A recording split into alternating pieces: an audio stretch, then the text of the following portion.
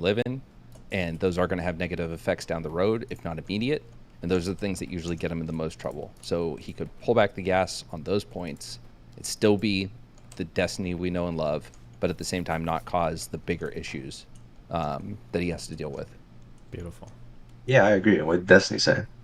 Hey, I feel like it's not fair for you guys to, like, you know, tag team like this, and we don't have that British guy to come Hold here on, and Sejin defend just got Destiny. tag teamed by like 5 people for like 30 minutes. What do you mean? Oh, I wasn't there. I was on the phone.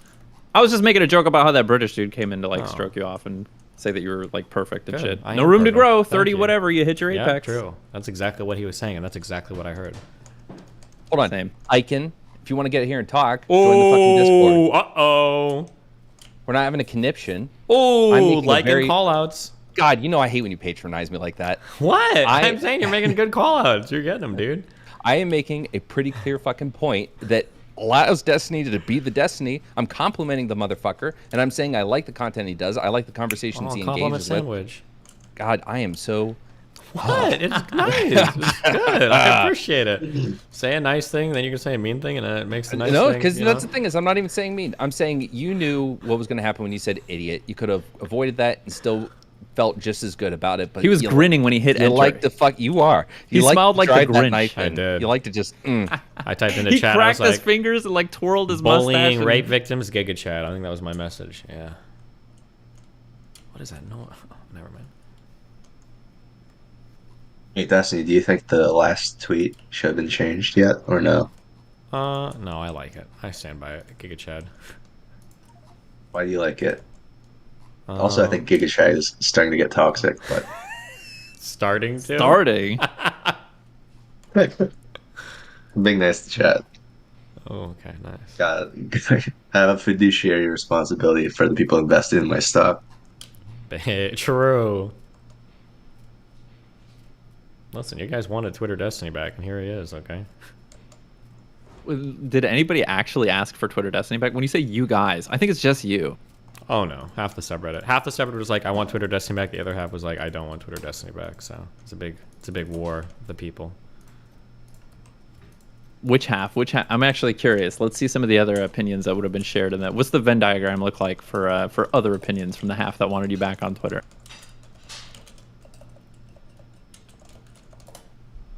Get your friend Lex Luthor to do the AI data science.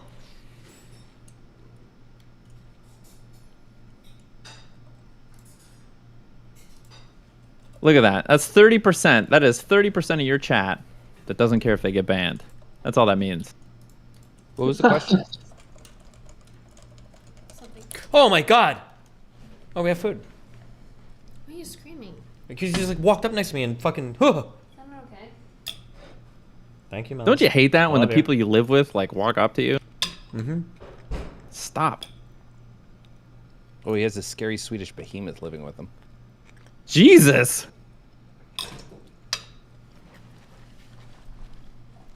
What do you mean by that? I mean, she's just very, you know, assertive. shitting on my and wife? muscular. That's Not at all. Your wife's gorgeous. Lycan said you were a scary Swedish behemoth. Oh, now you're hitting on his wife. That's a little weird on my birthday of all days. Wait, is it actually your birthday? Oh, this I didn't know again. that. I didn't know your birthday precluded me from expressing my deep affection for Steven's wife. Yeah, that's why you're inconsiderate, because you didn't know. It is Cherry's and Straight Raid's birthday. Wait, it's Straight Ray's birthday too? Wait, Aaron, really? Yeah. Jesus, Yeah. how the fuck? No All these shot. fucking This is a werewolves, troll. man. This is a troll. I'm getting trolled. I'm getting trolled. It's- I'm getting trolled. It's not a troll. It's a troll. It's a troll. It's not sure. I have 3 people who are orbiters who have birthdays on Christmas. Somebody do the math on that. It seems statistically highly improbable, but maybe it only seems that way because there's like a really good explanation for like some sociological or psychological reason for people who have fucking Christmas birthdays that we end up in this space. Ever think of that? Fuckface? Didn't think so. That's why you need to take a stats class. Literally The simple. odds of having one person have a birthday on Christmas is 1 in 365, and so you would have to. So 3 of them would be in 1, and that's a big number. Hold on. Maybe I don't know. The Three, math six, on five. the math on the birthday shit is really weird, actually. It's like, oh god, I'm gonna butcher the numbers on this, but like, could you imagine If you had a room full of people, how many people would you need in a room to have a 50% chance for 2 people to have the same birthday? If you had to guess. I feel like there's a YouTube video on that science channel about this. Yeah. The answer is surprisingly low. It's like 20. Like, I would have expected... My first guess is like, I don't know, like 100. Wait, what was the premise? It's like 20. Like, how many people do you need in a room for there to be... for there to be... like, over a 50% chance, I think, for 2 people to have the same birthday. How many people need to be in the room for for 2 people? Okay, Yeah, for 2 there people to have the only same be 2 birthday. people. Yeah, for a 50% chance of, like, or something. Like, I'm curious. I feel like there's a bunch of ways you could design that study. You could find what the distribution of birthdays is and stuff like that. Like, if you're No. trying It's not. It's not like distribution. It's just a probability problem. You're assuming that there's a 1 out of 365 chance of having a birthday on every day, even though that's not true. So if So you I did wasn't. assume, Hold on. I wasn't expecting you to have the answer. It's a complicated probability problem. The answer is like you only need like 23 people in the room to have a 50% chance for 2 people to have the same birthday, and it's just an unintuitive that's answer true. given how many days there are. Yeah. Sorry. It wasn't. I know it's really vague, but do you know what the name of that science channel is? It begins with a V. I think there are a few channels. Vsauce. Vsauce. Birthday paradox. I looked it up. It says 1 in. I don't. But this doesn't give you how many your sample size is. But it says 1 in 122. 1 in 122, and you have a fair number of orbiters. These are crazy high, low.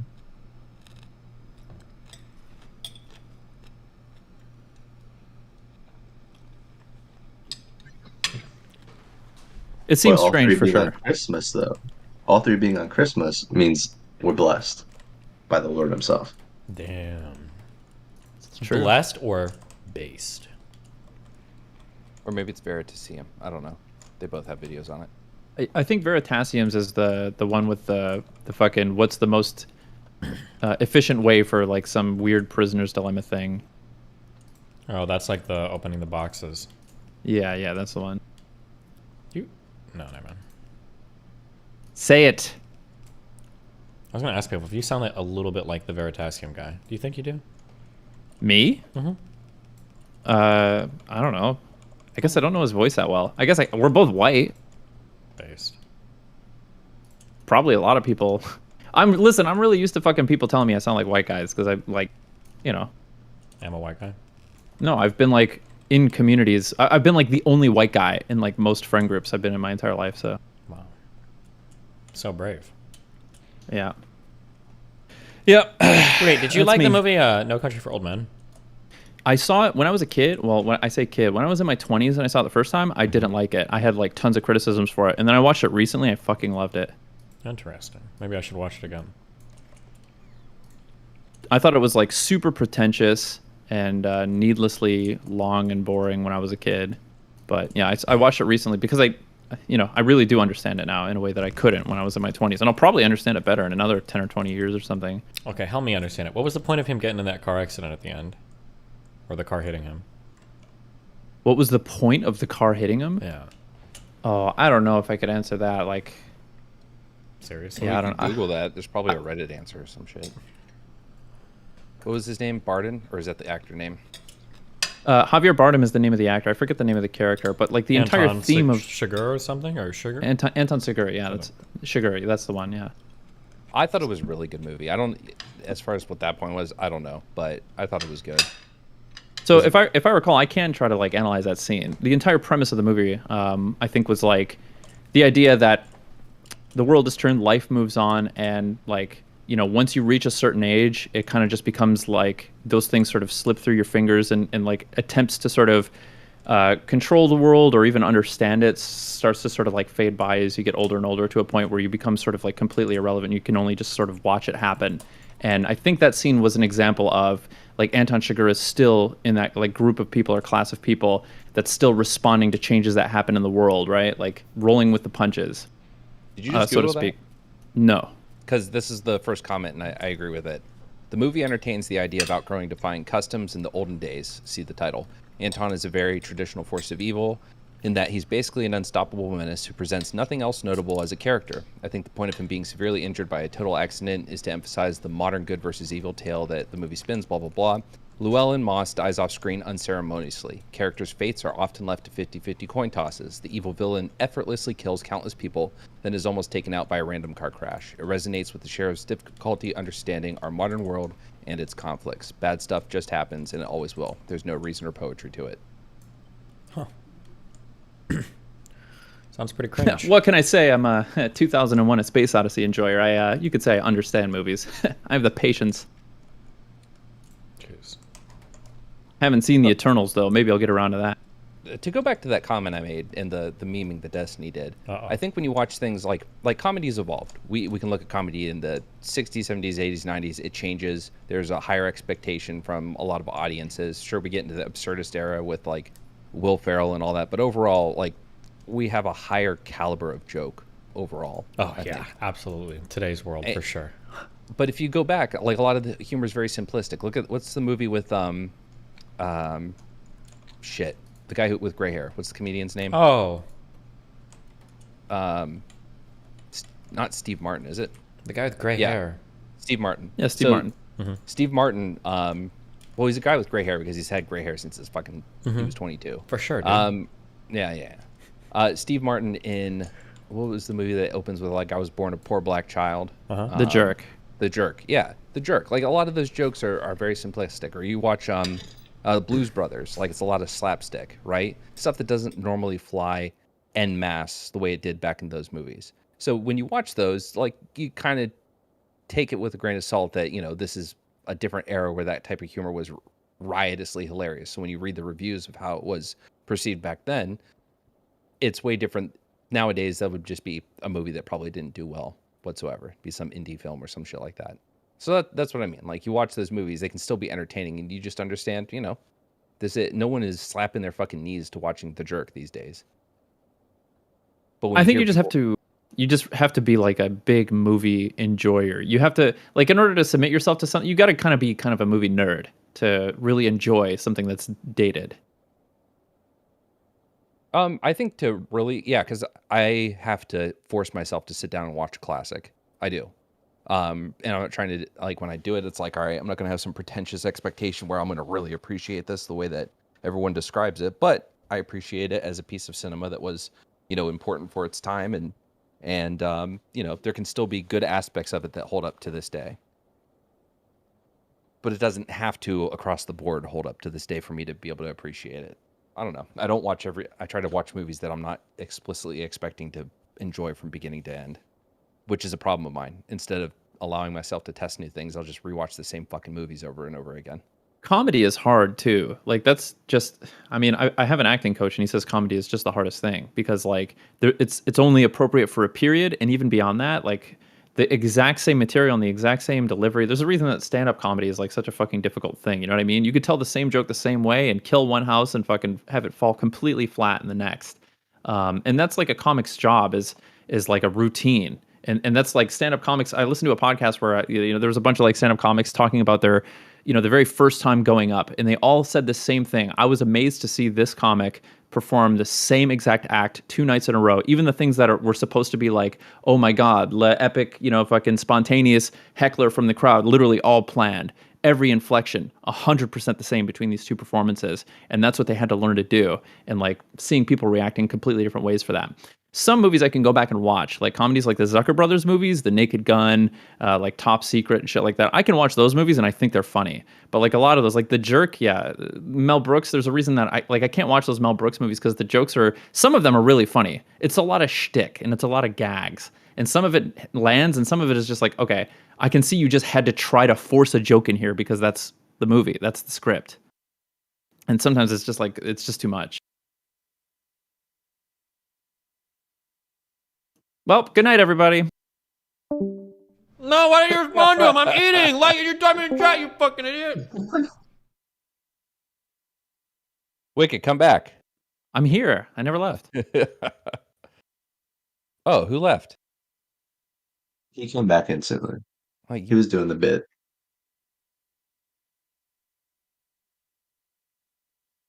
Where did we end, though? Hold on.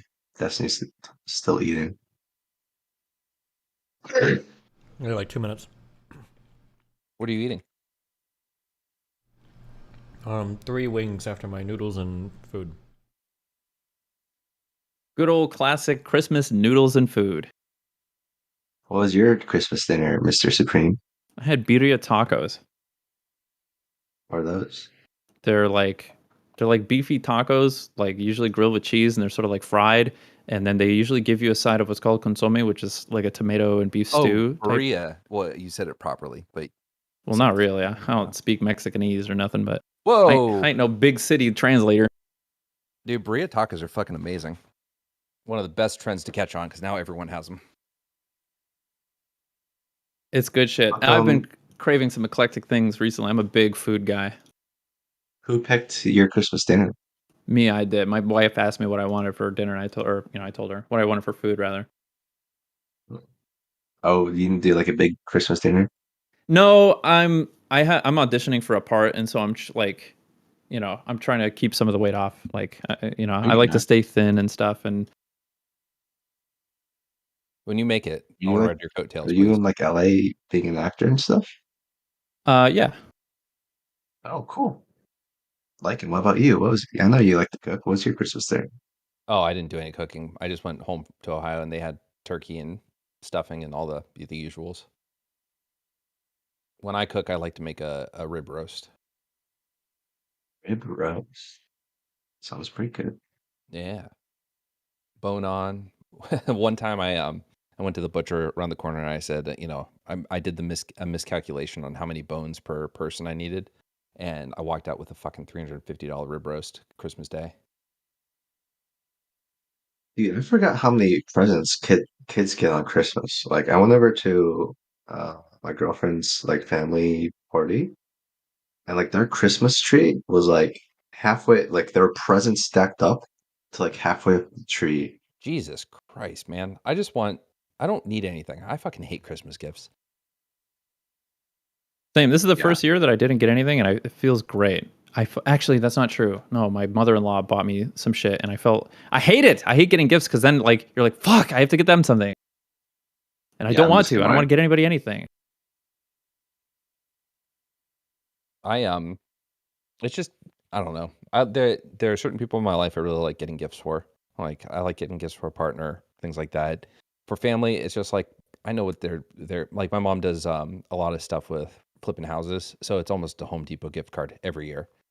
I think gift cards are great. I think if someone gave me money instead of gifts, it's very rare that someone doesn't get me something that I could just get myself. So fuck it, I'm all cool with gift cards. If you want to be You thoughtful, should start you should start making it normalized to send people Venmo money. They have like a gift option on seriously, Venmo. just Yeah. write in the card, check Venmo, and put a nice little message. Hey, it's been a great year with you. I love you. Thanks for everything. I'm glad I'm your mom. Boom. Check Venmo. The worst is when somebody knows that you have like a passion or there's a thing that you're sort of a nerd over or something like that. And so they're like, he likes this or that. I'm going to get him something along those lines. Like not realizing that a consequence of you being really like discerning about it or like being discerning about a thing is a consequence of you loving a thing a lot. And so, There was a really interesting Ask Reddit thread about that where someone said, what's the one thing you mentioned and now you get it all the time? And it was just a bunch of different things that someone said they offhandedly mentioned to like a grandparent they liked, and it spread around the family, and now they get that shit all fucking every or year. even if you get it once, it's like not the right thing. Yep. It's like when your grandparents know you like video games, so they get you a Tiger handheld. It's like, fuck you. I'm gonna play this in front of you, and then it's going in the trash where it belongs before I get these thumb blisters. Christ almighty. I have a problem with I'm a lot better about it now, but I've had a problem for years with sentimentality and gifts that people gave me. So like even if it's like a shirt I don't wear or something like you just described, I'll fucking keep it in a box somewhere just because I feel bad throwing it out. But I had to clean out my storage unit recently and I'm getting ready to move again, so I've just become way less sanctimonious about that shit because it's inconvenient now. Yeah, like I just, I got off the phone with like my stepmom and she was like, I want to send you all these books. And I was like, please don't send me physical objects. Like, I hate lugging the shit around. Don't get me shit. You a light? Are you like a minimalist? Kind of. I like to travel light. And like most of the things I like anyway can be translated into digital form. So. Based. Um, Wait. What are the What? Oh, I'm sorry. Never mind. Go ahead. Finish your No, saying. please. I was finished. Okay. What's the best comedy movie of all time? Man, the movie that just popped into my head was Anchorman because I just feel like No, Will Ferrell. we had so much fun with that movie. I would have to We- think about it. Like that was an era where we just couldn't stop fucking. Like our entire personalities became quoting those movies. Well, Anchorman, I mean, yeah, Napoleon Step Dynamite, Brothers. and Step Brothers. it was Anchorman, incredibly those three. culturally significant.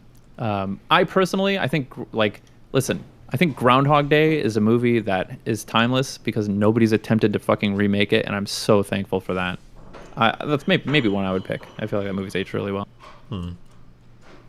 I really liked Superbad.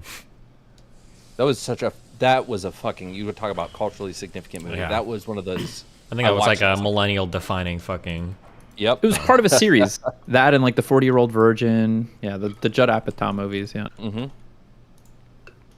Knocked Up. Really great movies. Apatow has a couple good Netflix series. What is done on Netflix? Shoot, I can't recall the name, so I wasn't. Is it one just called Love? Yeah, I think it's called Love. With Jillian Jacobs, I think. I've not seen that. I don't think I've seen it either of these. That or what The Bubble or The Return. I don't think I've seen any of these. I feel like what Judd Apatow really brought cinema in that era was like a really refreshing diversion from the CG soundstage, like Star Wars Episode 1. Like all those movies, the Chronicles of Riddick, it was that era where fucking they were making these big blockbuster action movies for like a dime. They just had nerds draw everything on computers, and it was so stale. It was like the post-Matrix era. And Judd Apatow brought writing back and made writing the thing that people saw movies for again, which is really, I like that. Yeah, people liked the banter and the dialogue in those movies.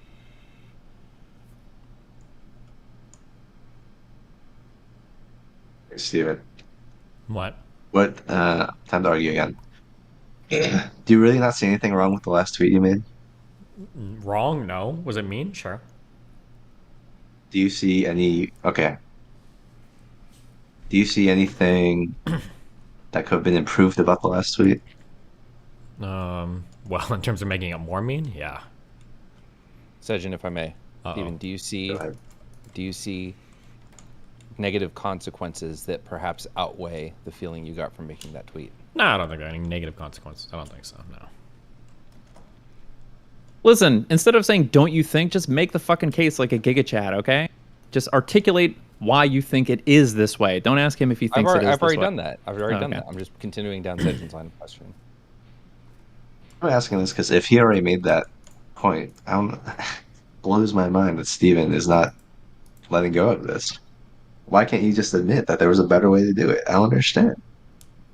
Well, I think better way. Might A better way to be more mean, phrasing. or I think Oh, better way to get your message across. well, the message I wanted across was that she was an idiot. I don't know. There's a better way to get that message across. You did it in the first 3 tweets. You did the better way. Exactly. Well, But but then that you're like, last was my impact statement. That's what Rosie Riss wanted me to do. Impact statements. stop. Yes, it had an impact in a very bad way. Yeah, the impact of undermining your previous message. I don't think it undermined anything. No shot.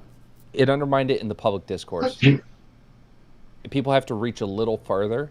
Make it harder for them. That's it. Let's make it combative so you can appreciate it. Make it harder for them to fucking strawman you. Based. Fuck.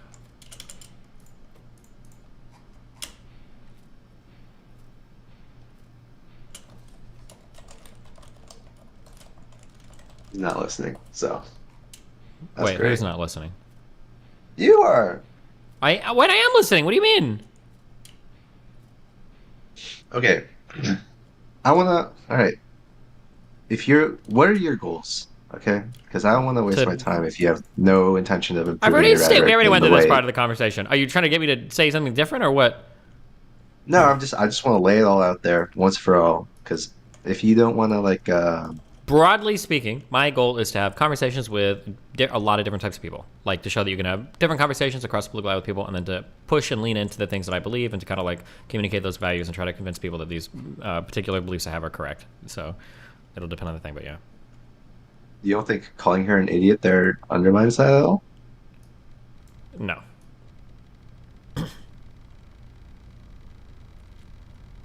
Like what does it undermine?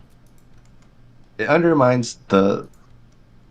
Okay. Or you're using It undermine in undermines like your a very neutrality. you're using undermine in a very like unique way. Like undermine, when I hear undermine, I think that like, well, now that you said this, it kind of contradicts or destroys your like earlier argument. But when you say undermine, what you mean is that like, didn't you create a clippable moment where people can use that to ignore you? Like, let's say for instance, I don't put that last tweet up and nobody like pays attention.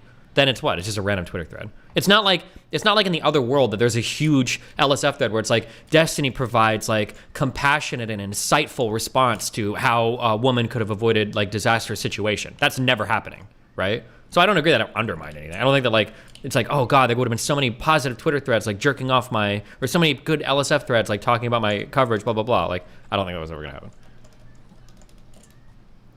I think that if you responded without that last tweet, it still would have gotten attention. Maybe not as much attention, but over time, building enough of these things, it disarms criticism against you. I don't think so. I disagree. But I mean, I understand why you think that. Like, I think I've gotten the best responses of any other streamer that I know of that's covered like the sexual assault, rape stuff. Like in terms of like other women being on stream, talking about it, coming in my chat, talking about it. I don't think anybody's even close. I don't know of anybody. If they are, then somebody can point it out. I don't think people care about the message though, or they don't care about these particular things. Like there's just like a certain group of people that really want to shit on me, and this is like a really easy like avenue to do that through. Like I don't think anybody was like Do going you to care my... about the message though? Yeah, of course. But I don't think that I got rid of my message. I don't think my message is undermined or changed in any way, size, shape, or form. You don't think that tweet arms other people with the opportunity to confuse what your message is? No, I think my message is exceedingly clear in that thread. I think Steven's point is right when he says, like, do you not, I don't know if he said do you not think that when he was trying, like a moment, it does undermine it in the sense that it gives someone else something to focus on. That is the reality, and that is the issue. And just, it's a matter of whether or not you think he should stop doing that. You and I agree he should stop doing that. Doesn't mean he can't be mean in other ways. But in certain things, let's even get more granular, actually, with certain topics. So let's not even say all the time. Call people idiots all the time. In certain topics, those are the topics that you should hold back on because you know how people are going to react to it. I think your message was super clear in the first one. You drove home the point. You want to say that person's an idiot. You made that point in everything you said. There was shit she could have done, and she avoided her own flags. But saying it explicitly in such a derogatory term, think about, like, fuck, let's talk about debates you have with other people, right? You probably could get more people to continue to engage with you if you didn't, like, snap them, call them fucking moron the way you do. Yeah, well, I tend to not do that anymore. That's something I've cut out. Yeah, exactly. You're better about that. And I think that is probably played out well for you. There are still people that are going to get pissy that you disagreed with them and made them look like idiots. But more often than not, I think people now come back to you. But also, I can't really tell because you don't engage with the panel space too much.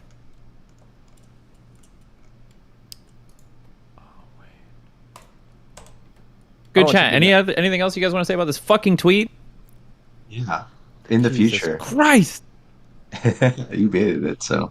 In the future, what types of rhetoric do you want to improve and which ones are you okay with? I don't know. I'd have to think about it, and honestly, I don't even know if I would say it publicly at this point. Because now if I say anything, it's going to like come back to like anytime I'm mean to somebody, people are going to try to crucify me as a hypocrite with it. So I think I'd rather probably just keep it to myself and figure it out. Can you mute and share with us? No. Do you not trust us, Steven? No. I'd rather just like keep it to myself and work on it and then check my metrics to see if I feel like I'm doing a good job or if there are things I need to change or whatever. I think I'd rather just do it that way.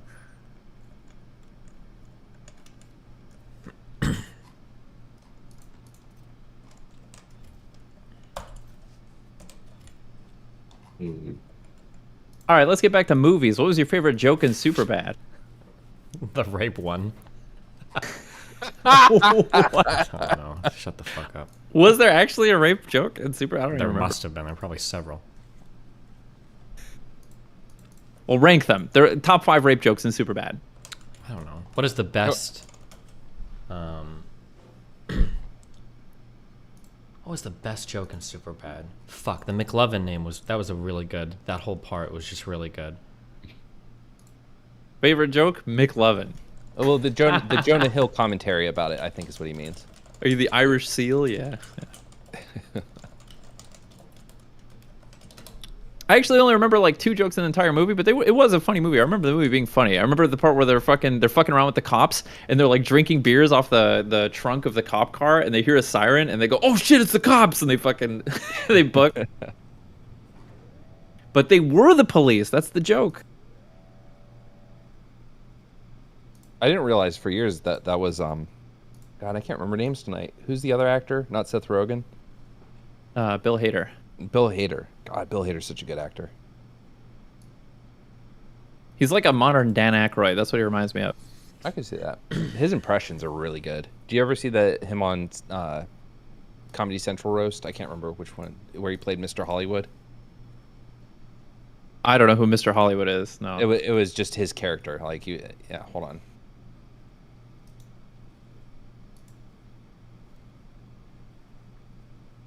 This is the James Franco roast. I'll link to you. You can watch it later.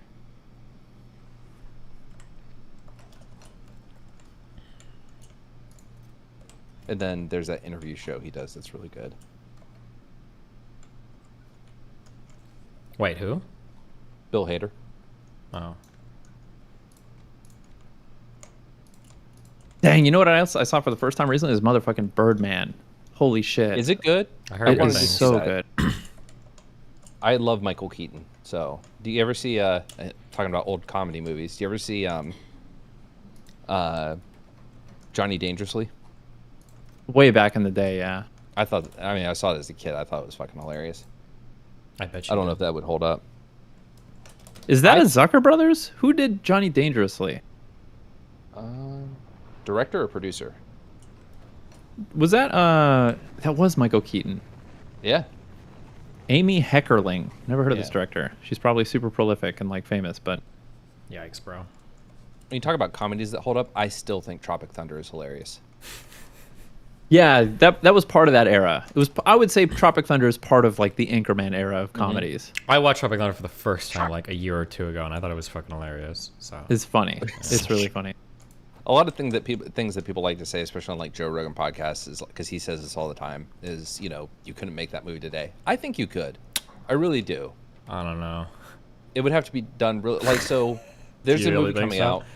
out. There's a movie coming out called The Machine, and it's Burt Kreischer's movie, and it's based on like his one joke, The Machine, but they've turned it into like this spy action thriller. Uh-huh. And they said they went gloves off, and they got the guy who wrote Tropic Thunder. So I'm excited to see it and to see where it goes, because he's from that group of comedians that's just kind of like shirked the whole woke culture anti-comedy thing. So we'll see. I'm hoping it's good. God, Oh man, that dude has milked millions of dollars out of that one story. He still tells it every time, and people still want to hear it. So fucking good for him. Yeah. the woke shit is really annoying, but I think it might be more annoying about all the comedians that complain about the woke shit. Yeah. Well, I think it's like something that really bothers me is the Louis C.K. thing that happened. With that joke getting released, where he was talking about the Parkland shooting, and when comedians work on their stuff, they're working on it, right? So he goes out of his way to get a venue. Like he's having trouble performing at the Comedy Cellar in New York, which is where he does most of his work. And so he gets some venue up a little further north, and someone fucking records it, and they put it out on YouTube. And comedians are working things out. He doesn't even have the joke fully fleshed. This was like his first time doing it in front of an audience, and someone records it and then takes it to YouTube. And then normally, when people have an issue that are big names like his, and their shit goes to YouTube, they just send a request. Like if someone posts a full set for a comedian, you just send a thing to them and say, hey, this is copyright, blah blah blah, and they take it down immediately. They refused to take his down. No one talked to him. No one said anything. Wait. They just kept it. Wait. Who refused to take whose down? YouTube refused to take Louis C.K.'s copyrighted material down. I don't believe that. He talked about it in the podcast. I'll link it to you. Hold on. What's that fucking your mother's house? Your mom's house? A live comedy show copyrighted? Yeah, for sure. It's a performance. Wait. I can see the specials being copyrighted if they film it and like publish it. But if it's recorded, if somebody dang. Don't you have to like apply for a copyright? No, copyright is granted automatically. You have to apply for a trademark. But if you're doing a performance, somebody can't record that and just sell it or whatever. Like you have the right to your performance. Oh, yeah, I suppose. If you're giving a speech, to a private audience, is that copyrighted? I imagine it would be. I think if it's like a public work or something, right? Like it's a work you're doing in public, you're performing, right? I'm pretty sure it is. Again, Destiny not believing something because it doesn't conform to his worldview. No, I don't believe it because anybody can file a DMCA on YouTube and they don't usually verify the validity of them. They just take it down. You fucking moron. Get the fuck out of here. Holy shit. Your brain is like, what a bot. Jesus Christ. That had nothing to do with worldview or politics. Just what I know about the DMCA process.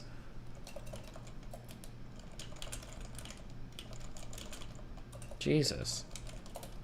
Also, I feel like a worldview kind of predisposes things that you think are likely or extremely unlikely. That guy is some fucking like conservative fucking NPC bot, and he thinks that like I don't believe Louis C.K. because of like a rape magazine or some fucking absolutely retarded thing like that. There's like nothing that I said there is like that controversial. Like if I can go DMCA like random shit that I don't even own, and YouTube will take it down without it because they don't usually verify DMCA requests. That has nothing to do with politics or political point of view or worldview or whatever.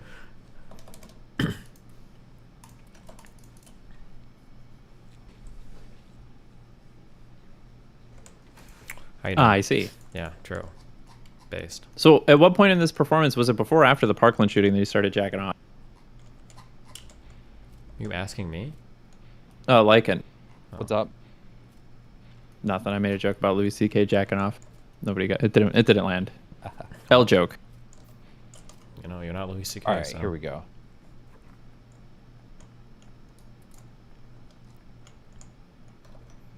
Are you liking it in chat?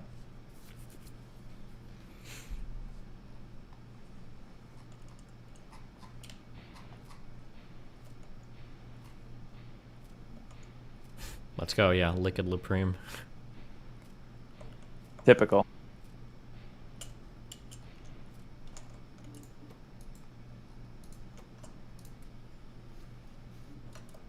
I remember it was after he was fucking canceled. Jesus. Come on, guys. Let's do some holiday spirit in here, okay? It is really tragic that because I want Louis to come back. I think he's like easily between him and Dave, just the greatest like joke tellers in comics of our time. Wow, what an epic Reddit take. I just linked it to you at the Just timestamp. put it in DGG chat. Plus, he was super good at jacking off. What? Okay, let me listen. Hold on. Is this and what's that and they go I don't know and you laugh and you know and so that's how I feel. Sure. This is me. But so anyway, when that set hit, it was New Year's Day or something, and Oh my it was god, like how did he get so old? I didn't even know that was him. Holy shit. What the fuck? a couple months old, and suddenly it was there on YouTube, and I immediately did what I always do. You just write to YouTube, you make a complaint form, and it takes 5 minutes. Yeah. And it goes away. It's happened to me a million times. Yeah. Somebody tapes a show, you tell YouTube, they take it off. Yeah. So they didn't take it off. And I kept trying. And I got my assistant to try. She couldn't do it. Called my web guy. My lawyer called somebody at YouTube. We sent a letter, and they just wouldn't take it down. And then my assistant started taking down other clips that we hadn't bothered to take, some that we just didn't care. It came down immediately. Everything was coming down. So the system was working and alive, but this one wasn't going anywhere. And it was and I was like, fuck. That's interesting. Because I had no interest in having a set out in the world. Yeah. Of course. I was already like, I just wanted nobody to be talking about so me. that speaks I to, didn't like- want to be in the zeitgeist. Yeah.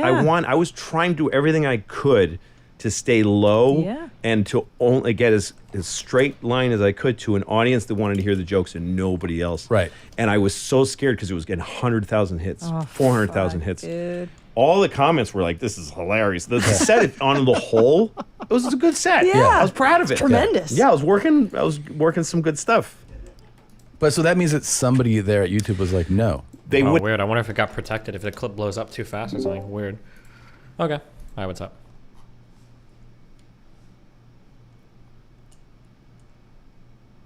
Hello? He got unpersoned. It sounds like that particular clip might have gotten, like, protected or something on YouTube. That's weird. I didn't even know they could do that. Maybe if they've got a new thing where if, like, clips are blowing up, you, like, can't take it down or something? I don't know. I don't know. Maybe I'm being conspiracy brain, but it sounds like someone was just like, no, fuck you, Louis. Well, typically the way that the DMCA Well, process sounds back, works on YouTube. No. Oh no. This is what.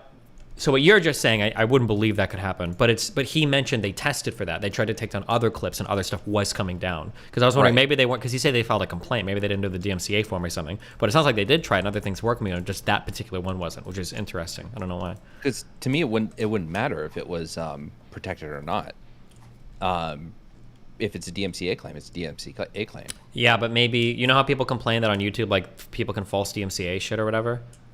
Right, but they know it's fucking Louis, and they know that's a set. Well, yeah, but I mean, don't like, know, it maybe they've seems- got, like, an automated protection for blowing up clips so they don't get DMCA'd or something. Right, but then he had a lawyer call. he Yeah, also that's said. yeah. Past that, I don't understand how that could happen. I don't know. That's weird. Yeah, it's fuck. That's really strange.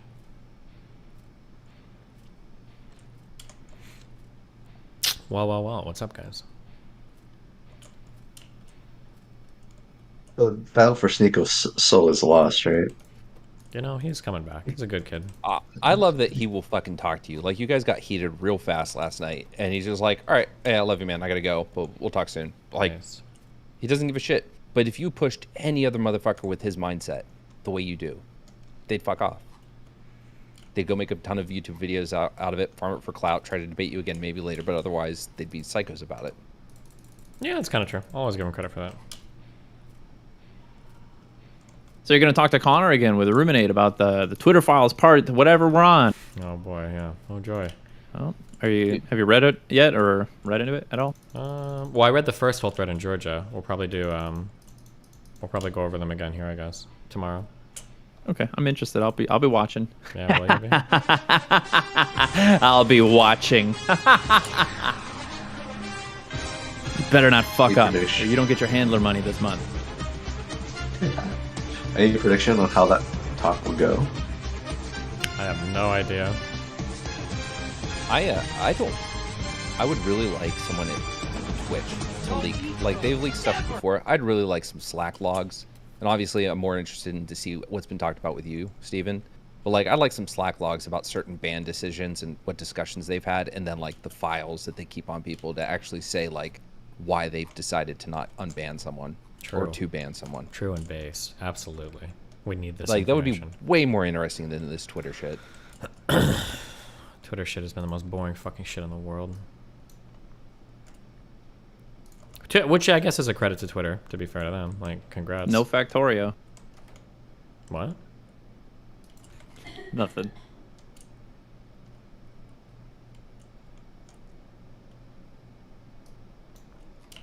Wait, I super didn't get that. You said it's Twitter shit is the most boring shit in the world. I said, well, it's no Factorio. Oh, I just heard no Factorio. I think the it's part got cut out at the beginning, but I got you now. Okay.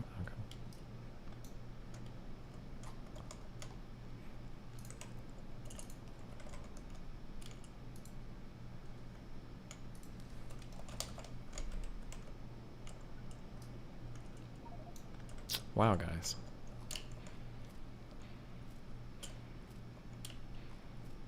Don't put it on us. It's your show, dude. I know. I'm bored. Can we get an update? We need to get one of these once a stream. Give us a percentage update. I'd say 70%, okay? You said that a month ago. Well, but that, I was probably only 50% a month ago. That means you're only 50% now. Who knows, dude? I I can just go ahead and read my own manifesto if you want. Do it, Lycan. Let's hear it. Thank God. No. Yes. Oh God. Bring That's the the only- content. That's the only way it's going to fucking happen. Yeah, do it. Read it out to us. Go ahead. Good All right, presentation, chance for you to work on your public speaking chops and everything. I approve. You know, this is the only way that it's going to get read. And for chat that wants the actual fucking, because there are links in here. And actually, there is going to be one point where you do have to pull it up on screen. Oh, because okay. I did I some can do effort. it one time for you. Yeah, no problem. Okay, I'll let you know when. But there you go if you guys want to follow along and see it yourself. Burn notice. Stephen Destiny Bunnell II. Part 1. The truth about my friend Steve. Some names have been changed to protect those involved and prevent further retaliation or compromise. The internet's short-fused firebrand, Stephen Bunnell II, aka Destiny, is many things. A pioneering political streamer, a Twitter antagonist, and a deceiver. He has inspired numerous hit pieces and manifestos that try to pin him as a racist, transphobic, and misogynistic. Stephen is often derided as a relentless bully who gives more time to airing personal grievances against political opponents than the issues he claims to champion. These fabrications, exaggerations, and gossip have contributed to his success as a manipulative subversive. For the better of 12 years, Stephen has been more than an agent of chaos for several online communities. Between the summer of 2011 through October 2019, Destiny has worked as an agent for intelligence services in the United States and, unknown to him at the time, North Korea. As an agent of the National Security Agency, he aided in deploying malicious code against a target believed to him at the time to be North Korean intelligence services. As a joint CIA-FBI informant, collected information on various public figures in new media and online politics, and in several cases, he has attempted to subvert growing political movements under the direction and of his own accord. Typo there. All while growing his presence as a StarCraft figurehead and later a prominent online political pundit. Note, in espionage, an agent isn't James Bond or the spies directly employed by intelligence services. James Bond is an amalgamation of multiple roles, often executed by more than one entity or branch of government. In the case of this matter, most of the government personnel involved are what the CIA calls case officers. They work on behalf of their respective agency, identifying intelligence leads and opportunities and recruiting personnel with particular skill sets and or vulnerabilities and access that make them valuable. Those recruits are called agents. An unspoken sadness. It is well known to those in the online politics world that Destiny is of Cuban descent. His mother, Mary Bunnell, is a Cuban immigrant, staunchly anti-left in her politics, and a United States Air Force veteran. Stephen grew up with a similar political bent, where for many years he modulated between staunch Reagan Republican and devout Libertarian. What isn't known is that her son's great-uncle, on his grandmother's side, was Pepe San Roman, commander of the Brigade 2506 during the Bay of Pigs invasion. There's a link for you guys that actually shows Pepe San Roman's Wikipedia page. A former Cuban lieutenant colonel, Pepe spent significant time training with the American military pre-Castro, acquiring an appreciation for U.S. democracy and building ties with senior U.S. military officials. In November 1959, he fled Cuba for Miami, joining a growing population of refugees where the desire to retake their homeland ran strong. It was here that Pepe, along with 10 other former Cuban officers, met CIA recruiters. With his military experience and desire for retribution against El Jefe Maximo, the group was brought on board to join the covert precursors to Operation Mongoose. Hold on. I thought that was a Photoshop of Ruminate on some random dude. Nope, that's all an actual picture of Pepe San Roman and other people. That looks like Ruminate, though, doesn't it? Uh-oh. The middle guy? Yeah. Maybe. I'll have to take a look. My God, this runs deeper than we thought. Yeah, true. I'll be damned. San Roman's final operation was to experience devastating defeat during the slaughter at the Bay of Pigs. On top of bungled planning and internal strife at the Central Intelligence Agency, vital air support had been cut by President Kennedy at the 11th hour. After 3 days of disaster-fraught fighting, the Americans left Pepe and his men for dead, knee-deep in swampland, as he radioed CIA commanders in vain for assistance. The ground forces later dispersed into the jungle, where Pepe was captured 5 days later and interrogated before being released to the American government. Publicly heralded as a hero by President Kennedy, Pepe was haunted by the failure of the operation and the loss of his compatriots until September 10, 1989, when he took his own life. While Mary Bunnell's anti-leftist jingoism sculpted Stephen's political psyche during his youth, This uncle he never knew would leave him open to the first steps down a path of covert action. Korean interlude. In July 2011, Steven was the world's first full-time streamer and a household name in StarCraft 2 when he was approached by none other than Chris Metzen, creative director of Blizzard's World of Warcraft. The meeting took place at a hotel bar on the second day of Major League Gaming's Pro Circuit event at the Anaheim Convention Center.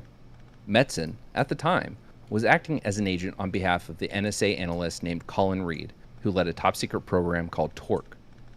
Reed reached Metzen through a mutual friend and former Blizzard colleague, Walter, in quotes, an engineer who played a key role in developing Blizzard's Battle.net software. Walter left for the NSA in 2008, where he met Reed.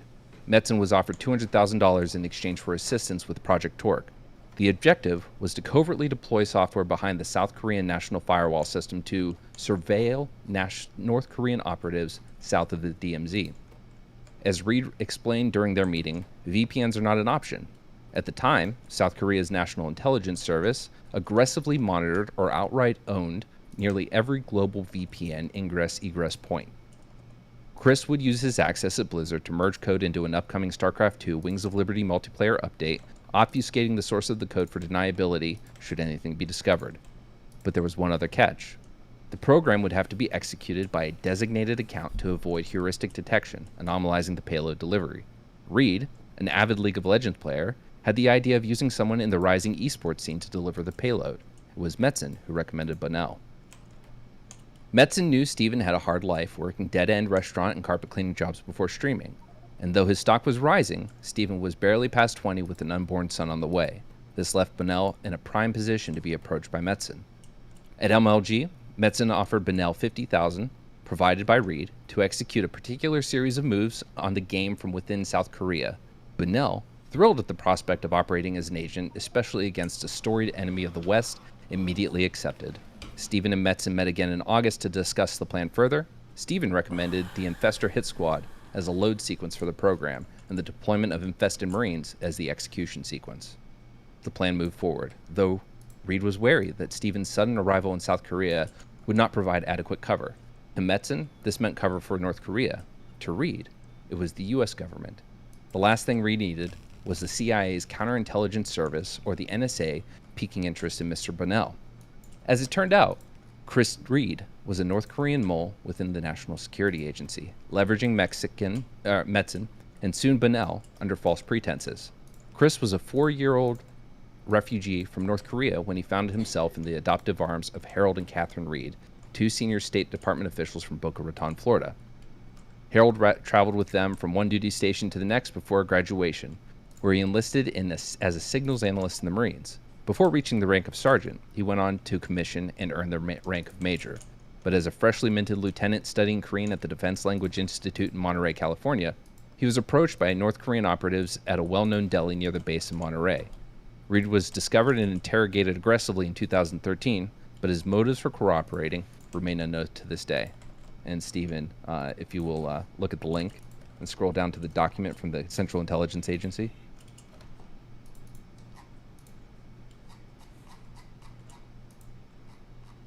Which one? Go down. It's the only document in the thing. I don't know what document means. What do you like? Scroll down, Pictures? you'll see it. There, yeah. There, yep, you passed it. Yep. What? No, the document. The fucking thing with the Central Intelligence Agency letter. That's not a document. It's a fucking picture. Okay. Go It's ahead. a picture of... Quit being difficult, Steven. What? To Keith B. Alexander, General U.S. Army Director, National Security Agency. General Alexander, Reed remains unwavering in refusal to disclose information about RGB handlers. Please see attached disclosure request. A request for disclosure of redacted. Signed by DCI. We firmly believe this is critical to developing further leads in the lead up to Op Stanza. DCI has denied requests for disclosure on Monty and Cable at this time. We believe them to be valuable to national security interests. As such, access and information must be strongly controlled. Sincerely, redacted. Central Intelligence Agency. All right, you can get down now. Monty and Cable were Bunnell and Metzen, respectively. Stanza was the actual name of Project Torque, a North Korean, Chinese, Russian joint collaboration on a Stuxnet-like worm intended to target South Korean government officials' personal devices in the hopes of accessing secure systems through device cross-contamination, i.e., plugging in an unsecured personal cell phone, USB, etc., into a government device. The intent was to obtain material for blackmail, leverage that could undermine U.S.-South Korean relations, and open other doors for further exploitation. Reed, through FSB, the successor to the KGB, contact Dmitry Mikhailov, had pushed Destiny's team owner, Simon Boudreau, to ensure Destiny received a team-funded trip to Korea with proper public fanfare. Boudreau, who later disappeared in 2013 with thousands in player salaries and winnings, was in severe loan debt with a Russian titanium oligarch. Mikhailov ameliorated the issue in exchange for Destiny's trip to Seoul, which Boudreau brokered with South Korean team Startail. And then there's a picture of the announcement. Wow. The plan was simple. Destiny would execute hits in the game with 3 investors, worm-like creatures that burrow, shoot fungus webbing, and unload eggs which that hatch into parasitic marines against his online opponents. Doing so would trigger the code to deploy a portion of itself to the target system. With enough subsequent deployments, the code would be compiled and executed on a covertly deployed Bastion host at the edge of the NIS firewall. Once completed, a limiter would prevent the code from executing on Bonnell's account. The February release of patch 1.4.3 removed the code and erased all traces of Bonnell's activity. The code wouldn't be discovered by the South Koreans until March 19, 2013. Reed was apprehended within a week, traveling through Prague en route to Moscow. When the CIA followed Reed's tracks back to Bonnell, they discovered he was already in the FBI's database. A series of malicious prank calls from online stalkers had led to a formal investigation. It was this series of events that would lead Bonnell working for years as a joint FBI-CIA informant and subversive.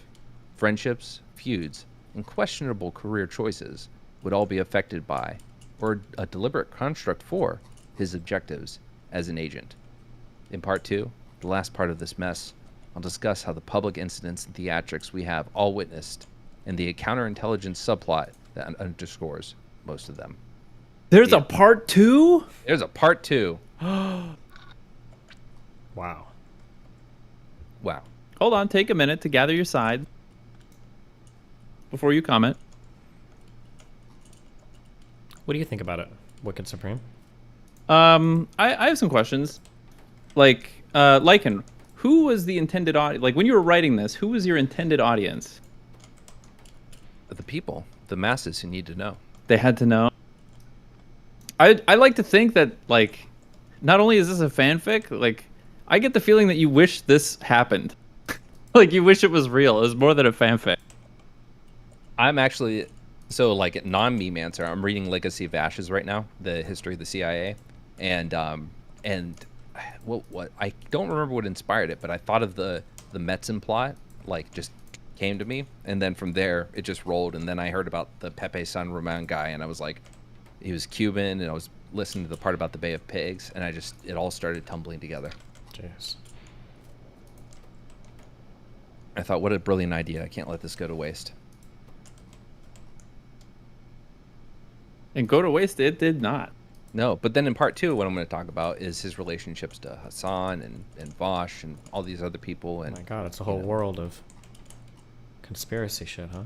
it is. I mean, like, the only reason you got close to Hassan was to, cover on him. Hassan holding grudges against, the United States and Central Intelligence Agency, for one, being a system of capitalism, but also for putting Turkey at threat during the Cuban Missile Crisis, where they were refusing to remove nukes from Turkey, or considering it. Things like that. So Hassan was just a prime dissident to be covered by the CIA and the FBI. Jeez. That's a lot. That's heavy.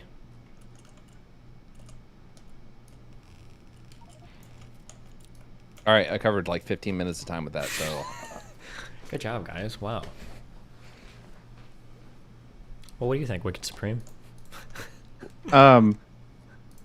So you messaged me about this Oh, God. while you were making it, and you were like, you are going to flip. You are just not even going to believe it. Oh, no. I made you swear to secrecy. I said, hey, I need to share something. Do you want to read something? And you're like, yeah, let's hit me with it. And I was like, hey, I need to promise you're not going to share this with anyone. And not some bullshit Twitch friend promise. I need like an adult real promise that you're not going to share this.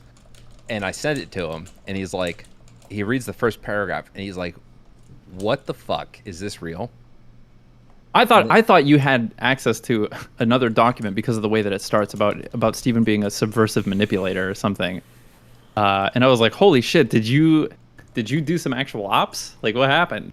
And then I read the thing, and it seemed like you thought I would be really excited about it. I didn't know it. Was I like, am I was I supposed to be like laughing through this thing, or What no, the like, fuck?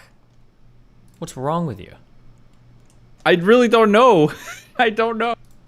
Wow. I mean, what I hoped was two things. One, I would hope there was like at least some portion people made it through past the comments about the intelligence shit, that I wrote it legibly and not bombastically enough, that and like provided some sources and shit. Like, I thought the whole family story was kind of good. I probably could have made a few more fake documents to like show ties between Steven and Pepe San Roman. And if I had done that, I think that would have driven it home a little more. My hope was they made it a few paragraphs in and were like, holy shit, before they were like, oh, this is fucking troll. But I didn't want it to be so convincing that, like, you know, I don't think you had to worry There's about some that. dumb I don't people think on it the was ever fucking going to be internet. so convincing that people thought it was a North You Korean say that, agent. but I shared it with about 5 people, and every single one of them said, wait, is this real? Name names. No. We're gonna need some names on that one, Lycan. Pisco was one of them. He'd believe it. Oh, you know what? I should have sent it to Pisco.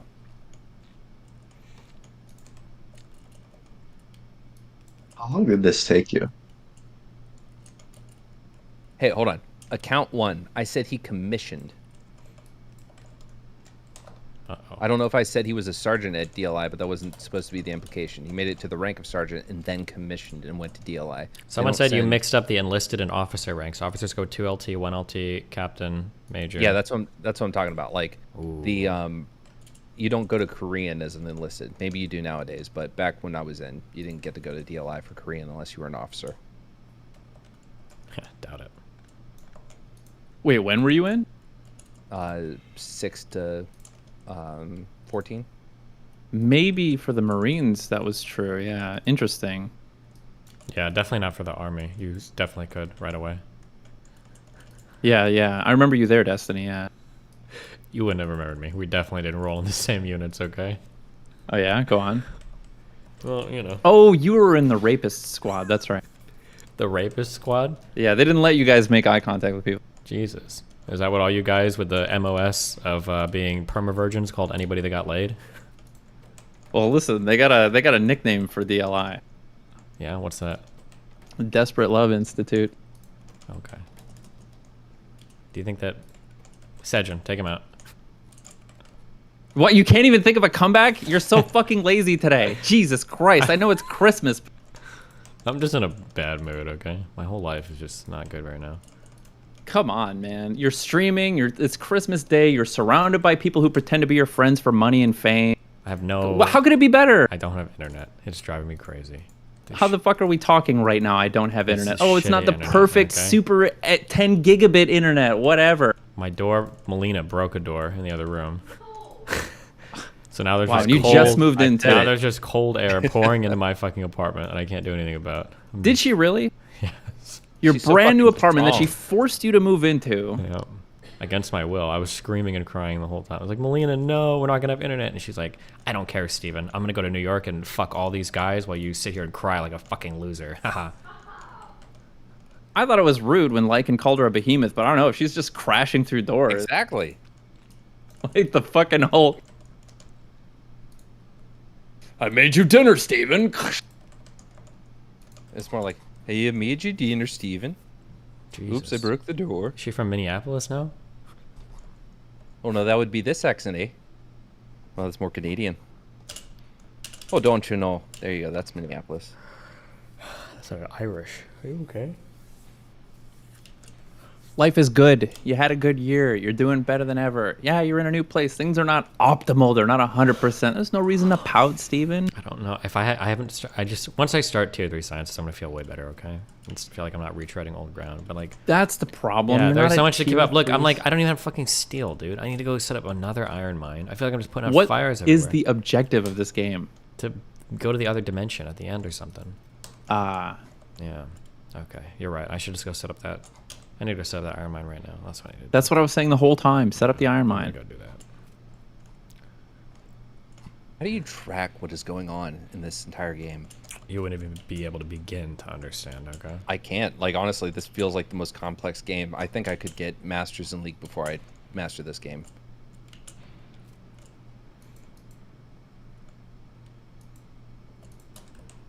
I'm not doing an Indian accent, chat.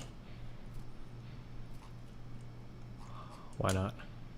I'll do a Japanese accent before I do an Indian accent. Do a Japanese one. Oh my god, he's doing it. Oh, no, not when you say that. Fuck you, make me scared. No, can I direct you, Lycan? Sure, go ahead. Okay.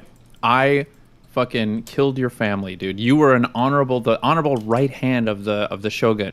But I was a warring lord with the shogun, and I fucking burned down your entire village and killed your wife and kid, and now you're like confronted with me just on a random path. This is it. Tell me you're getting revenge. Listen to me, lone wolf. I want your head. No, I can't do that because I need lines that I've heard before. So I No, need you know to, what? like, That was okay. I need Actually. to- I'll take no, it. no, that was No, it shit. sounded like Arnold was shit. Schwarzenegger doing a fucking Nah, Irish I'll accent. take it. No. He was an old tuberculosis-ridden Japanese man. I'll take it. It sounded like 5 accents at once. Yeah, this is one of those. None of them were Japanese. Oh, it's like when I try to do like British and then it starts morphing into Australian or some shit. No, Wicked Supreme's just a hater. No, hold on. I'm gonna mute and I'm gonna practice. Give me a second. Sorry, get into character. I just saw Black Panther too. Did any of you guys watch that? Yeah, why? Do you want him to do that accent next? Yeah, let's hear it. I didn't see it. Was it any good? It was like 7 out of 10. It was like standard Marvel-ish. Oh. It was long. Lots of. It did have a lot of like unique storylines compared to the normal Marvel stuff, but it wasn't too crazy. I want to be totally honest. I just completely stopped caring after Endgame. I don't think I've watched a single Marvel movie since then. I don't think I'm gonna Seems just. to be the move, honestly. It's hard to top the original cast. Well, I think it's hard to top the original Shang-Chi, though. story. Like the whole, because like it felt like it was all building towards a thing, and then it built towards it, and then we did it, and now it's like, well, why the fuck do I care about anything else? You watch Shang-Chi? That was a good one, though. Watch No, I didn't. Was it a good one? Yeah. Might be because I'm Asian, though, and I like representation, because we don't get a whole lot. I'm glad you said it, not me.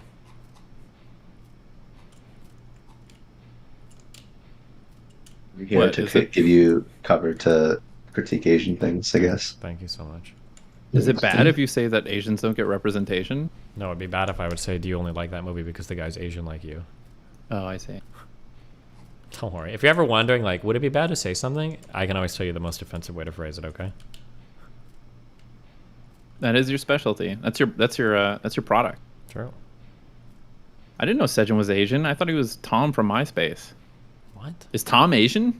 Maybe. Have you ever seen the movie The Social Network? I never did know. Fuck, dude. I liked it. It was pretty good. I've seen like clips of it. I've never actually watched it before. Was it good? Yeah. Do you watch The Big Short? That's a good one to watch. I've basically seen it. I've seen so many clips of it on YouTube. I think I've Yeah, I don't know. essentially- They basically put the whole movie on YouTube. I don't Yeah. know why they did that. All right, I'm ready. Go for like. All right, I killed your family. I burned down your entire village. No. I'm just gonna do some Sunny cheapest shit from Kill Bill. Okay, well, we know what you practice. Warm sake? Very good. You say arigato, I say arigato. Pretty good. Clap. Everybody, please Ooh, clap. George Takei. I can't do that. George Takei doesn't have a Japanese accent. What the Oh hell? my. Yeah, George Takei sounds like this. He doesn't have a Japanese accent. Full impulse power. I can do what's it called? It's not an other ethnicity's accent, but you guys ever watch Venture Brothers? A long time ago. You remember Jonas Venture Jr.? Nope. The little deformed guy that was like attacking Jonas Venture or Rusty Venture. inside of him, and they had to be exercised. And he's like this little guy with the stump arm. Okay. What about him? Well, you don't know him, so I don't remember. voices. No. You're not going to do it purposeless. now? You're just going I'll do it. Go Team Venture. to... Okay. Yay, that was good. Everybody clap. Yep. All right. So Cool. brave. Done embarrassing myself. No, you For did now. great. I love you like that. You did a great job. Thanks, buddy.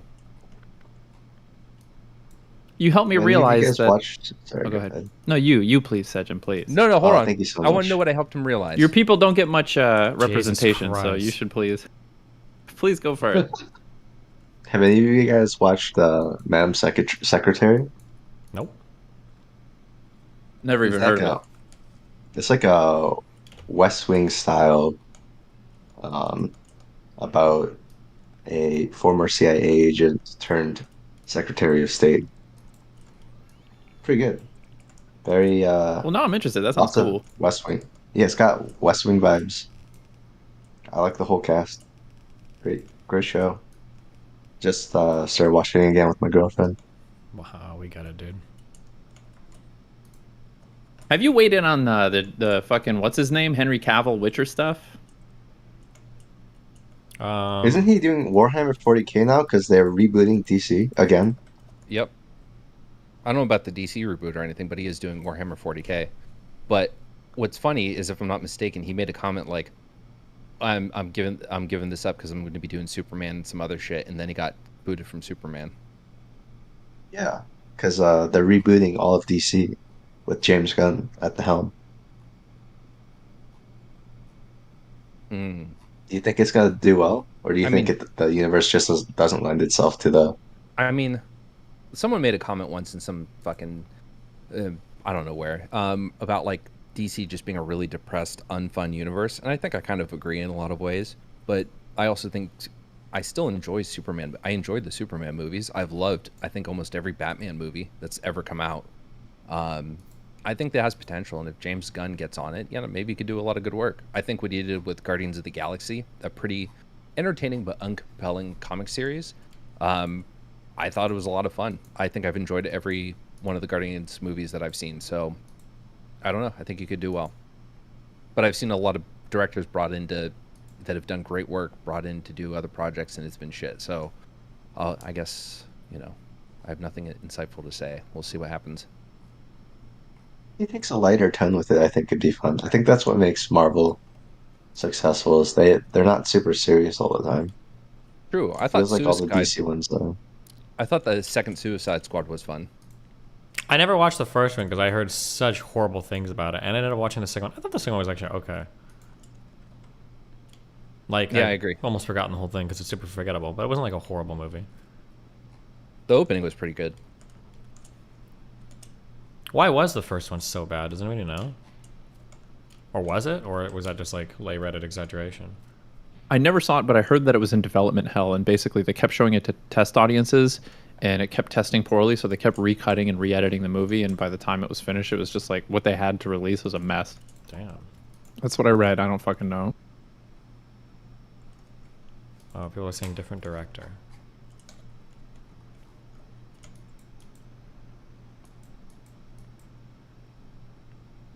Perception of actors is weird. I feel like when I watched do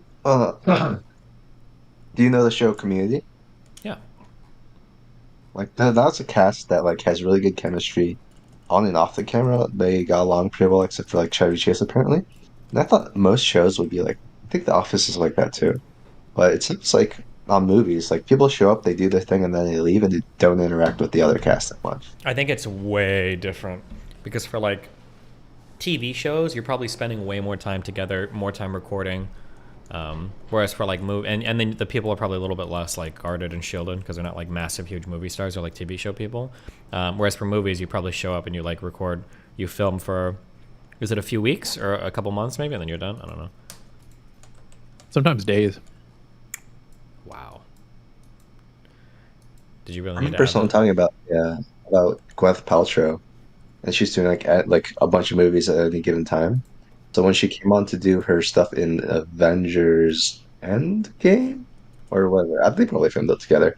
Anyway, like she just like came on set, never saw the script before, read the script, and then did her parts. And like the person talking about it was like, yeah, she's a really good actor or actress. She can do whatever part if you just like hand her, and she just like keeps cranking out movies like that.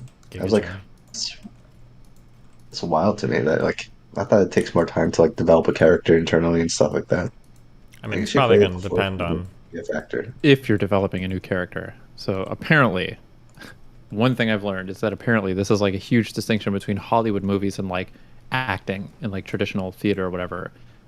If you've ever seen a movie called Kiss Kiss Bang Bang, Robert Downey Jr. is in that, and that's his first big movie since his like hiatus that he took in the early 2000s, mid 90s. And it's like he put in a lot of work to create the character for that movie, Kiss Kiss Bang Bang. It's just fucking Tony Stark. Like every character he did in every movie after that was that character. And that ends up being like there's stars and there's actors. A lot of stars end up being typecast. They create a character and then they just reprise that. You know, they end up being typecast and reprising that role like over and over and over because that's familiar. Yeah, somebody pointed this out to me once, but I started to realize it with a lot of actors, and chat still gets mad at me for some of my takes on it. But like, I feel like I think most actors are actually typecast. The one controversial one that I gave, I think chat mostly disagrees with me on this, but Leonardo DiCaprio is super typecast. And I haven't watched The Revenant or whatever, but in every other movie he plays the exact same character. Even though the like characters seem way different in terms of like the description of like what universe they're in and where they're at, but it's still like the exact same character. Like the mannerisms, the like even some of the stories are like kind of similar. I don't know. I think that's kind of funny. To be clear, just so Django. people know I'm not dogging on these actors. It Yeah, can even also Django, be that yeah. they're great actors too, but they're just brought on to do these roles because those are the roles that do like it's just tried and true. Maybe. People came to saw Jim Carrey do this thing. We'll make him be Jim Carrey. You know, the Ace Ventura in every movie after that because it made so much money. Sure. Could you explain to me the parallels between like Inception and Django?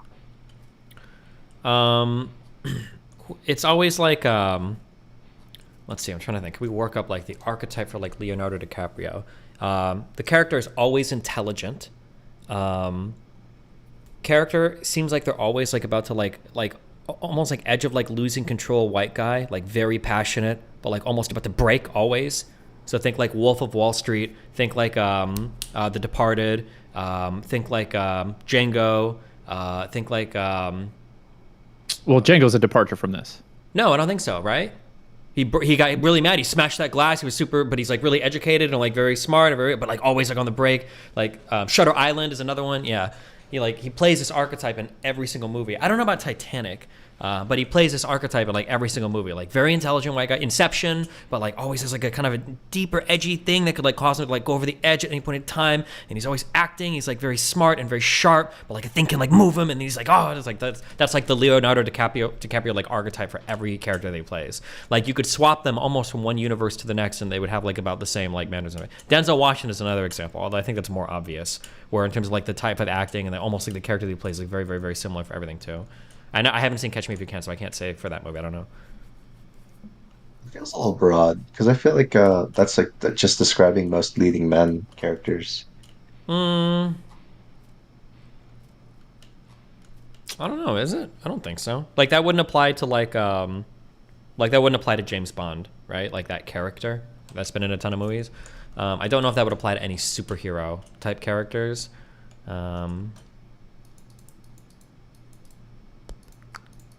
People are saying Great Gatsby. I never watched that movie, so I don't know.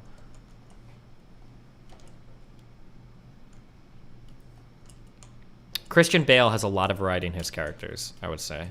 It seems like it. Daniel Day- was the question about like actors that show a lot of range through their roles? Well, just like I feel like for Leonardo DiCaprio, I feel like you could pull a lot of his characters out of the universe and stick them in other ones, and they'd be acted about the same. Like they'd just be acted about the same. They'd seem like pretty similar. Like Andy Samberg has good range. Who? Andy Samberg? Yeah. Jesus Christ! Wait, which movies? I don't think I've seen a lot of movies with him in it. I mean, not Samberg. I mean Sandler. Adam Sandler. What am I saying? Oh, Adam Sandler. Yeah, I think so. I think he's a good actor. Is he pretty similar in most of his movies? Yeah, he's similar in most of them, but he's definitely exercised his range. He's had like the old SNL Sandler. He's had Reign Over Me. He's had not Blood Diamond, Uncut Gems, which is fantastic if you've never seen it. I really thought that movie would be overhyped, but I ended up loving the fuck out of it. Did you ever watch Good Time? Good Time? Is that the What other it- movie by it the same sounds- director? It sounds familiar. What is it about? It's just fucked. Just everything's fucked. It sounds really familiar. I don't know why. It's like basically this guy's like was it his brother or was it his retarded friend? I don't remember if it was his brother or his friend, but his friend basically, they try to steal something or rob something. He ends up getting like arrested, and then he just goes on this whole fucking misadventure to try to like get him out of jail. And just everything is just completely fucked. Everything is Sounds interesting. Maybe I'll see it. It's like another uncut. The vibe is very similar to Uncut Gems, and it's just like a super ultra fucked world, and things just get worse and worse and worse. And then they seem like maybe they're gonna get a little bit better, and then it just gets worse and worse and worse. Oh yeah, Bob Pattinson, great example of an actor that's like an actor's actor.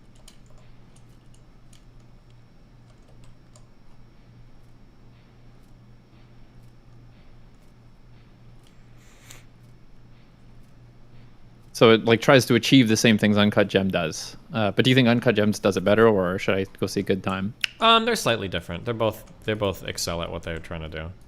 Good Time is definitely worth watching though. If you liked Uncut Gems, you'll probably like Good Time, I think. Well, all right. Did you see The Lighthouse? Yeah. Oh, sounds like you got some thoughts. Let's hear them. Spill them. I didn't like it at all. It seemed like a good movie, but it was way too artsy for me. It was interesting. The I see, performances yeah, were yeah. really good, but way too out there for me. Like I have the same take on this. yeah. Like I just don't understand what the hell's happening. Yeah, like I could like intellectualize it and appreciate it from an intellectual point of view, but I wouldn't say I enjoyed it. No shot. I feel like that movie was supposed to like make you feel some cabin fever and like grow to hate Willem Dafoe, and I don't think it was super effective there. But yeah, I thought that movie to me was really. I liked the movie, but it was really similar to a movie I've seen called The Witch, where it was like everything is technically impressive and technically amazing, but I just like wasn't super entertained. You didn't like The Lighthouse? Or you said you liked it? I but liked you The didn't- Lighthouse. Wait, is which the one about the little girl and the? It's the one, yeah. You didn't think that movie? What's was the name good? of the What's the name of the goat? Fucking Black Uncle? Oh, I forget his. Black, fucking Philip. Philip, yeah. I was bored out of my mind for The Witch. Did you like The Northman? I didn't see it. Oh, Yeah, it fuck. was good. I love like that The one. Northman. Damn, I thought that movie was ultra overrated. I didn't know it was overrated. I just thought it was good. Yeah, it was okay. Like it wasn't bad, but it was just like I don't know. I just Was that another? I was like on the A24 edge of my movie? seat that whole time. I always was constantly thinking that he was about to die in that one. yeah. But do you care? He's kind of like a shitty dude. I'll have to I mean, rewatch. I don't remember. Like if he anything. died, would you really feel sad? Like maybe he should. Like He's on a mission to retake his homeland after his father got fucked over. yeah, but he was like a fucking raider rapist guy. I mean, we never saw him rape. Wait, am I crazy? Wasn't he part of like the invading fucking people? Like killing? Did I just? He was a kid, right? He was a kid, and then he got his shit got fucked in his hometown when he was about to be king. And Yeah, then but he I went thought on the it run wasn't and the way became a that he. berserker. I thought the way that he like got back to like going to where he got raided initially was by becoming like a successful other fucking raider. Am I crazy? Did I yeah. just No. Yeah. He did, No, he you're right, did, you're right. Okay. But we never saw him like engage in that behavior. Well, but he Maybe probably it's- did, right? I mean, probably, but they don't Oh, show it that. so that's good for that you? We can, yeah. They don't show that. And we don't. Hey, not every single one of them. Probably most of them did, but not all of them. What a okay. Well, he was probably a all rapist, raiders. but you're definitely a fucking idiot. Okay. Not all raiders. Hashtag not all raiders. Jesus. But no, I really Oh, enjoyed The Lighthouse. That was a movie that like I was thinking about for days after I watched it. What did they Just see at the being top? Was Tommy. it like some fucking? Give me the breakdown, please. Oh, The Lighthouse. You haven't seen it? Yeah, I have seen it. Oh, breakdown of what then? What did they see at the top? When they in the top of lighthouse? what? What do you mean? Did you watch the movie? Oh, Well, no, like there was this like infatuation with the lighthouse, right? Yeah, Like, but what was a it? What forbidden was thing. it? When they opened the thing and he looked inside. He held his hand to it and he started burning it like it was, but it was like majestic. He had to fucking touch it like it was this forbidden thing. He was never allowed in there, and he finally killed the guy, took the key, and it was like, I'm gonna fucking see this light. And he gets up there and he's just so enthralled and psychotic in that moment that he reaches out and touches it, and for a moment it's ecstasy and glory, and then sheer fucking pain. You guys I are think it was cringe. just about the psychosis of what he was going through and the mystique of that light. It's Man an was also allegory jerking- about how the power of desire can transcend reason and humanity. And I don't know. I'm just making this up. I don't know. It might But be. I mean, the man was also jerking off to an alabaster mermaid. So, but then again, back then he didn't have porn, so that was probably pretty erotic. Based. It just seems so unnecessary. What does? Like the jerking off to the random mermaid. Sounds like But you I just don't guess, yeah, I appreciate mean, art. like the whole thing. Maybe I don't. Wait, it was 824, It's right? just like, Yeah. Oh, so it has to have some kind of sex scene or whatever. It's like a rule. Like if you're an A24 director, they're like, okay, well, where's the boobs, vagina, or dick scene? Somebody needs to have sex, possibly involving children in the background. Like it's got to be. Hey, Gabriel Sapp in chat. Maybe you'll be the white name. Maybe you'll be the white name that joins the fucking chat. Uh-oh. And tells me what the fuck is up. Tell me, why am I retarded? Please tell me. Have some intestinal fortitude. Join up. intestinal fortitude. That's a less sexist way of saying balls. You haven't got the minerals. What? What was that a reference to? Chud. Chad says it all the time. You haven't got the fucking minerals. Jesus. You want to talk some shit in chat? You want to come in here and you want to spam your fucking emojis and be all soy, but you don't have the fucking minerals to show up, mate.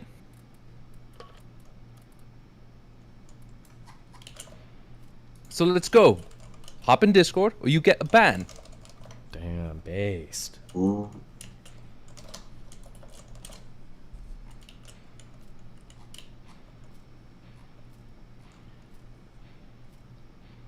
Gabriel Sapp, are you saying that it is like, it's kind of like the way that what was that movie? Oh Brother, Where Art Thou? Was was Odyssey it was based on? Or are you saying that the story of the lighthouse is basically supposed to be Prometheus? Is that what you're saying? I think that's what everybody says. Okay, well, no, I haven't read Prometheus, so I'll happily read that. But maybe suggest that instead of calling me a fucking retard. Maybe say, hey, have you ever read Prometheus? And I say, no, I haven't read Prometheus. And like, oh, well, that movie's pretty much based on that. Cool, great conversation, instead of being a fucking child. Oof. What are you, 14? Like an. Oh shit! Pulling out the Hassan. Damn. You were gonna read Prometheus, but then you wrote the fanfic. Exactly. Spent all your time doing that. I heard. I don't know if I haven't never confirmed this, but my English teacher told me this. But they said that who did Oh Brother Where Art Thou? The creators. Who are the Coen creators of brothers. that one? Cohen. Coen Brothers. My English teacher said that before they made the movie, or even during production, they never actually read the Odyssey. They were just going off of what they heard about it. I mean, I've never read the Odyssey, but between like a made-for-TV special and some other shit, I have the gist of the story. Over the Odyssey? Yeah, like the Which island fucking of the loser? Sirens. Odysseus? Isn't there's like that's like a 600-page fucking boring bullshit. There's like a ton of stories in the Odyssey, Yeah. right? I don't know. Yeah, I mean, it's yeah, it's kind of one makes it, long yeah. story. Yeah. Well, but there's like a ton of like little adventures that happen inside. Yeah, of it. like the Sirens, the Cyclops. It's basically a D&D adventure. It's what's called an epic. Don't know if you've ever heard of it. Yeah, that and the Iliad and fucking Beowulf and all these god awful fucking. Oh, Gilgamesh. yeah. I mean, it's basically just their Marvel universe. Fuck that boring shit. Their MCU. You gotta kill Scoria. Some year if my internet holds up next time. Jesus Christ. How do you still have data? How much do you have left? Well, I'm on my like third sim now. I don't know how much I have. Oh, this one is 100 gigs, so I should be good. But then I've also Christ got an almighty. unlimited one here. I just need a way to put it in my phone. I'll go tomorrow to like a cell phone store and get something. Jiminy Crimblers. Are you like spending a lot of Are you money for gonna- this? Oh, I Very probably good. spent like $600 so far. Yeah. Jesus. Thanks. Are you gonna hook up to coax while you wait for the fiber? The problem is that like everything is gonna get fucked. Like if I try to install coax, it's probably gonna be like 2 weeks anyway, right? Because the problem is I'm in like the worst like fuck you in the ass holiday season right now, you know? Like, but because you've got like New Year's Eve, New Year's, like oh no, Jesus, you've got like Christmas, New Year's, like nobody does anything for like a week. You're like fucked. You can't get like a DIY kit for coax?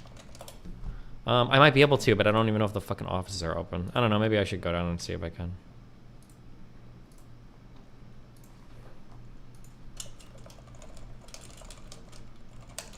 So are you getting, like, are you the catalyst for fiber being installed in this building? No, fiber's installed in the building. It's just not on my fucking unit.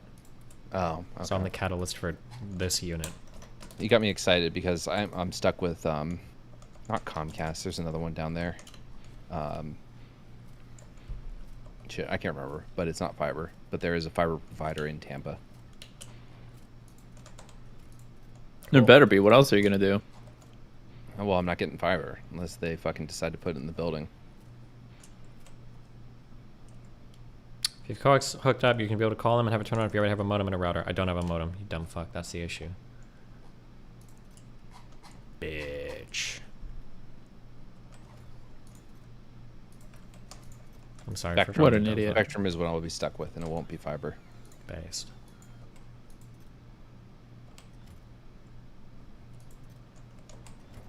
Can you guys actually tell the difference between fiber and non-fiber?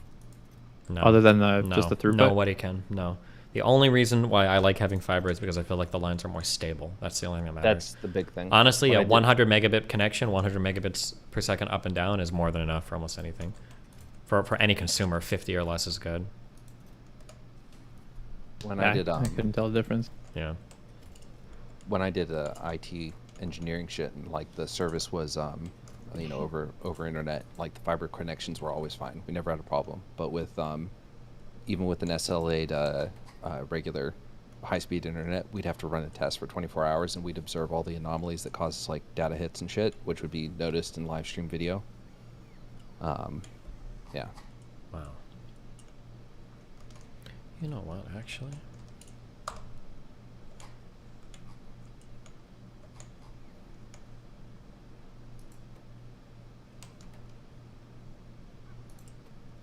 Dude, these things are so hard to make. These bio scrubbers? This is fucking crazy, guys. Hey, when are you and Dan doing like a Top Gear special? That's what we really want to see, okay? We want to see you guys travel and do like stupid shit and razz on each other the whole time. Yeah, I don't know about that. Make Dan fund it. It'll be great. I'm so dumb.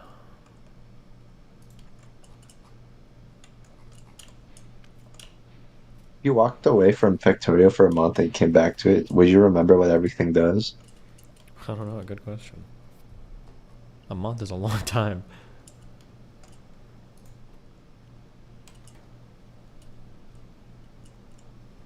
Dude, engineers get so mad when you call yourself an IT engineer. Oh, God. That's because there's like an engineer for fucking everything now. I know, but it's becoming such. How do you feel, Oyov, that it's standard practice these days? You just call them engineers. This is my database engineer. You know what I mean? This is my systems engineer. Network engineer. I soyed out over that a little while ago, and then someone told me that engineer is just like not a protected term, and you can call yourself any kind of engineer, and there's nothing anyone can do about it. Because I used to think that there was like a huge difference between a coder and a software engineer or something like that, and Oh, apparently it's just You can are literally if you're never a coder. You're always a software engineer. Okay. right.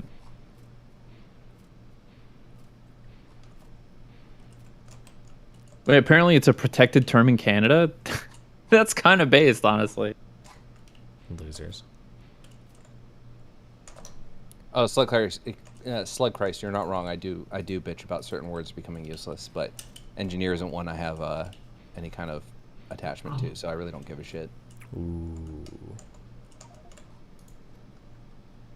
And like I've never said it with like the pretension that, you know, I'm a network engineer, and You should. that's obviously the same as being an electrical engineer or a mechanical engineer. Fuck engineers. They're just people that failed math. What? What? What? Isn't that the only thing they do? Yeah, I said it. They sucked at math. They couldn't go farther in the purity of their discipline, so they had to cuck out and go do engineering. And go make things in the real world with their math. Yeah, like that's fucking right. suckers. They couldn't hack it They on had the to chalkboard. step away from the whiteboards. Yeah. Off to a life of middle management forever. Fucking losers. Imagine never winning a Nobel Prize for economics or mathematics or physics. Bro, because you're too busy fucking building the next McDonald's fucking touchscreen. Idiots. What do you do for work? Well, I'm investigating the origins of dark matter in the universe. What do you do? And it's like, well, I do physics as well. Oh, really? You study physics? Well, no, but I'm an engineer and we had to take a physics class. Fucking losers. Imagine being an engineer and admitting that you suck at school. Look, it's Dan. Dan, jump in. Engineers are like the jocks of the science world. Like, they're just fucking horrible people. Yeah, losers.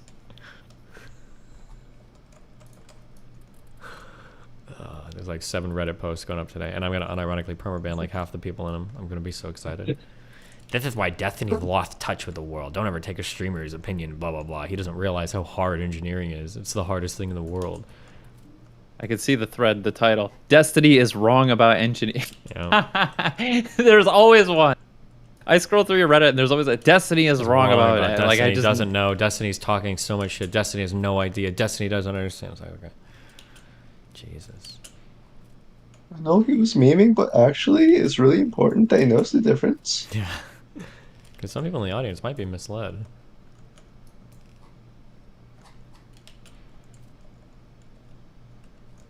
You have a great responsibility to your audience. You speak to thousands. What, you think you just treat this frivolously? You'll just talk shit about anything, huh? Oh, You ever yeah. thought about That's responsible platforming? I don't remember if I permabanned this guy or not. I should have if I didn't. You can tell Destiny hasn't had to job search for a while. Yeah, no fucking shit, Oh, I you saw that fucking dipshit. I've been fucking streaming for fucking 12 years. Of course I haven't had a job search for a fucking while. What is the point? Like, how pretentious of a fucking... You know, he hasn't had a job search. Yeah, congratulations. How did you figure that one out, Chief?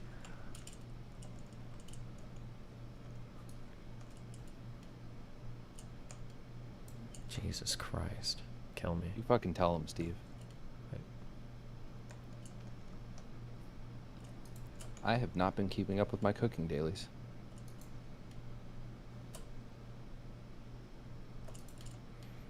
Are you like a big fitness guy like? And you strike me as kind of a fitness guy. Oh, I yeah. have my phases. I go in and out. Do you do like, is diet a big part of it for you? When I'm like really feeling shitty about myself, yeah.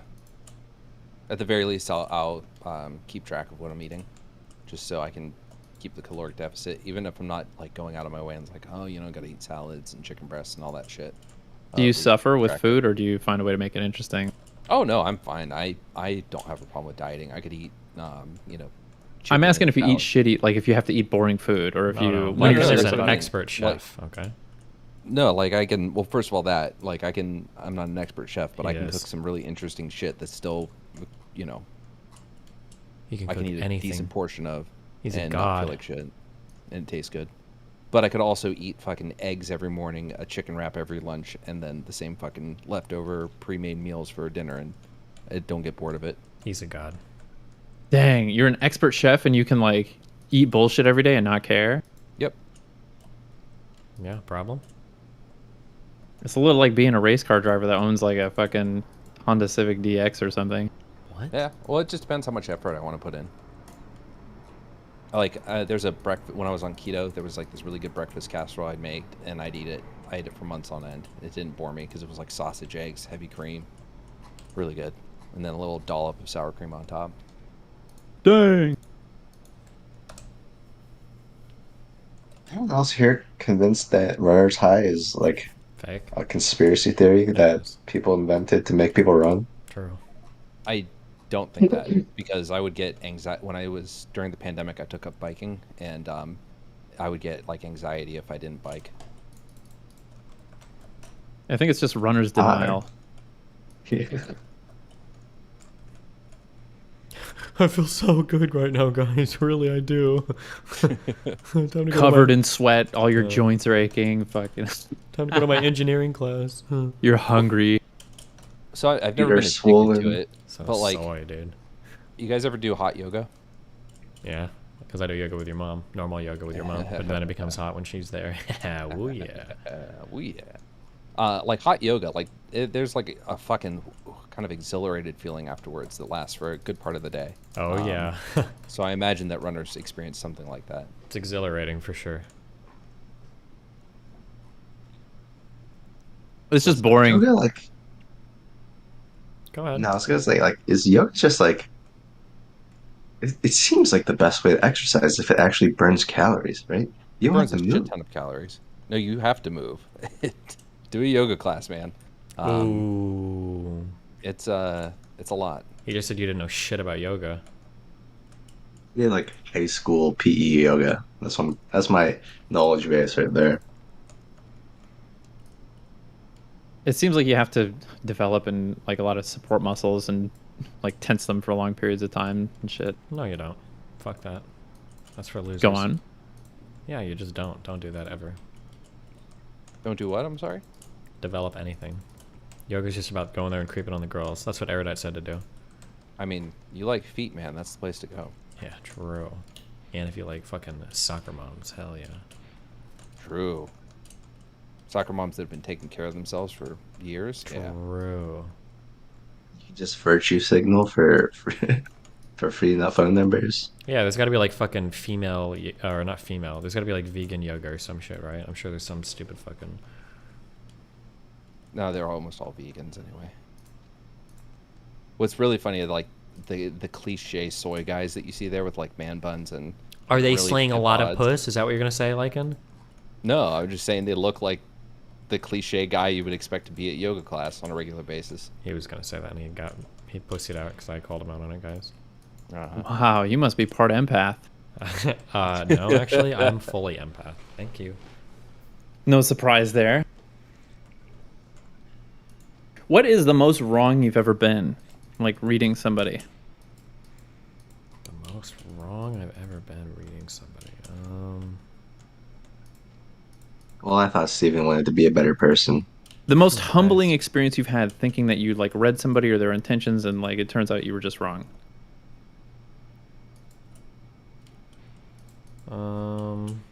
I thought the Doug guy was pretty earnest initially. Dang. That was pretty yikes. I have one for you. When is the last time you ever told someone sincerely you were sorry? Last time I told somebody sincerely, I don't know, probably sometime recently. It's probably Melina. Really? I'm probably the meanest to her. I can believe that. Good. Or maybe it's not the meanest. I'm the meanest Not to her. just She's the meanest, probably the but I only mean- person I would apologize to. That's what I mean. That's Yeah. more what I mean. Yeah, that's probably good. So when you say that though, but like when you do it, I assume you do it sincerely. So how often do you find yourself like saying, no, fuck that. I'm going to hold to this and I'm not going to apologize when there's a part of you that's thinking, I should say I'm sorry. I was wrong. And there is a socially accepted reason for apologizing, even if I don't think one should.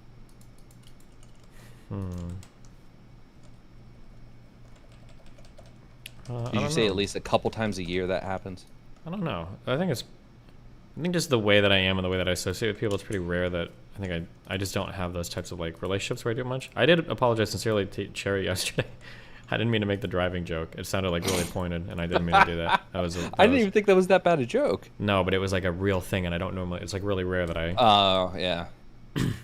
Oh, did you know that it happened, or were you just making a joke? She and it made fun ended up of being- my car, and I immediately went to a stereotype of like, I bet you're like some fucking like loser woman that drives a big car and crashes into things, and like, I didn't. Yeah, my brain just. I was like, fuck.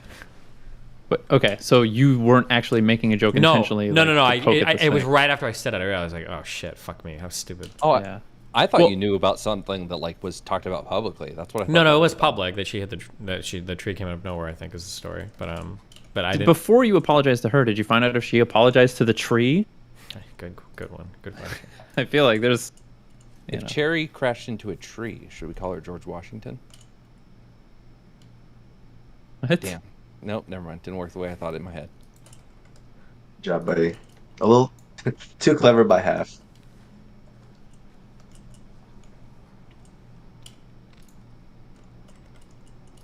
Thank you, chat. You're there a real one? Appreciate those. Things leave off between you and Doug Lakin. Doug and I are good. Doug and I are fine. Really? You mean Yeah. redacted, right? Because I think he deleted all of his shit everywhere. Yeah, I never got a thank you from either of you, by the way, for getting your money back. Oh, well, thanks for you did that. Now apologize for not thanking him earlier.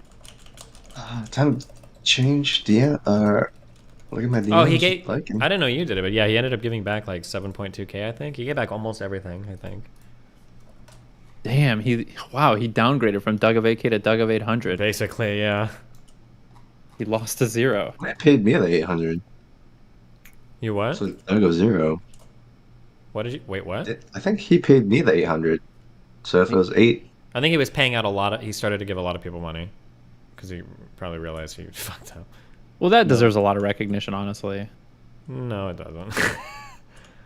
I mean, if you pay it all back, I mean, it sucks. Yeah, it sucks that he like. Yeah, but he did it because he got backed into a fucking corner of like absolutely fuckedness in the end. He did it because of the public shit going on. Yeah, because he's worried Which about I his don't like, think is rep being wrong like for- permanently burned, basically. Which I don't think is necessarily wrong. That's a human response. Well, yeah, I'm not worried about him like taking responsibility. I'm more worried about him being a horrible piece of shit scam artist in the first place. Well, so that's the thing is I don't think he was a scam artist. I think he bit off more than he can chew, and he wasn't as prepared for it as he could have been or should have been. No, the issue wasn't his lack of preparedness.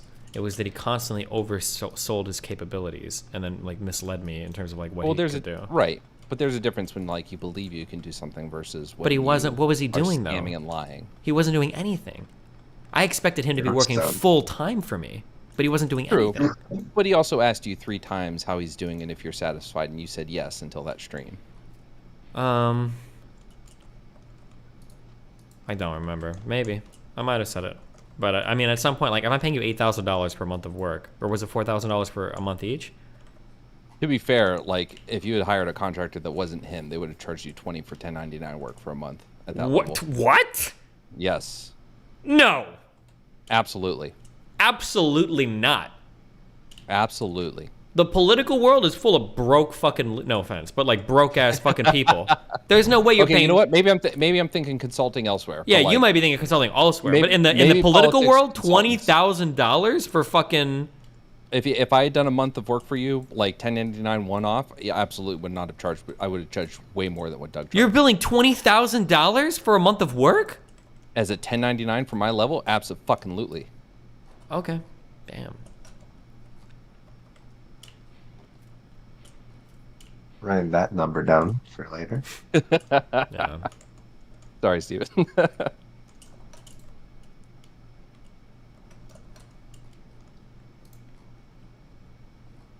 I never did 1099 work because I don't like the lack of security, lack of benefits, all that other shit. You should if you're fucking but- billing $20,000 a But month for it. no, you get way more, but then you have to like take into consideration. All right, cool. What if I end up needing a root canal? What if I end up needing surgery? All that other shit. God. And it can end at any I'll get you time. pretty far. And It'll just the get you time pretty far. spent hunting the gigs. But the other networking and problem all that is shit. like, what if it ends? Right? There's a little security in being a W-2. It's a little harder to let someone go, even if you're an at-will employee. 1099, like that. You want a business like that? No. This is the way to go if you want money. Well, I wanted to start a contracting company once upon a time, but it's a lot of work, and I don't feel like getting into it. stiff competition too. Yeah. Well, I have some. I have a What was that? friend who- What was the laugh for? You know, dick joke. You said the word stiff. Because I said stiff. That we're was on the that problem level. with your manifesto, like, and you just needed to put a couple of Dick of jokes boner right at words the in there. beginning. Yep. Yeah. I'm gonna go to the doctor again. What This happened? Are you bronchitis is okay? not going away. Jesus, dude, you're gonna die. I'm so sorry. What isn't going away? Bronchitis that Steven gave me. Bronchitis, secondary infection after viral infection. Super spreader Steven. Way to go. He's dying. It's all over. Where are you coming from? What the fuck? Oh, because I deleted the turnaround here. Whoops.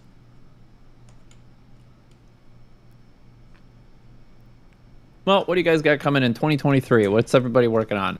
I'm just gonna be happy to be done with Factorio. Yeah, well, I think you and about fucking thousands of others. Yeah, Jesus. At least they're streaming, maybe. You're gonna start streaming? Thinking about it. Oh Because shit. Cherry's done streaming pretty much, and True. Straight Rate's never gonna stream.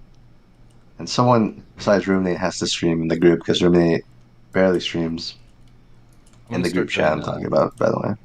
I'm gonna start doing food streams when I get to Tampa. I've said I'd do it for a long time, but I have a really nice kitchen setup. It's got an island and all that stuff, so I'm gonna finally do that. So maybe finally Steven will add me to his fucking host list after all these years. Oh, bro, I'm banned from Twitch. I don't have I'm a gonna host stream. list. I'm a dual stream, buddy. I've got that non-exclusive contract. Oh, true. Sejin, stop spreading misinformation. Oh, wow. I'm literally gonna start streaming this Friday. You're Oh It's my god, I knew Friday. it. She's a cloud demon. You've Knew it inspired from her, the man. beginning. Get- Unbelievable. There it is. Get fucked. I've been cloud invited demon. to a panel, okay? Mm-hmm. That's cool. Why It's just were good you to know that invited you to were the panel? always here from the very beginning just to get clout to start your fucking stream career. That's good. How'd you get that panel invite straight, right? She probably told him she was going to start streaming. Wick invited me. Oh, why'd you invite her? Wicked? Was it because of she's been here a lot on Destiny stream? He She's- he didn't know who I was. President Sunday was the one who told him about me. Oh, that's your handler, She said right? Wick, right? You're not talking It's about my me. friend. No, I said Wick. Not Wicked Stream. Wick. Oh, I thought you were being like dope and shortening that name up. Wrong. Okay. I'm not talking about you guys. Talking about somebody else. Happy I birthday, just- by the way, birthday girl. Yeah, happy birthday. Thank you so much. Yes, it's a national holiday. It's a very big deal. Just finished having my birthday cake. So, Okay, now you have to wish me happy birthday, when's your birthday? December 25th. Oh, are you Jesus? Am I actually talking to Jesus fucking Christ right now? He kind of looks like him. Yeah, JFC. Well, happy birthday, Jesus. Congrats on being born. Did you know that Mary was estimated to be, I think, either 12 or 14 14. when yeah. she gave birth to Jesus Christ? That's so fucking Thoughts on hot. that? Thoughts Oh on your my mother God. being 14 years old? Well, that was considered over the hill back then. It was a different time. You don't want to know what we said about, different types of people, if you know what I mean.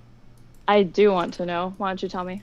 Her being 14, suffice to say, would be the least shocking thing. All right, spill the shocking details. Kick it Old Testament and let everybody know. Listen, my dad wrote a book about it. Go read it. What book did he read? Is this true? Yep. Called the You Holly know Bible. You know that Jesus didn't write the Bible, right? Oh, That's why I said my God. dad did. Dude, his dad. Oh my god, not him. Cringe, bro. Well, in Catholicism, they're all the same. No? No, it doesn't work that way. You The would Father, understand. Son, Holy Spirit, it's all No. one and the same. That's complicated lore, okay? It's beyond you. Oh, okay. Sorry about this. Sorry for not being like a Catholic scholar. A very relevant job in 2022. True. Apology Be accepted. sorry. Sejin, are you going to start streaming regularly? Yeah. I don't know if it's regularly. I got a real life to live. But Wow. Brag I will more, be dude. screaming into the void about every time Destiny slips up, so Yeah, it's a crime against humanity when he's not nice. I agree. Wow. Are you gonna let her dismiss your criticism of me like that, Sejin? I agree Uh, with Sejin, but it's just a matter of what you want to get out of your career. You know that if you were like taking his advice, it would objectively make you more marketable towards like a general audience and stuff like that. If you disagree with Sejin, you're arguing against the concept of PR. He is correct, but it's just a matter of like how much you want to rein it in, how sanitized Wow. you want to be. Really? You think that if I was nicer to people, it'd be more palatable to mainstream people? Holy Yep, shit. that's how it works. Holy, I've never considered. Wait, oh my god. Wait, what was your degree in again? You must have gotten like a fucking PhD in marketing or some shit, huh?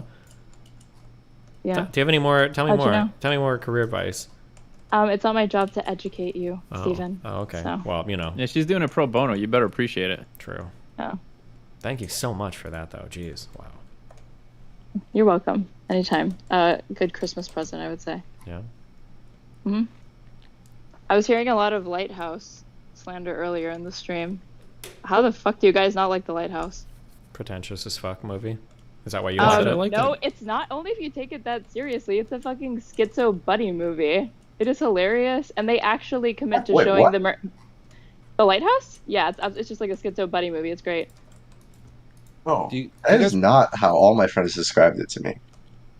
Did you guys Well, read us? Oh, I'm sorry. Go ahead. Yeah, that's right. Thank you. It is just a schizo buddy movie. It's great. It's fun. Anybody, I think people took it too seriously if they were saying that like, oh, it was pretentious and stuff like that. It's like it's a self-aware movie. It like No, it it's definitely understands that. pretentious. Does it really understand Why? that though? Can you Why is it demonstrate how it pretentious? understands it? They actually show the mermaid pussy. Okay, how serious could it be? Okay, wow. If it wasn't, if it actually was trying to be like avant-garde and pretentious, they would have just alluded to it, but they would not have fucking shown it because that wouldn't have been like good for it being Oscar bait and stuff like that. And I don't even think it was like nominated for anything. Mm-hmm. It's experimental. It's good. I liked it. Mm-hmm.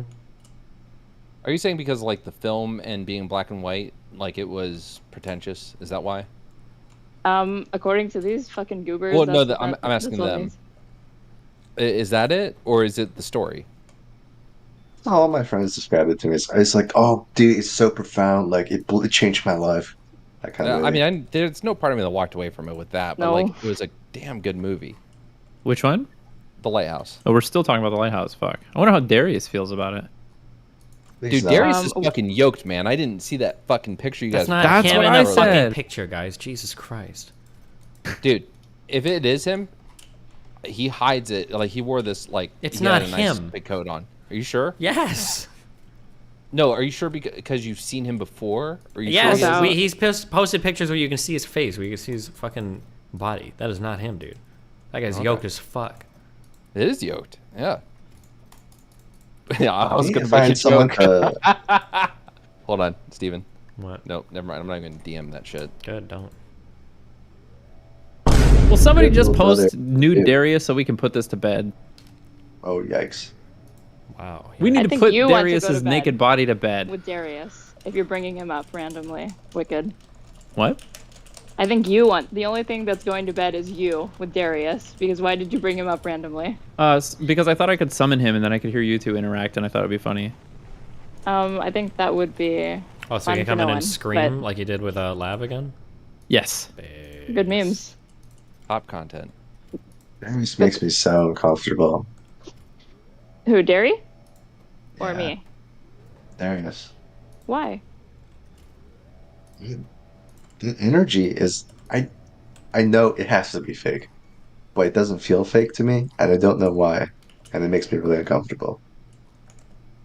Sounds like you just can't handle him. A lot of it's fake. Like I've talked to him in person, like in small group. He's normal. This is just. Cedric, this me. is becoming a pattern for you. You just don't really like extreme personalities. Everybody who you interact with, like Steven, you're like, come on, rein it in. Stop being so mean.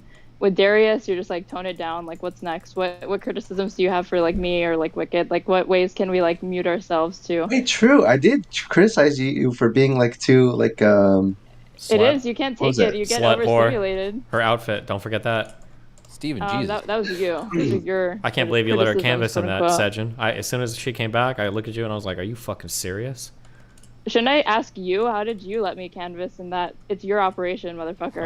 So that goes right These back two to were you. running it. I was sick, okay? I was busy getting food for everybody. I've heard so much about this outfit. I'm regretting not coming to fucking canvassing. Yeah, well, you Oh, wouldn't have it's been the only on- one it's coming on to camera. I'm sorry. I'm sorry. I'm so sorry. I'm so sorry. Yeah, you know who's coming to it? Your fucking dad. Okay, he loved it. Jesus Christ. I've seen Steven's dad. He'd like it. Yeah. Well, not as much How as about his mom? not as much as your mom's like me. What's Booksmart's up to? Good question. Actually, a really He's good got a question. job. He's got like a big boy job. Good for him. Oh, a big boy Yeah. job. Not like our irrelevant fuck jobs. A big boy job. Oh, are you saying Factorio is not a big boy job, Wicked? Yeah. Are you serious? Yeah, Wick. Is that what you're saying? Yep. John Wick. Do you have enough material yet for your hit piece that you're working on with your best friend President Sunday yet, or are you still collecting material for it? Hit piece. Mhm. On you? Yeah, in our community, you know. Our community? Are Am I you a part of that? President Sunday fan? Yeah, she's like his best fucking Yeah, friend. she voted for him For what? The for president. President Sunday. You elected him president. President of the week? When does that week start again? On Monday or Sunday or like where do we land on that Don't Discord? dodge the fucking premise See how of she you making a pivots? hit piece. Yeah, that was really sly, Straighterade. Thanks. That's what I was trying to do. So, Tell us about this hit piece. What's the most damning piece of evidence? Of you know, why Steven's would I abuse. spoil it? Why would I spoil it before it drops? We all know What- you wore the shirt to bait DGGers into doing something creepy so you could report it back to the president Jesus someday. Christ, Edgen, what the fuck? Yeah, is this the woman question? Is this the woman question where we like make up oppression for for tiers and stuff like that? Are you saying that like a woman existing is a scheming woman? Listen, the only tier Edgen's getting for that comment is tier 5. Okay, hell yeah, woo yeah. $80 a month, definitely money well spent. Yeah, as opposed to what do you spend your money on? Why would you want to know that? Why So do you that I need to can know that? criticize your spending habits because you're criticizing my audience's spending habits.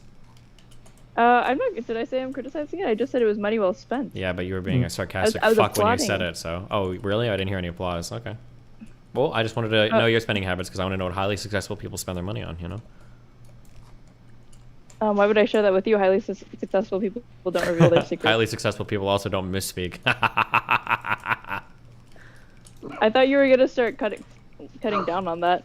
Well, you did cut down on it. We haven't done it at all today. That was the first one. No misspeaks. Steven's also immune from his own criticisms. So True. That's how it goes. Behaste. where's Mr. Girl? True. I'm summoning him. Dude, there are already 2 posts about you being wrong about engineers on. Well, now they're fucking meme posts. Okay. One of them tried to gaslight me into thinking there was no Nobel Peace Prize for economics. There is. Well, Oh, not Nobel Peace. Nobel Prize, not peace.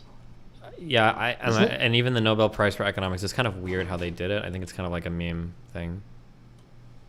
What does Go that on. mean? Like, I think there's like there's the people that do the Nobel Prize are in Sweden, right? There's like an institute of people where they've got like some Nobel Prizes for shit, and then I think that they felt bad because economics didn't have one, so they made like a prize in honor or memory of Alfred Nobel or whoever the fuck the guy's name is. So there's like a Nobel Prize for economics, but it's not like the other ones. I don't think. Can somebody tell me if I'm right? Am I making all this up? It was called Nobel Memorial Prize, I think. I can just look this up. I don't know why I'm guessing. Nobel Memorial Prize in Economic Sciences. Was that supposed to prove me wrong, or? So it's like the proves participation you right. trophy of like okay. Nobel Prizes. Is it not prestigious to get a Nobel Prize in economics? No, it is. It's just not like the other ones. It's different. It's the pick-me. Yeah, basically. I mean, economics is like the pick-me of the social sciences. Like, oh, we use data and math. We're not like psychologists. Like, Well, now they do though. I feel like that's the new shit is like I'm behavioral describing my economics. right? field. Destiny. that's what they do, man. A wise philosopher once said that economics is just astrology for some people. Having trouble recalling It's their name, men. but- Just It's supposed come on, to be dig a chat astrology up. for boys. But good Say one. it's straight white men, right? Isn't that what you're supposed to say? Yeah, straight white cis men. I'm quoting somebody else. It's Uh-huh. not me who believes No, it's this. okay. Oh, she's doing the really cool thing that Fox News does, where like some people say ... so that she never has to give her actual opinion on it. She can just hide behind some anonymous. Many Do you such watch incidents. a lot of Fox News, Stephen? No, but I know the criticism of Fox News is part of my job. Have you Know never that heard that enemy, criticism okay? before? I'm sure they've talked about it a lot on some News Now or whatever the fuck. Your commie show that you love so much. Some more news. Yeah, that one. Some more news. Oh, you didn't even watch the video Well, on I'm the good. I don't need criticisms to of tear Bill my and hair Melinda out Gates. watching that guy who doesn't know how to shave correctly screaming at the fucking Just monitor. you know? dodge after dodge. Like first, you won't even react to some more news video. If it's so bad, you could just tear into it. Why not watch it on stream? Yeah. Or not debating President Sunday. You could debate President Sunday. What does he want to debate about? Oh god, oh god, dude, watching him do No, his not research that. made me want to kill Progressive myself. orthodoxy and academia. I think No, that because was he's pretty not gonna. good. There's like no piece of evidence that I could ever show him that would even like convince him. He'll be like, I need you to show me that like 85% of professors like want to crucify conservatives or some dumb shit. Okay, then debate him and BTFO him. If that's the case, I've already It'd be like debated an him, easy and dump. I've already BTFO'd him. You're so weird. I'm not gonna go fight your internet boyfriend. Okay, stop trying to fucking obsess over this. Okay, it's creepy. No, he's not my boyfriend. He's just my friend. I didn't say boyfriend. I said internet boyfriend. It's like a turn of phrase. You got really defensive though, really quickly over that. It was kind of weird. No, I'm just correcting the record. Okay, well, the record didn't need to be corrected because everybody understood what I meant, so. Well, it's good to know. I'll keep that in mind. You don't need to. I kept it in mind for everybody else. Thanks so much, King. I don't need If your there's one thanks thing we either. can count on you for, Destiny, is not having to explain your statements. Thank you. True. They need no explanation. They're simply correct as is. How come you're using that filter already on your friend's Twitter to respond to certain people? I don't that's not my account. Yeah, but you retweeted them, right? Nope. I'm sorry, your friend retweeted them, right? I don't know, did they? Yeah, I'm looking at it right now. Mm, So, you guys have any thoughts on vabbing? please Wasn't stop. having. It's when you take your vaginal fluids and you place them in the Oh, same places God, that you would no. put perfume. This is unironically one of the troll posts, legendary troll posts on Reddit. I don't know how it came back. It's very real. Thank God. Troll posts. Wait, what What are you Haven't talking you about? been on One TikTok? of the preeminent male-female scientists on the internet has talked about this. I think that it is a very valid and real thing. Wait, what are we It's talking true. about? That's vabbing. Oh, gross. It's so gross. What? Oh, God. What's the male equivalent of that? Vabbing. Probably. Being a sociopath? No, I think it would have to do with like.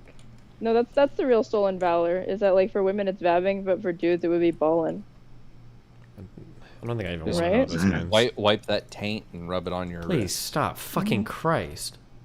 How does that upset you? How? Of all the shit you I talk know about, this is shit so you do, tame. Gross. it is gross. Ew. Thank you. You know what else is gross? My fucking DPS is a rogue, baby. Assassination up in this bitch. Well, I'm sure somebody in 2006 cares. Like, and I don't. Why am I being so mean to you today? I'm You've sorry. been mean to everybody in here, dude. Why did you torture that poor Australian kid earlier? I didn't. I was helping. I was interviewing him. I gave him the spotlights, Steven. Bro, Jesus. You're being relentless to that poor guy. No, I wasn't. Do you really think I was? Yeah. I wasn't trying to. Fuck. I was like, why is he fucking going in today? You're memeing. I'm Fuck not you. Shut up. memeing, bro. You were going wild. I was trying to do something with your stream because you weren't. Look, I'm doing it again. What's wrong with me? You're the Fuck. excuse. Wicked, I didn't think you were being mean, but you sound so defensive now that Steven's joking Yeah, about you 'cause he intentionally being was. mean. That's- Yeah, I don't think like, it's mean. That's what I'm thinking. Like, oh, okay, Yeah, so because you're it's telling me that I like- beat up a. Look at how he cuts his mic. That What doesn't bother happened? me. Dude, like, fucking men do this shit all the time. Like, when I was younger, there's that, like, I don't know, dick measuring that always happens. And people will, like, it starts off as just a little bit of, you know, ribbing and all that. But if you don't respond appropriately, people focus in on you. That shit's fucking lame. But what you're doing is fine. Who? Wicked. He's just taking some memes, taking the piss. That's fine. Oh, so it's okay when Wicked does it, Sejin, because you're not calling him out. But when Steven does it, it's the end of the world. True. Who do you think is What? talking right now? Was not paying attention. No. But Sejin's not saying anything. No, she's got a point, Sejin. What's your response? Yeah, Sejin. You should I have a lot thought to say Destiny to had Wicked right now. goals. Oh, and Lycan Say it. doesn't? I don't. If you don't have if you don't have goals that are pertaining to Life? specifically your speech, then it doesn't matter. No, I'm just a big old fucking loser. Thanks. Aspirations have baggage. Better than your ass vibrations. Jesus Christ. Is the streamer those have baggage, website too. project dead? Is the what? Streamer website that you were building for Mr. Girl? No, I think it's going on. There, I see my little dev chat. They're swinging along. Well, Have the we- Mr. Girl part's done. Yeah, the Mr. Girl part's done. That part's done. Wait, did you actually like take it down, or did you stop paying for it? We just Didn't stopped take it down. They providing just- support. Stop providing support. Whatever. Oh, that okay. is. Why did you change your position on that? I mean, like, I Yeah, can think of like. Steven, Yeah, why can you not? think of one reason? Well, no, because that shit was already happening, and he was like, I'm not gonna stop doing that. But then that changed, so I'm just curious why it changed. I think it was just too much for me. It's just too much. It was just ridiculous. Just there's no good reason for like keeping that person even connected to you in any way at that point, right? Well, no, Like, I agree with you, Wicked, but I'm just saying he changed his mind, so I'm curious. Like, this was Ah. already known, so I was just curious why it changed. Like, I can obviously this, that, and's going on, but while that was going on, he was already allowing it to continue. So, obviously, there was a change in mindset. True.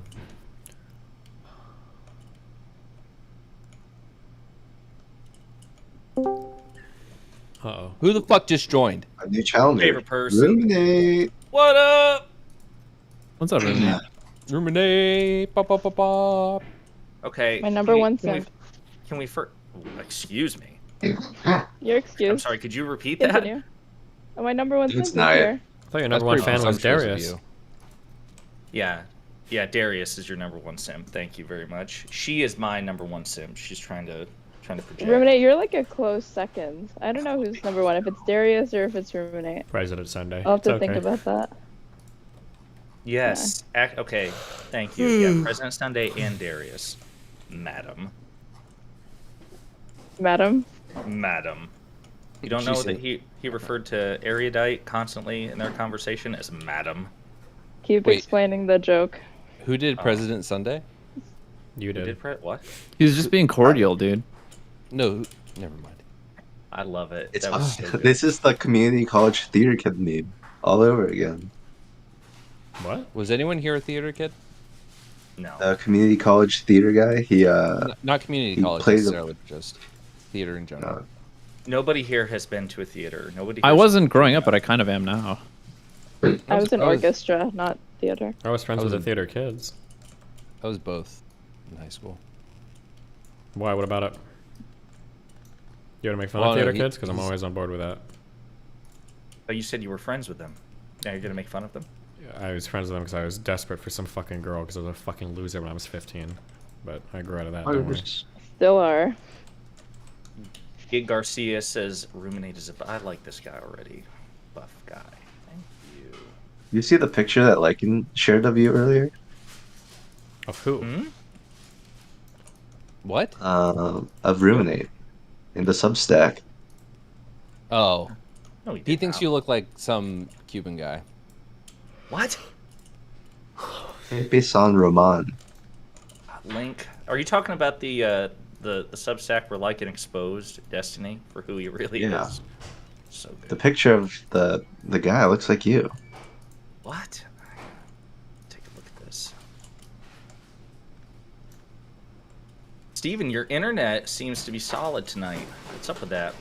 I mean, it's okay, but I'm at 4 megabits per second, and every website takes forever to fucking load. So, I mean, it's but it's working. Just Oh, that's find more miracle. hotspots. That's why you wouldn't read my manifesto. You were concerned about your bandwidth. Yeah, That I don't was want to it. like be in the middle of your hilarious thing and Yeah. it gets like cut out. And I'm like, fuck, I feel so disrespectful Yeah. to my best friend Lincoln. I'm sorry for feeling upset about that. I totally get it. Yeah, I got you, dude. So I just went to Lycan's Twitter to find the manifesto, and I'm just seeing two pictures of him staring out of a hotel window with a Santa Claus over his crotch. What is up? What are you doing? Well, What isn't I he had doing? I had a bulge, and actually, plain old mushroom head on What? that picture. But I wasn't going to share that.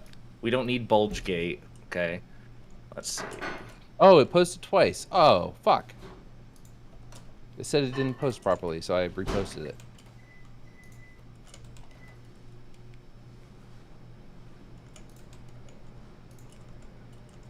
Aaron, what'd you do for your birthday? Had some birthday cake, hung out with my friends and family. It was a lot of fun. You don't Yikes, believe bro. that. You have no friends. Kind of cringe. Was kind of cringe. Just hanging out with friends and family for your birthday. Do you really believe that she has friends to hang out with? She probably hung out with family against their will, but Oof. yeah. Damn. She's been mean to Ruminate me, coming in nothing but edgy. mean to me, so I'm gonna start giving it back. What did I say that was so mean to you? It's a compliment for you to be my number one Oh, here simp. we go. Okay, and the harder you protest, the deeper you dig yourself. Whoa. Oh, fuck? You got Freudian close with slip something. Oh my there. god.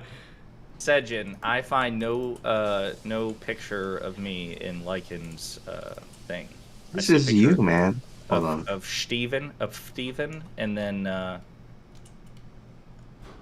Pepe San Roman. yeah. A hero. A fucking Cuban hero. Okay, And where Steven is directly related to him. are my Miami Beach friends at? Do you guys think any restaurants are open tonight? God, no. Maybe Maybe a Chinese McDonald's. place. You're gonna be that dick who goes to a restaurant on Christmas. I see. How it is. Actually, At midnight, no Why less. does it make she's you not- a dick? Wait, what is that? What is that discourse? what if? Don't you think they want to enjoy their Christmas No. in peace? If No, they're open bro, and you're dude. going, you're supporting them. When you go, dude, working on holidays, if you don't give a fuck about holidays, is like the best thing in the world. You'll get time and a half or 2x depending on your company. That's fucking based. What if they just want to be on the clock, like, I don't know, scrolling at their phone, maybe they're listening You to won't this be right allowed to now. be on the clock scrolling on the phone. If you're getting paid time and a half, your supervisor's breathing on your neck to make sure you're fucking working. If you're not, they're gonna cut you hard. Oh, I see it now. They're working. Fucking eat the food. I went to Starbucks today, and McDonald's was open when I drove by, but I was a fat piece of shit earlier, so I didn't eat it. But they're Yo, working. is there Fucking- some like initiative where McDonald's like helps homeless people on Christmas? Am I making that up? Why did you go to McDonald's and they seemed homeless? Yeah, I went to McDonald's last night and there were like fucking 30 homeless people like sleeping in there. Or maybe it's just because it's really cold right now. Probably that. Maybe. Wow, I can tell you haven't had to look for a job in a while. Shut up. I've been to plenty of McDonald's, okay? Off yourself. For real, for real. But not really for real. Sorry.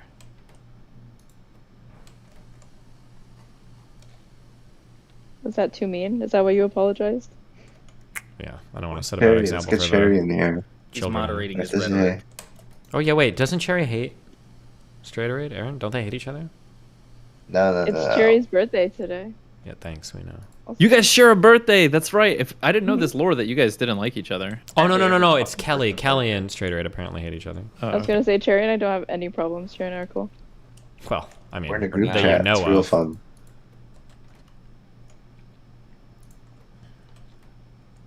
What's on the horizon? What do you know that I don't? Well, if I told you, that kind of defeat the purpose of knowing about things you don't know about, huh? Are you working behind the scenes to Working? turn Cherry and I against each other? No, I just happen to know things about Yes. Listen, there's going to be an article about it coming next month, okay? It'll detail the entire Not system. just that an article, a manifesto, perhaps. If he were working behind the scenes to do it, why would he tell you? Wait, did someone just know? He's dropping hints here and there. Wait, hold on Oh, one I sec. see. Fuck, I thought it was for our door. Kelly likes me. For 2 seconds, she didn't because she thought she confused my voice for someone else's, and that voice was Lav's. But then she realized it was me. Wow, we're hitting on Lav guys, really? On Hey, Christmas? Straighterade, when are you gonna get Yeah. a good mic? Ooh. Why are you damn. offering to buy me one? I ain't no sugar daddy. I'm a simp, but not that kind of simp. Damn. Pathetic. Then don't complain. How simple are you? Anytime I get a DM about that, it's like either post up or shut the fuck up. I know I don't have a good mic, but if someone's not going to buy it for me, then why the fuck are you complaining? I don't understand. Like, I know that I'm calling you from my phone doesn't sound good. I'm just saying, grow up and get a mic. Sounds like Well, you can't watch- handle criticism straight, right? Well, yeah, but she can give it to everybody, so wow. Being told What are you To get talking a about? mic She is never gives criticism? criticism to anybody. She is just a very shy and, like, I don't know, not critical person at all. Going. what else have you noticed about me, Ruminate? Oh. Jesus Christ, what was that sound effect? That was me guffawing because again she's trying to project. He's getting ready to vab. Hmm. By the way, Oh, did we just God. settle on the male equivalent of vabbing? What the name was? I still think it's ballin'. What else would it be? Ballin. Hold on. What? Yeah. There's no. I don't think there's any good tabbing, like taint Bass. vabbing. I don't know. Doesn't a fluid need to be involved? There's Yeah. I mean, like well, ball there's sweat, no? on your taint. Yeah, Yeah. taint no thing. Wait, how No, often so you're is there actually- like hold on, sweat on wait, your wait. else? Wait, no. Debate time. Oh, here Okay. we Taint go. is the sweat from your gooch. It's not called your taint. It's called your gooch. The taint is the sweat. I love how we're getting This into the. this is an Mhm. insane conversation. It's real, and fucking dumb shits say that it's fucking called your taint. It's not. It's the gooch. Look it up, because I think you're the only one with that with that definition. Sejin always here to rein it back in. And anytime it just gets a little bit spicy, you're like, this is insane, you guys. This is crazy. Well, he does it in his Gotta bring Lex it back in. Friedman voice, which works Mhm. for me. True, yeah, he's Doing it. in character. You just slowly steal his identity. You work Just it like better start a than he does, I YouTube think. channel, get an engineering degree. Why do it slowly? And for Elon, Pixie, get in to it. here. What are we doing? I see you in chat. I summon you. We were remarking on how even after his sickness went away, Sejin still sounds like Lex. He thought it would go away with the flu, but he sounds exactly like Lex still. I like Lex. But I feel like if I look up Ernest in the dictionary, there would be a picture of Lex Friedman right next to it. What? Like Ernest Scared Stupid, or What do you mean by that? Ew. EARNEST. He just seems a bit Is he coming? naive sometimes because of how much he like both sides things. Oh, so you I think think he he's... does it in an attempt to like be fair and balanced and stuff, but I think he ends up holding a lot more water for the right. Like most. Is he coming here? I What want to the argue about Holocausts. Sorry, Melina's just reenacting World War II in the background. What? Hey, I'm like doing things, okay? I know. no, I you love stop, you. Melina. Oh, Lygan said you stop, Melina. Leave her alone. She's like cracking a bag of ice in the background, doing something. Probably some Swedish I'll thing that call they do Ice on Christmas. She doesn't stop. Get it? It's an immigrant joke. Destiny, are you just gonna let him talk to your wife like that? Yeah. Melina, Oh, in Sweden, Yeah. do guys and girls go over to each other's houses and just hang out at night a lot and do nothing? Oh my God, where did this come from? What age? Like 25? No. Why not? Why would you? I don't know. Just curious. Okay, never mind. Destiny, how's the weather there? Is it still like a It's bitter fucking cold snap freezing. or what? And my wife, who I love very much with all my heart, destroyed my fucking door in the other room. So now we just have a giant door that's open, and now I'm dying. What'd she do? She like have some sort of fit of rage and just rip it off the hinges? I think the door is probably broke, but I just like to blame her because it makes me feel better about myself, and then it makes her feel bad, which also makes me feel better about myself. So what the fuck's going on with this apartment? So the internet's not right, and now you have a door that doesn't work right. Did you guys like inspect it thoroughly when you moved in? You know, I normally throw open every single door just to see if they'll stick, but for some reason I skipped the process this time on this one. My bad. You should have done that. I What's know. wrong with you? Dipshit. Who is that? Mind waves? Me. Oh, Wicked. you sounded he super... did sound like Mind Waves, You yeah. did, right? Holy shit. Dipshit. No, you lost it. I lost You it. can't force it. You just have to let it come naturally. It did sound like Mind Waves for a second. I could try Mind Wave's impression. No. Speaking of coming naturally, Yes. Lycan, did you finish the specs on that double-sided fleshlight idea that we were discussing last night? Like, Did I miss Fleshlight discourse? Yeah, fleshlight gate was last night. Give me the rundown. Um, I don't even know how you summarize. I mean, such so, a like, profound dialogue. Darius comes in The and middle says out. that Steven needs Darius comes in. he comes in and says that he has been using a flashlight and he gets off so much with it because it's amazing, and that stops him from going out and doing stupid shit with women.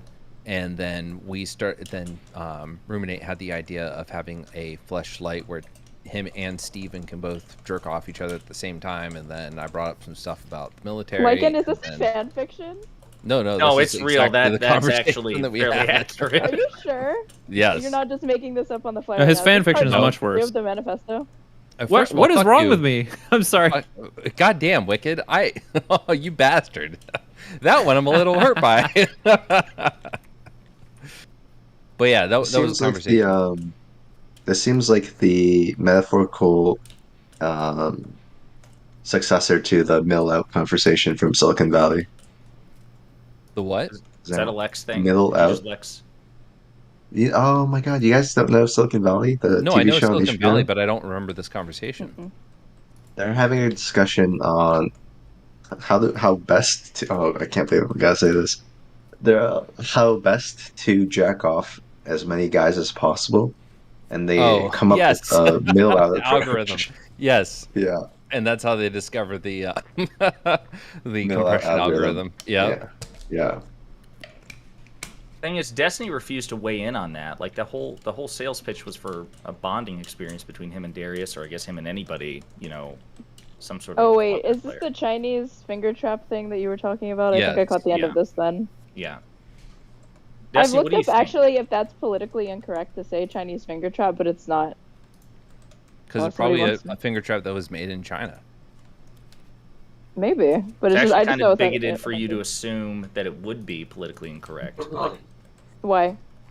Well, what if it was invented in China, and what if they're proud of it? What if they want it known that it was a proprietary ancient tool used for merriment. Then based. It Okay, sounds like there you maybe go. that's the case because it's not offensive. Yeah. Thank you. Believable. Pixie Destiny. says you should call it the Chinese dick trap. I agree. Destiny, What what? did you say, Get in buddy? chat. Get in chat? What? I need to debate Pixie about the genocides and stuff. But the Holocaust? What? Genocides. Sejin Because has she- Everyone's questions. Holocaust. Oh, god damn it. She believes in levels of genocide. We disagree. Based. You guys are actually only being level 3 genocided?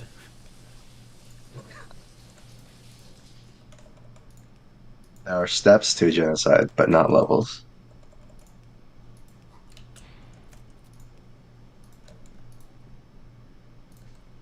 I'm looking at Very lore bad. on the fleshlight, and apparently not only is the guy who invented it, he's based in Texas, but he also created it because his wife had a particularly high risk pregnancy, and in order to avoid cheating on her, he made this wonderful device so that he could simulate that Thanks. experience One of in the middle of a JoJo's pregnancy hoes. without disrupting her. How nice. Cringe. Just fuck her through the pain. That's what a real man would do. That's what you would do. No. I would just divorce her. Pixie? Oh, there she is. You said genocide 3 times and Pixie manifested. Okay, I don't want to turn this into a full-blown debate because it's also late at night.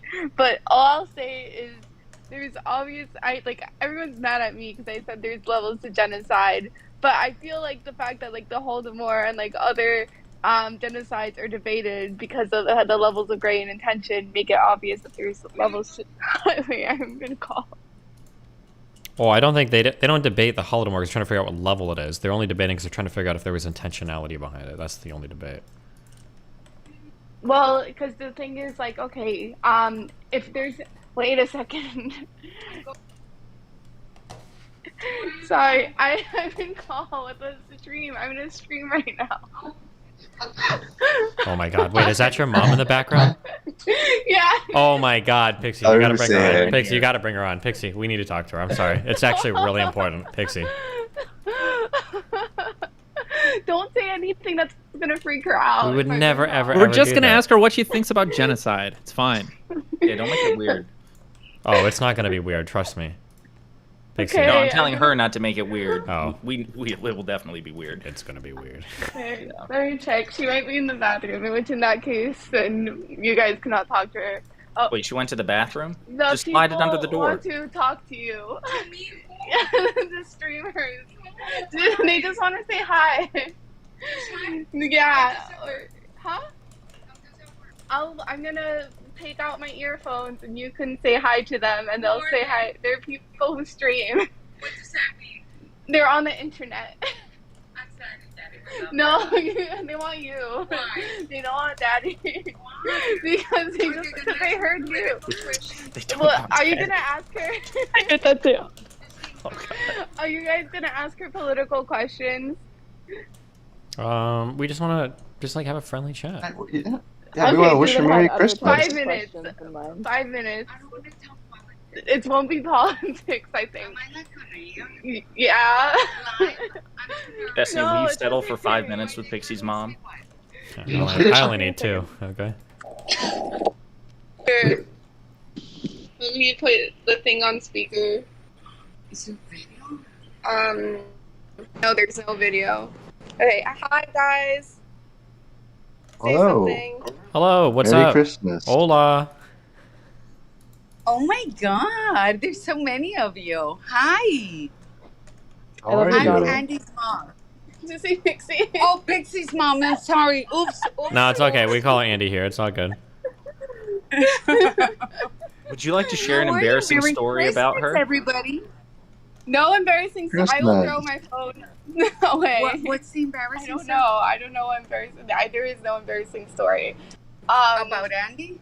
About sorry, Pixie. No talking about me. Okay. Ask other. What is the most embarrassing thing Andy's ever done? Wait, can we ask her mom, what do you think about people inviting people back to their hotel rooms late at night? Oh my god. We need her to settle an age-old question. It's part of the discourse. Wait, you guys lost your talking privileges to my No! mom. Merry Christmas. Happy Hanukkah. Feliz Navidad. Okay, well, we tried. What's the most embarrassing thing? I gotta think about You don't have to think about that. You don't need to have an We'll give her answer some to time. that. Give her a little bit of time. It's so weird. They want to embarrass me. Yeah. Tell us a cute thing she did in middle school one time. Guys out. They're asking you to say a cute thing that I did in middle school. I don't have any cute stories. You're so cute. I don't know what else. Like something that she really wishes you'd forget. I've had too many champagnes right now to think of Oh It's my okay. god. that. She's- Good night, Mommy. I love you. Love you too. We all love you too. They can't hear you right now. They can't speak Spanish. Straightery, do you speak Spanish? I can't hear anyone. Yes, but I not know. well. How come? You Yo said hablo yes, but not well. español. Because And they're and in my you're- earphones. I know that you guys are gonna have like a Caribbean accent. I'm not even gonna be able to understand it very well. I'm gonna think about it. But I don't want to get you in trouble or anything. It's okay. I love you, Mommy. I love you. Okay.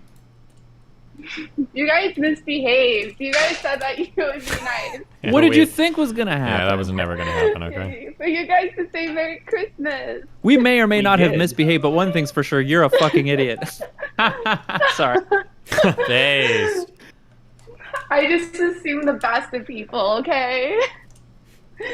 Wait, now my mom's calling me. Okay? You just remembered? The Club Penguin story. No, oh my god. Oh yeah. Tell us the Club Yes. Penguin Wait, whatever with story. Club Penguin. Oh my god, You she should have muted Club it. Penguin- Did you Penguin silence your work. mother? Yes, I muted. No. Pixie, I'm you, gonna- you coward. Come on. Please.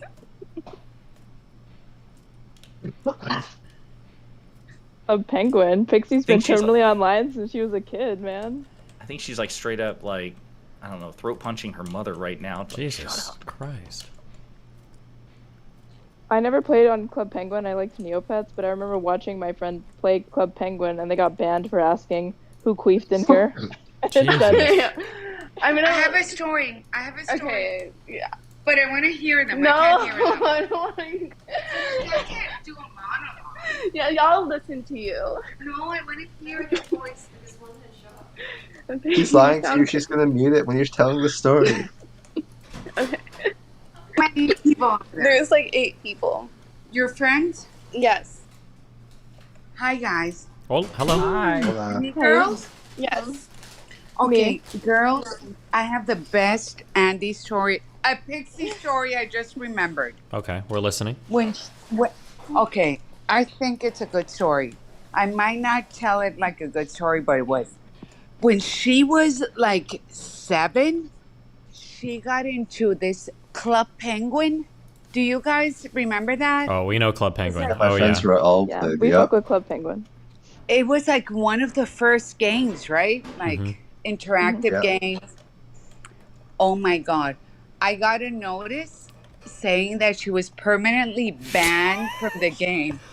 And I'm like, what do you mean, my innocent? I don't even know if you were 6 or 7. You're so innocent, so little, so beautiful, so. And they're like, she's permanently banned because she's been doing like, you could do like a scene in Club Penguin or something. You can decorate your igloo. You could decorate your igloo. And apparently, without knowing, and she had no idea she was doing that because she didn't mean to. She did like a Swastika. stripper pole, and there was like a little penguin and money, but it wasn't that. But it looked exactly like that. That's where she was banned. But it was, what was it that you were, where was it? It was like someone playing with you had never seen a stripper pole, even in a picture. It was like insane that they would ban you for life from Club Penguin for something you never even meant to do. It was hysterical. So that's Jesus. story about about Pixie. That is Yeah, hysterical. Steven can definitely relate about being banned for things that he's done on the internet. Well, even not on them. accident. Yeah. I'm gonna. What? No, No, you don't change it. it's this. We got a good. Oh my I have to god, go but charge like my 7 years, phone. I was devastated. They banned you from Club Penguin. That was a fantastic story. Thank you very much. That really was a good one. Okay, Thank you. maybe I didn't express it well enough, but it was No, it really was great. fun. No, it great. was hilarious, and we'll definitely be referencing it again. No one laughed, but it was Let funny. me charge your mommy. Okay, bye. Love you. Your mom is so cute. I love her. We should give her Deep perms. war fact for all you chatters. You're welcome. Jesus. Steven, That's how give you Pixie's learn that I- mom perms. What? I think Pixie's mom should have perms to the Discord. I think she should too. Actually, true. You guys wish. She's too technologically illiterate.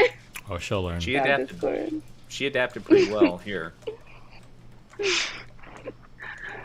Anyone else want to bring their mom on for a viewer call-in? Wow, man. I'd love to, but she's dead. Jesus. Good. Bring your dad. Wait, Go bring your mom on. hold She's on. a little busy right now. Actual opinion news story thing. Do you guys have any opinions on that one streamer guy that shouted at that person in his chat room over the dead family or whatever? Anybody know what I'm talking about? No Yeah. idea. I haven't seen that. Ah, fuck. Okay. Somebody Bring should it like up for the Twitter folks at account. home. Well, there. Yeah. It was just somebody was like, "Hey, what's up?" And so I was like, "Oh, nothing much, just hanging out." It's like, "Oh, well, you've been gone for a long time. Where have you been?" And they were like, "Oh, my mom died." And the streamer started going off. He was like, "Why you gotta bring the mood down like that? Like, it's your responsibility to make some shit up. You don't have to say that your fucking mom died, dude. You're like bringing the whole fucking crowd." It was just a guy went. What opinion is there to have? That's like schizo to do that, to say that. I think it's perfectly reasonable to say that to somebody who's clearly, I mean, obviously bringing down the mood. I mean, this guy's a performer. He makes his money based on the stream, and yeah, it's actually kind of selfish of the guy in question. He could have DM'd that guy. He could have said it in private. He didn't have to trauma dump. I think all the blame is on the guy who let his mom die. What do you like? It's the son's duty to protect his mother. Jesus. Wait, hold on. We're gonna watch this on stream. Hold on. Don't victim blame here, okay? Blame God. True. Because God controls everything. Okay, So wicked. I'll be back. What's up? Kirby, where the fuck have you been? Where the fuck Kirby, have you where been? the fuck have you been?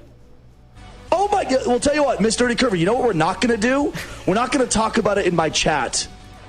Cause it's Friday, and that is a whole big bucket of bummer. And I'm sorry for your loss, but we're not doing that in my fucking chat.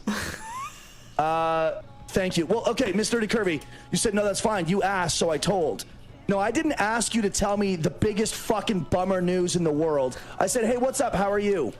You know what? Let me give you a little bit of a lesson, Miss Nerdy Kirby.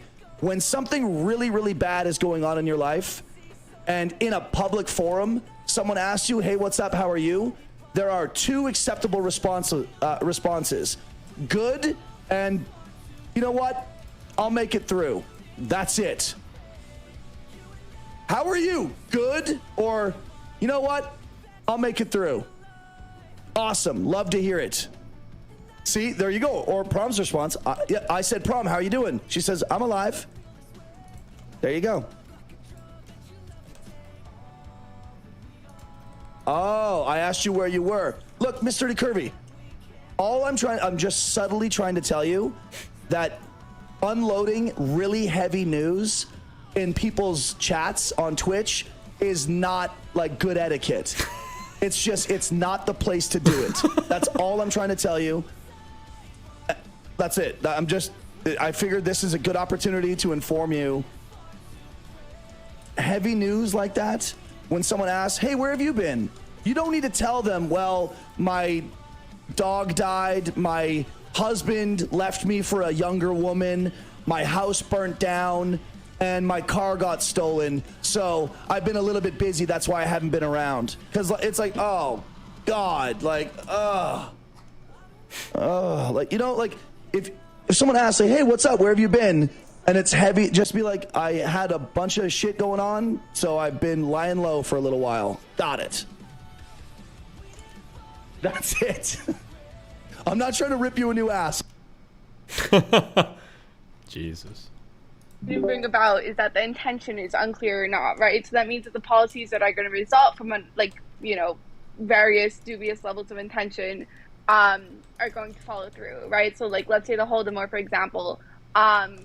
Okay, a genocide, I guess, where you are trying to eradicate a group of people by leading them to like have famine or having more trouble getting food, et cetera, et cetera.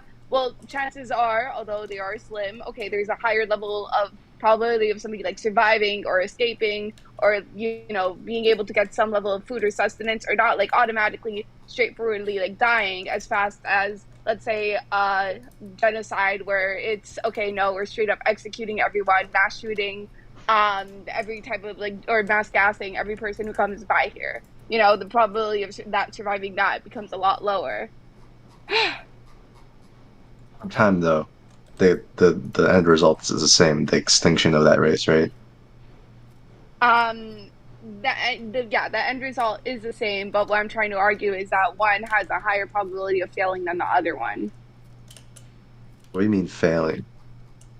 Because when it comes to something like, okay, we're going to try to in place like mass starvation, there is still a higher probability of getting like some food or some sort of sustenance than straight up execution. Does that matter? It does matter if we're going to make an argument about like intentions when it comes to genocide or how clear cut it is or not. Because in one, there's like, oh, like, I guess more of a level of plausible deniability than the other one. If there's an intentional, like... It's easier to hide your intention, basically. If you're like, oh, there's these policies that happen to result in mass famine, but we didn't mean it, whoopsie daisy, guys. Versus, So even oh if no, it's like an here accident, there are right? actual gas chambers. Well, that's why I argue that like. If it is an accident, right? If it's not a purposeful genocide, it's still, we don't have to call it genocide, but we can call it an egregious. Oops. We can call it an egregious violation of basic human rights.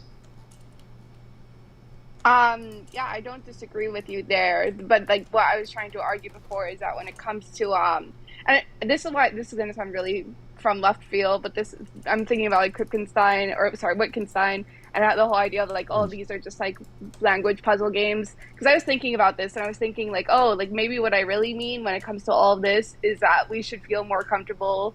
Okay, I'm sorry, this is kind of random. We should feel more comfortable saying that like people are lying about their intentions when it comes to certain actions. Because when I read the UN definition, and I think somebody's enacting all these policies to a group of people, but then they're like, oh no, here's a convenient otherwise used excuse. We're not really doing it for genocide. We're doing this to control the population or whatever, quotation marks. I think there should be a level where we look at all these policies being enacted and being like, yeah, there's an intention here, and they're just basically lying about it. And the reason why like I'm saying this right now is because I'm thinking like during the Holocaust, even though they were saying like, oh, we have to like get rid of the Jews, I don't think Nazi Germany, and maybe I'm just wrong, I have to reread about this, was even like very explicit about the final solution until like, I don't know, mid towards the end. Well, that's why it was called the final solution, is because they were trying other things first, right? Yeah, but like even when they were like actively like killing Jewish people, they weren't necessarily like giving out their plans that they were like gassing everyone. So I feel like that's why maybe my hesitancy comes in when it comes to intention, because it feels like people can have these intentions and be carrying them out, but we're not going to find out whether those were the true intentions or not until later, when we have access to those people's documents, like journalism, et cetera, et cetera. So it would be very hard to basically call a genocide when it's happening a genocide, because we don't necessarily or won't necessarily have access to that documentation. Wait, you're back, right, because we're not Destiny? in power. Yeah, hello? Okay, cool. I'll let you take this one. Take what? The answer to this question. I figured. Okay. Wait, this is very. I think. Go ahead. I thought Session was arguing with her. Oh, my bad. I thought she was. We had been. You were showing the stream. He's benching the, like, me. shadow thing. Wait, why would I rehash the argument? I've already have a picture of this. I thought Session wanted to argue with her. Oh, I didn't know you've had this argument. Yeah.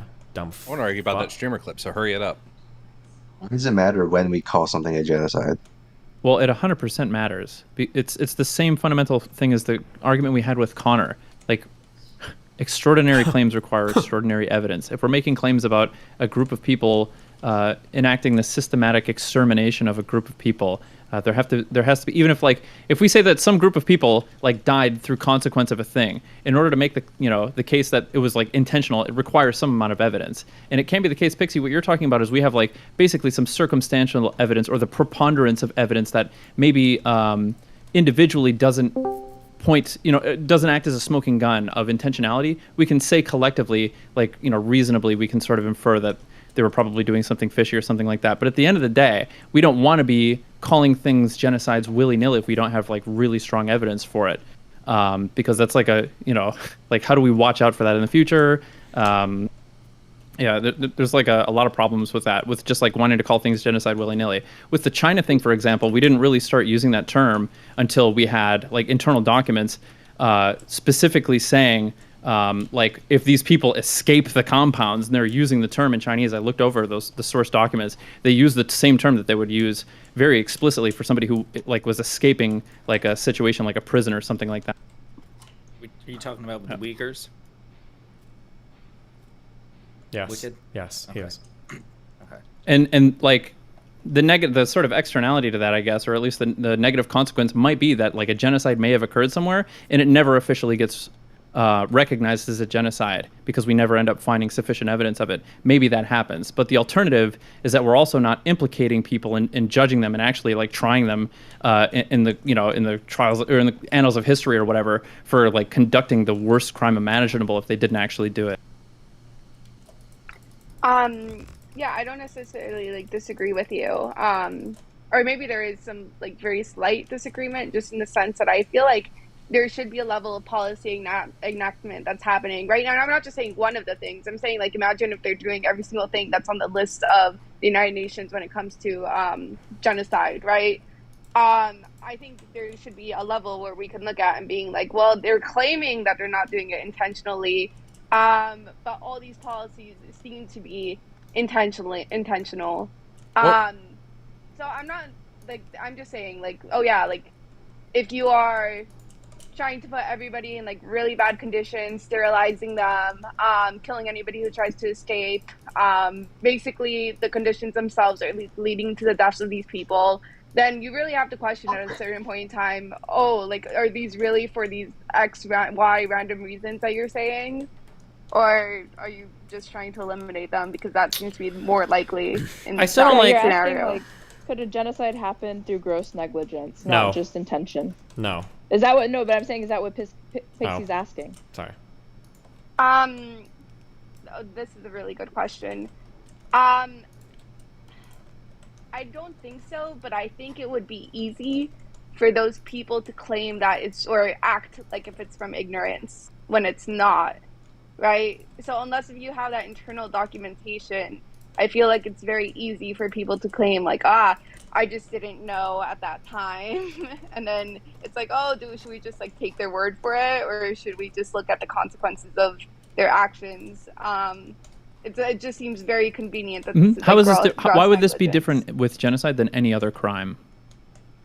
What do you mean? Like requiring a certain burden of evidence in order to like implicate somebody for a crime. I'm still not, like, you're saying like, oh, like when should we use it, or are you asking me why the standards of evidence might be different when it comes to genocide versus burden of crime? That seems to be the case that you're making. Correct me if I'm wrong. I'm still unclear about what the exact question is. Well, it seems to me that you are trying to make the case that we should lower the burden of evidence for the crime of genocide. Oh, okay. Am I wrong about that, or am I misunderstanding? I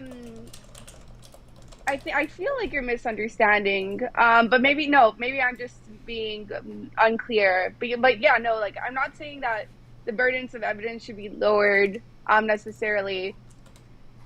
I feel like it's just really weird for my brain to wrap around this concept because we don't do genocide, or we don't claim that genocide is happening the same way that we claim whether someone's guilty or not in trial, right? Like, we we didn't What do put you- China on the stand and like to determine like there's a genocide going right now with like the Uyghur Muslims. No, but it's pretty clear. Like, so when you think of genocide or cultural genocide, before all this discourse happened, when someone said genocide, what did you think of? The elimination of a group of people, or the permanent elimination, or attempting. I guess that's an attempting a genocide. But yeah. And would you really have applied that if someone just said, so you went from that point of view and someone said, do you think trans people are being genocided? Would you have really said... Wait, hold on. Before, to be clear, let me reiterate this a million times, because people keep saying this. Pixie's not claiming trans people are being genocided. I don't think that's ever been her argument. She just is arguing over what the responses can be to a perceived genocide, was what the argument is over. Yes. Yeah. Oh, okay, then never mind. I thought this all came from the trans genocide thing. Well, it started because it gave the idea of like, oh, like, because it's a topic point that once you start thinking about it, you think about all these like these different branches that you can go to. But I don't think a trans genocide is happening right now. Oh, you're Right, I think laughing that's at it. That's funny. Trans people are being genocided and you're laughing? I think that's the Gonna get me contention around the subject in this space right now, is whether or not there is a trans genocide and whether or not people are misapplying the label of genocide. Because there's a certain idea that it evokes, and we can go down to definitions if we need to, but at the end of the day, what is happening to trans people in the United States, especially with the significant amount of progress they have, especially with the significant amount of social support they have, it's unreasonable to try to apply genocide to what is happening with some conservative bills here and there. So I feel like that's where this conversation originated from. And when it comes to genocide, because overall, she knows where the conversation originated from, but the reason why she wanted to argue with me initially was because I said, and Lonerbox might have, or I was defending something that Lonerbox said, who's now creeping in here, because he made the statement that like, well, if you think that a trans genocide is happening, shouldn't you be like fighting, like being violent, like doing something to like fight against the people doing it? And I agree with that argument. If you think a genocide is happening, then I think that resisting through almost any means necessary is probably morally acceptable to do. And then Pixie came through and she basically wanted to argue that, well, like, couldn't we conceive of like some ways that a genocide is happening to where you wouldn't be able to like kill like a grandma down the block because she happens to be part of a country that maybe is committing a genocide? Like maybe that's not like the best way to go. Then that was Pixie's argument basically. Yeah.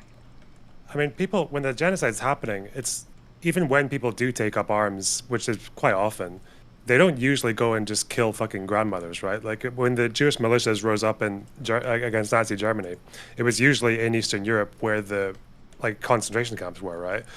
It's not like there were Jewish partisans running around fucking Munich like slaying fucking Helga and her 3 blonde daughters. It's was there an argument that it's okay to kill like civilians, just like random civilians, just because the genocide's happening, or what?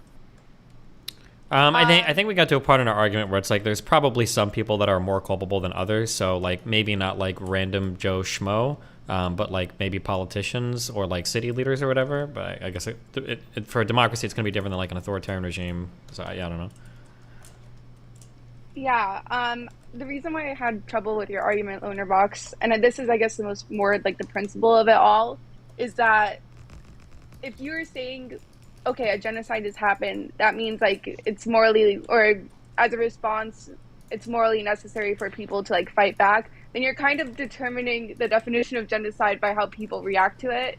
And I just didn't feel comfortable with that either, because it feels to me like even if in a random scenario, let's say people don't want to, for whatever reason, right? It doesn't even matter. They just don't want to kill other people back. Then suddenly disavowing that as a genocide just doesn't sound right to me. So it sounds like the focus should not be on whether it's morally permissible for people to fight back or not, because there is discussions we had there. I think most of the times it is. I think sometimes it's not, but most of the times it is. But either way, that shouldn't determine whether there is a current genocide happening or not, because that should be focused on the perpetrator's actions, not on the supposed victim's retaliation. I don't think that's an argument that anybody was making, though. Yeah, it's the other way around. It's not like it's not determined by the reaction. It's determined by the description of what's happening. But the description of what's happening in a genocide is it necessitates or gives you the moral carte blanche to kill the fucking perpetrators. Yeah. To defend yourself ultimately, or to defend somebody else.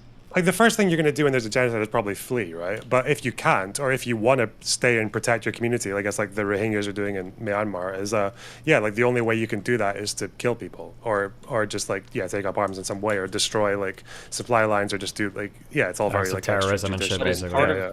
Is part of the argument, though, that because people are not availing themselves of that moral permission, that's evidence that it's not a genocide by definition? No, the argument is against extreme rhetoric because it will reasonably and rationally drive people to violence, right? Like if you're telling people over and over and over again that, hey, you're being genocided, hey, you're being genocided, hey, you're being genocided, if people legitimately feel that they're being genocided, then it's not really that big of a stretch to be like, okay, well, we need to take up arms and start like killing people because holy fuck, we're being genocided. I think that's a pretty reasonable step. Okay, because the way that it came across, at least with like the loner box video, and maybe this was just me misinterpreting, was that, oh no, if people aren't doing this, then doesn't it kind of prove or show that there isn't a genocide going on? And then that's when I was like, oh, no, that's not good. But again, maybe I just like misinterpreted because there was a long video and there was a lot of stuff in it. I mean, you could say it that way if you wanted to. I mean, like, I don't know if there's ever been a genocide in the past where people didn't end up just naturally fighting back by killing people or destroying stuff. So, but no, that's not really genocide's got like a description, and then the consequence of that description is people fighting back. Yeah.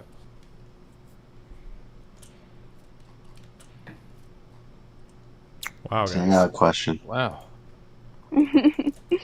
Guys, we solved Yes? genocide. Okay, yeah, sorry.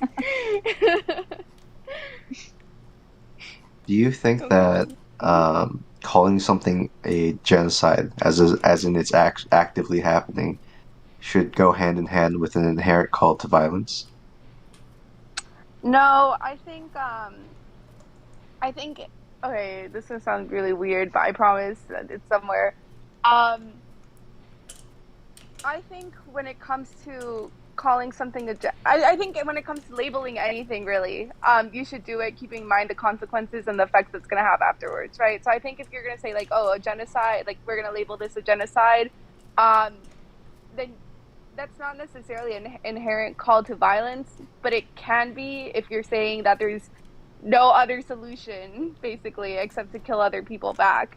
Right? So if you're like, oh no, like they're attempting to genocide us, or, you know, a genocide's currently happening, I don't know, call to, you know, only fighting back is, it's the only way we're going to stop this, then yeah, that is an inherent call to violence. But if you're like, oh, but like this genocide is being like perpetrated because like not enough people are fighting back I can't pronounce the word, legislative-wise, yeah, legislatively, then our focus should be on that. I feel like most of the times it will result in violence because it's already such an extreme action that's happening. But it's, I guess, I don't know if I'm about to misuse this phrase. It's not necessary. It's not like a necessary condition, if that makes sense. Can you think of a hypothetical situation in which a genocide could be stopped through anything other than violent means? I don't want to argue this specific line because I don't even believe in it. But if you are a trans person who thinks a genocide is happening right now, and you know that violence against the Republican Party is going to lead to like bigger backlash for your community and yourself, and probably for conditions to worsen, and if you believe in our democratic system and you think there's a way to fight against it, then you should be advocating for, you know, for more Democrats basically in office, or you should be arguing like for specific legislation, or trying to find a way to like pack more judges that are Democratic, that are less likely to rule in favor of like Republican genocidal legislator, et cetera, et cetera, et cetera. So that, I feel like that should be your call rather than like killing a bunch of Republicans, because I don't think you'll get what you want that way. I think you'll just end up endangering more trans people's lives, because like this is what kind of Republicans are salivating for. They're to show that like, oh, trans ideology is a violent one, not just to your children's selves, but to everybody, and it just promotes like this incredible like degeneracy or whatever. And I feel like it can radicalize like a lot of people. Ixie, is that, just out of curiosity, is that a moral obligation on the part of the genocided party, or is that just a practical consideration, or both? I think it's both. Okay. I think in every action that you're going to do, you should think about how your, I guess, party, quotation marks, or the people that you're supposed to represent are going to be affected by those actions. So I feel like you do have a level of like moral duty and consideration to think like, okay, if I take this action, how is it going to affect everybody else in my community? And Destiny, you disagree with that because, or like you think that if Disagree somebody with believes that. if they're genocided, that they have a moral obligation to fight it by any means necessary, or do you think that they have a moral obligation to act within the system first? Moral obligation to fight. It's hard to say. Well, before we were talking about morally justified, not morally obligated, right? Gotcha. Like if somebody is attacking you and they said they're going to kill you, like you might be morally justified in fighting back. I don't know if you're morally obligated to fight back, right? Gotcha. Fair. Steven, so is your How- only problem with people saying or referring to it as like a trans genocide? Like you think using the word genocide is like wholly inappropriate and like what would lead people to react violently? Yeah, I think it leads to violence. I feel like the Canada should show that. But I feel like there's ways to allude to, or you can still dog whistle that genocide is occurring. Like this is the argument against like the Great Replacement, right? Like you don't actually have to say that white people are being genocided. You can even just like discussing the Great Replacement is kind of using like genocidal rhetoric, right? But I could be wrong, but don't those types of people normally explicitly say white genocide? I'm really not sure. That's why I'm trying to remember. Like, I mean, of the few. I think videos they that do. I've I seen, think that's like a Lawrence really and stuff common like that. phrase: is white genocide, white genocide, white genocide. Like Christchurch shooter manifesto had white genocide on the first page. Right? Yeah. Yeah, but don't the people that you talk to who believe in the, like, again, like somebody like Lauren Southern, she never says the word like white genocide or the phrase white genocide, right? I don't want to get this wrong, but I would be surprised if she never used the phrase white genocide in any of her Great Replacement videos. It's possible she didn't, but I would be surprised if she hadn't. But if she didn't, she was still talking about like the exact same thing, I think. Yeah, I don't think she did either. I think it was, but it's the idea that one logically leads to the other. Yeah. Well, that's what Aaron was saying, that it could be, you know, the Great Replacement theory is a politically efficacious, unfortunately, it's been very effective at radicalizing people as a way of dog whistling without coming out and saying genocide. So I guess Aaron's, you know, her counter proposal was, couldn't people who are sensitive to the issues that trans people are going through, even legislatively from the Republican Party in a variety of states, couldn't they do their own version of a dog whistle hinting at a trans genocide without coming out and calling it a trans genocide? And would Destiny support that kind of rhetoric? Jesus. No, I don't think so. I just think it's effective. I don't like that the only way that we can communicate any political issue is to talk about violence and extremes and genocides and murder. Like we have to be able to like have conversations about these topics without it being like everybody needs to start firebombing everybody to get anything done. I'm just trying to isolate the variable because I think you were saying that your problem is just referring to it as like a trans genocide. So you disagreement with using that turn of phrase, but I'm saying like it's possible to refer to a genocide anyway without even ever saying the word genocide, which is what I think a lot of these people who are discussing and propagating the Great Replacement conspiracy theory managed to do. Sure, but I would disagree with that just as much then. What's the point of even floating that idea? No, I was just trying to see if you disagreed with it just as much. Yeah, well, I would, because the whole reason why I disagree with the white genocide thing is the same reason why I disagree with the trans genocide thing. You're basically saying that, like, okay, well, just so you guys know, the only action that you have that you can take right now is violence. All the other institutions have failed you, so go start killing people. That was my issue with the Great Replacement for white people, and that's essentially what people did. That's what the Christchurch shooter did. That's what the Buffalo shooter did. Like, that's what people are doing. So what's another turn of phrase that you would find inappropriate to refer to like trans discrimination in the like globally or in the United States? It's trans like, discrimination. Said, like, it's fine. No, it's okay. But like I'm saying, if people said like, okay, you have a problem with us calling it a trans genocide, what if we said a trans replacement or like similar things? Would you fight back equally as hard, or would you say like, oh, okay, because like as long as you're not using the word genocide, then we're good? I think if you trans wanted to replacement invoke, like doesn't even make sense. Like replacing who with what? I know. That's why I'm saying it's weird to think of like a parallel that's like, or a rhetorical parallel to like the Great Replacement, in regards to trans people. But I'm just You're just trying to find think- what his hard stop is, right? Because it's not clearly not just genocide. Like even certain. Yeah, I dog just don't want people to whistles. feel like Yeah. violence is the only answer. That's the only thing that I want to avoid. I see. Do you? I think there's a group called the Lemkin Institute, and they recently described gender critical ideology as a genocidal ideology. Jesus Christ. Which you can't, like, I mean, if you really want to, you can argue that, because a lot of them do actually say explicitly that they think, well, they think being trans is like a fucking socially contagious mental illness that the world would just be better off without. And if you believe that, like, there are certain situations that could lead you into committing genocide, but then you have to caveat the fuck out of that by saying that there's like a million and one institutional barriers between that rhetoric and actually the genocide happening, which is why it's still kind of useless. And people will say that even though you could probably safely describe someone like Hitler as genocidal as early as like early 1920s or 1919, but then people always have this fantasy of like, oh, what if we killed Hitler before the genocide? So it's the same idea. It's a bit, you're kind of playing with fire when you do that. There was Yeah, I something think they're Loaderbox that you definitely- said. Oh, we'll continue, Pixie. I was just gonna say, I definitely think Republicans are attempting to or want to build it up to that. I just think they're failing, I mean, maybe in Texas they have like one or two legislation that's passed that's like worrying, but I feel like overall, like, I'm very pessimistic when it comes to the Republican Party's future. I feel like the whole rhetoric that they're building is destined to fail, basically, because it's not resonating with anybody, and we're too interconnected now to like demonize people so easily, so effectively on a massive scale. But that's just my 3 cents.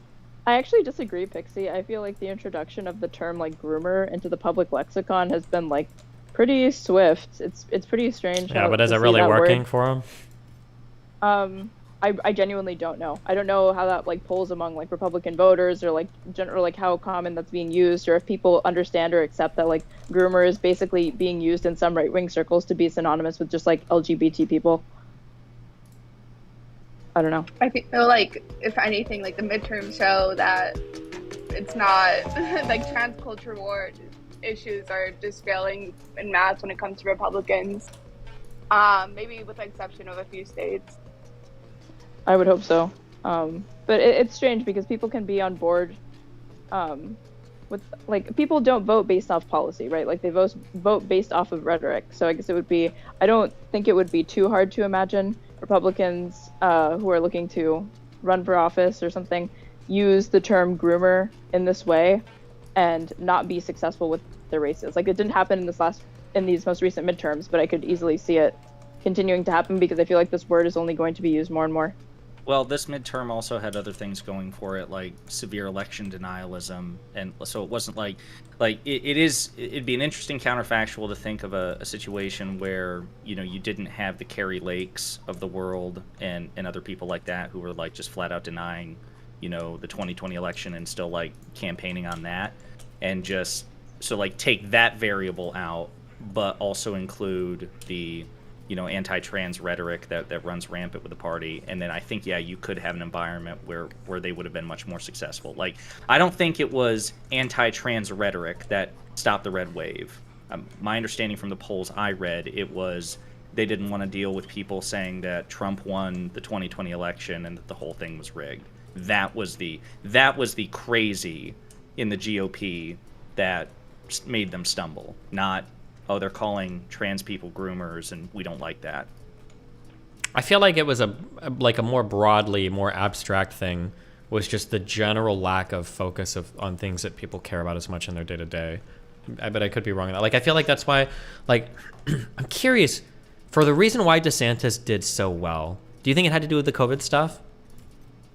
I think absolutely did. I 'Cause think everybody in Florida is like, oh yeah, like the freedom of being able to go outside. Yeah. So like that's that what it feels like thank to you me. So DeSantis. he had like a thing that he's like, what did I do? Like, did we talk about groom? Well, they did do the Don't Say Gay bill. He got that passed. But he could like point to some actual on the ground shit that like people across the entire United States were going to Florida for. Like, I let you guys have and enjoy a great amount of freedom in major cities during COVID. And maybe the only like major city like Miami, right? Because New York was locked down. Seattle was fucking passports for getting into restaurants. LA and shit was locked down for a while, but Miami was like fucking people were at the beaches and didn't give a fuck. And I feel like I feel like it probably helped DeSantis rather than just like They literally complaining didn't about, know like, who the president was. Yeah, like in Miami. complaining about like fucking election denialism and trans groomers and all that shit over and over again. I don't know if that helped as much as like his COVID policy. But again, I could be wrong.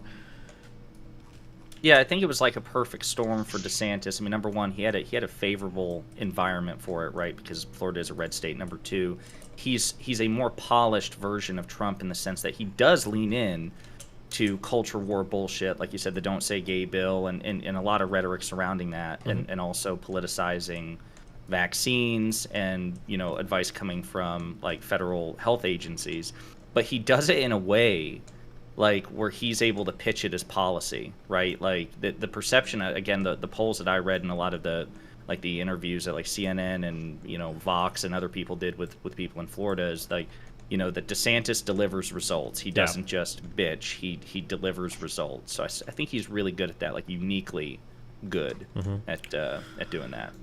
I was gonna say I'm pretty scared about the indictments and shit that might be coming down for Trump, but now I'm starting to wonder. I feel like the saddest thing for Trump, for his life, is going to be if those indictments do come down and like nobody really cares, like even Republicans, if they've all just kind of like moved on. That might be like the saddest fucking thing for that dude. But they have in a lot of ways. Like I've talked to Republicans, including those in my family, and they're ignoring it outright. Like they don't want to read it, they don't want to see it. Even like the summaries that just say very blank verbatim, he did this, he did this, he did this, and they're clear. This is fucked up, and any other person who ever did this would be a fucking attack on our democracy. And they're just like, oh no, when I mean ignored it, I don't mean stand by Trump. I mean like they've just kind of like moved on from Trump. I wonder if that's gonna happen. Oh yeah, well I think that does favor DeSantis. I mean, but we're still 2 years out. Yeah, from so much can happen. But, yeah. Well, yeah, DeSantis is. I mean, if that all happens and Trump can't run, like on one hand, it's like, yay, protect democracy, make sure he can't do it. That's what ought to happen. But then it's like, well, strategically, you know, the whole hope for Trump fucking up the Republican vote and splitting it, that doesn't happen. Well, I mean, we shouldn't really be relying on that to win the election, right? No, you're absolutely right. We shouldn't, but it's just strategically something that, you know, we can amongst ourselves talk about and be like, yeah, that kind of sucks. That's out of the picture. This new special, and have you been? I don't know if Destiny has. Destiny, you should, but have you guys been following the actions of the new special counsel that Merrick Garland appointed, Jack Smith? No, for what? To investigate Trump for the Mar-a-Lago documents and for January 6th. No, I haven't. What's going on with that? Dude, this guy, so this guy's no joke. He's a prosecutor that was loaned to the UN or the Hague to like prosecute Kosovo war crimes that, you know, Kosovo happened during the Clinton administration. And Garland tapped this guy to take over the investigation into Trump. And he it's funny. So Vice President Pence said that he would not testify in front of Congress because he didn't feel that Congress was entitled to his testimony, separation of powers, yada, yada. And then like 2 days later, Jack Smith sends him a letter saying, hey, we'd really like to sit you down for an interview and depose you. And so like every time, like he's acting fast. As soon as the vice president says, no, I'm not going to testify for the January 6th committee, Jack Smith's like, well, I'd like you to talk to me. He's impaneled a grand jury, I think for like Fulton County in Georgia, the you know, finding the 11,000 something votes, that phone call that Trump made to the election officials in Georgia. Fucking idiot. He's issued subpoenas to Trump allies in like Arizona and Colorado and a bunch. Like this dude is acting very fast and very, very aggressively. I do think he's part of the deep state, is what you're saying. Yeah, well, that's what I heard. Yeah. It really does feel like I guess my beat on the pulse is that Republicans really are just, it's not fun anymore for Republicans. Yeah, conservatives exactly. rather. They just get kind of tired of it after a while. The fiction has gotten stale. Mm-hmm. Do you think that, Destiny, do you think the Trump simps that you argue with are going to swing their sail for DeSantis, like, and have some revisionist history? Oh, we were never really that big into Trump anyway. Like, well, I think it's a little bit different because I think Trump's biggest, there's a weird disconnect that I'm going to identify that might not actually exist, and I'm just super biased. But I think the people that support Trump the loudest online, I think, are some of the probably most politically disconnected people in terms of like they like Trump for a lot of things that they're going to continue to like Trump for. He says it like he is. He's like anti-SJW, blah blah blah blah blah. Which for young people, for young white people, for wealthy young white people online, that's like a really exciting, fun thing to talk about, and you could talk about that forever. But like, whereas like the normal American public might start to get a little bit fatigued, even Republicans, where they're like, okay, like this is kind of cringe, like ready to move on. Like the kids online probably still eat it up and probably still love it. Like, do you ever see like Sargon of Akkad being like, I don't know, man, Trump's getting a little cringe. I don't like him anymore. Like, I don't know if a person like that ever does it. Like, I feel like if anything, those people would even like not like DeSantis. They'd be like, I don't know about DeSantis. He seems a little bit like too much of a political sellout or something. But I could be wrong, I don't think Sargon's a good metric just because he's not an American, so he wouldn't vote. Well, but like think about like Tim Pool. Is Tim Pool going to come out against Donald Trump? Neither is Steven Crowder. Or Steven Crowder. Like, it feels like these are. Well, actually, Crowder might be a little. Crowder is. What? Crowder is an American. Yeah. Oh no, Crowder's Canadian, isn't he? He has a dual citizenship. He's part Canadian, part American. You don't get dual citizenship with Canada, okay? If you're a dual citizen with Canada, you're fucking Canadian, okay? You're a fucking. No, you're American at that point. Like, I think have all the dual actors. citizenship with Canada. Well, no, think about all the actors. Like, I mean, at the end of the day, once you get American citizenship, I think you're pretty much considered American. No one thinks of Jim Carrey as a Canadian. Like, they know he's Canadian. What if he started talking U.S. politics? There's more of an argument for Crowder because my understanding is that he was born in the United States, but he spent the majority of his life in Canada. That makes him more of a Canadian. Loser. True.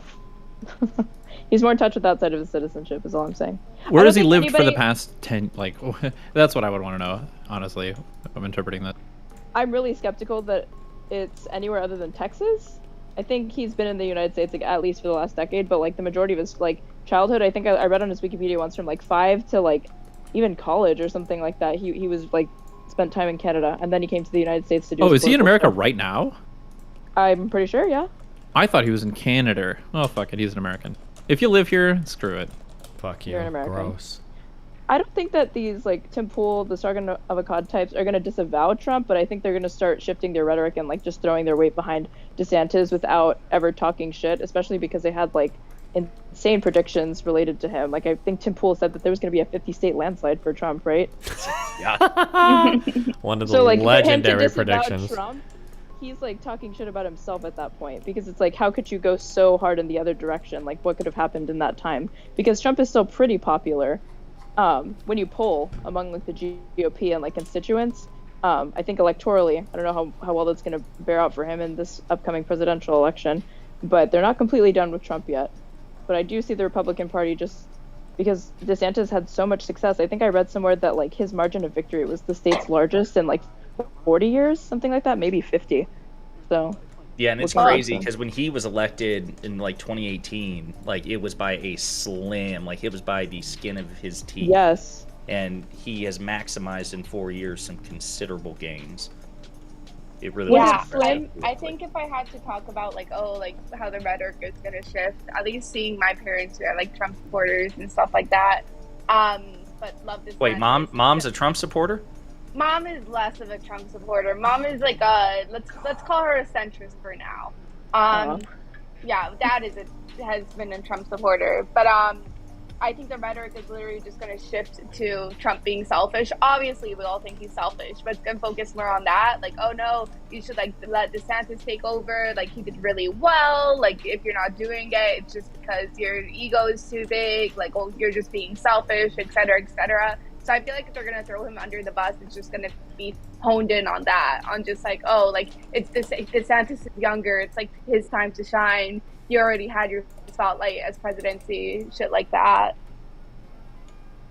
And I've even seen, I think DeSantis understands that the right is not, or like the American GOP party is like not done with Trump, obviously, because I've seen these like freaky videos where he's trying to mirror his hand gestures, even the way that he speaks. So he understands he still needs to capture these voters entirely. 100%. I'm gonna find while you guys talk about this. DeSantis ran the creepiest campaign ad.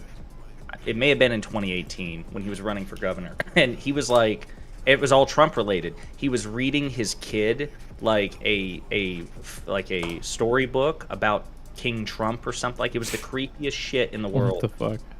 You guys not remember this? Nope. No. Oh my god. Okay, continue on. I'll find it. I'll link it. The person who I remember like really just castigating themselves for Trump was Cruz. Like Trump literally accused him. Yeah. He accused that his father Bootlegger. killed fucking JFK. Oh no And no no there's no! videos- Fuck that. The JFK thing was whatever. I thought it was him attacking Cruz's wife, where it was like, Oh, that bruv. I think he said it looked. Didn't he say it looked like the Zodiac killer, or was it the JFK thing? Yeah, I don't know. That was some funny shit. He literally. Wait, speaking of he which, said did he you said- see somebody tweet of oh fuck, who was it? Like something happy birthday Ted Cruz to the Zodiac killer, and it was a Republican who tweeted it, and he was like, it's a joke. Okay, that's the Oh, I second saw thing I that. gotta find. That's the second thing I gotta find. While he finds that, going way back, old memes. I think that streamer was wrong, Steven. The guy who shit on the guy for bringing up his mom. Like, he's like, where the fuck have you been? And it's like, well, my mom died. Like, okay, he brought that up. Don't. I think the fucking rag streamer on him made for it awkward. Yeah, because you could have literally just been like, oh shit, like that sucks. I'm sorry. Yeah, And then you're just exactly. like, yeah. And Wait, is that not just the default? Like, is this controversial? No, you missed the whole clip. The streamer went fucking hard. They're like, that's major bummer news, bro. Like, you don't bring that up. You should have said like, I don't want to talk about it or something. Like, you didn't have to bring that up. Right, like, I'm saying this that is like Friday what you streams, said this is like happy streams. it seems like the obvious, sensible. I don't know. Everything I I, don't- say I don't is remember what obvious and Ellis said sensible, about okay? it, but- You're just like, you're spoiled by my obviously correct takes. It's okay.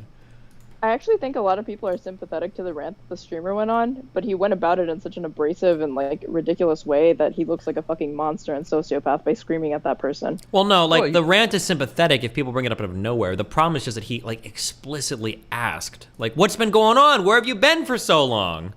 And I was like, "Oh, like my mom died." Like, That's true, but I guess I don't think he ever would have asked that had he known that that had happened in that person's then life. don't be a fake fuck asking people how they've been. That's like the most annoying thing about me is he's encouraging like the fake social niceties. I'm like, well, when I ask you how you're doing, you're only supposed to give me one fucking answer. Like, don't ever fucking say what's actually happening. It's like, man, fuck you. Then don't ask, fucking loser. Hello, fellow human. How are you? Whoa, you're making me engage with your life. It reminds me of the one of the Carlin skits of him talking about how like when a family member dies, people always come up to you and they're like, "Oh, like, are you okay? Is there anything I could do for you?" And he's like, "Well, if somebody says that, you should fucking put them to work. Like, yeah, I need you to go paint the fucking house. I need you to do all this shit. Like, if you're offering, then yeah, go do shit. Because people don't actually offer; they're just saying some shit to be nice, right?" Destiny, So- check your link. I'm sorry, I found that it's from Greg fucking Abbott. Click this link. Oh yeah, I just God. looked at my other monitor. Good memes. Happy birthday to the Zodiac Killer. This. Base, Jesus. So Steven, when you ask stream guests how you doing, buddy, if they started going off on like a 10-minute like diatribe about everything, every single detail that's been going on in their personal life, their professional life, you would just be so interested. No, so I'd probably say grateful that's that they did wildly that. inappropriate. Why are you doing that? Really? Okay. Yeah. Do you see the difference between what you just said though and just like, oh, my mom died? No. Can you explain it to me? No, you'll figure it out when you get older. Okay, hopefully. I'm 1 year older today, so that starts now. That's a mean thing to say when you know that she won't figure it out no matter how old she gets. Damn. Oh, Oof. Jesus. he's not as certain. Look others at- control look I'm at- himself. sorry. I'm No. busting chops That's today. I don't okay. know why. I'm being such a. Ableist. Well, you have it coming, but it's okay. I shouldn't be apologizing. Yeah, she's mean to everybody. Okay. Mm-hmm. That's how I am. That's me. I'm so mean. Yep, we know. That's what I just said. I know. Calling people hall monitors, it's just crazy. I'm just out of control.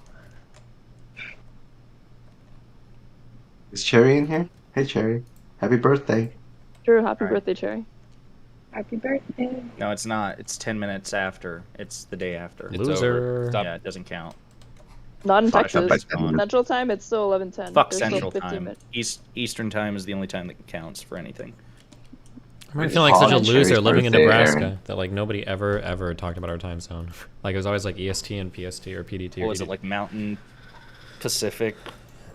Kinda, quasi. What was it? It's mountain time. I'm jealous of Arizona for this one reason, and I'm pretty sure it's because they don't switch. I think they stick with one, and they just stay with it. You've only got Denver fighting for the honor of mountain time. Loser. Destiny, I also sent you the link to a 30-second DeSantis campaign ad, the one where he's reading Trump shit to his kids. It's really weird. It's good. Yeah. So good.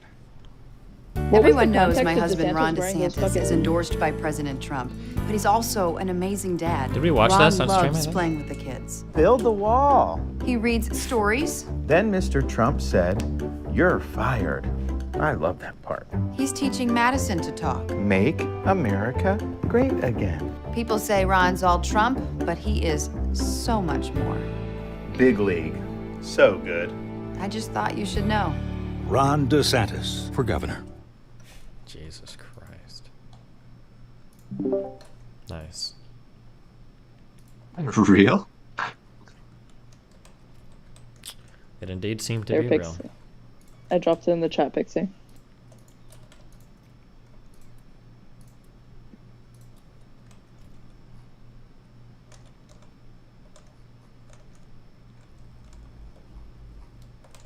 Well, Did you I find love the restaurant them. that was open? Do what? It's two people just spoke at the same time. Did you find the restaurant that was open, Steven? Find the restroom that was open? A restaurant. Oh, no, I don't think so. I'm probably just gonna sit here and starve. I was like, Do you not please have don't food in use the that. apartment yet? Did I wet the apartment yet? Do you have food? Nope. didn't you just like eat 2 hours ago? Yeah, but it's the only thing I've eaten today, so. That high metabolism from that strict gym regimen. Yeah, or I just haven't eaten anything today except for that one, like, fucking 600 calorie meal. You could always chug a Soylent. Chug 400 calories in like 30 seconds. Be done with it. You know what? Actually true.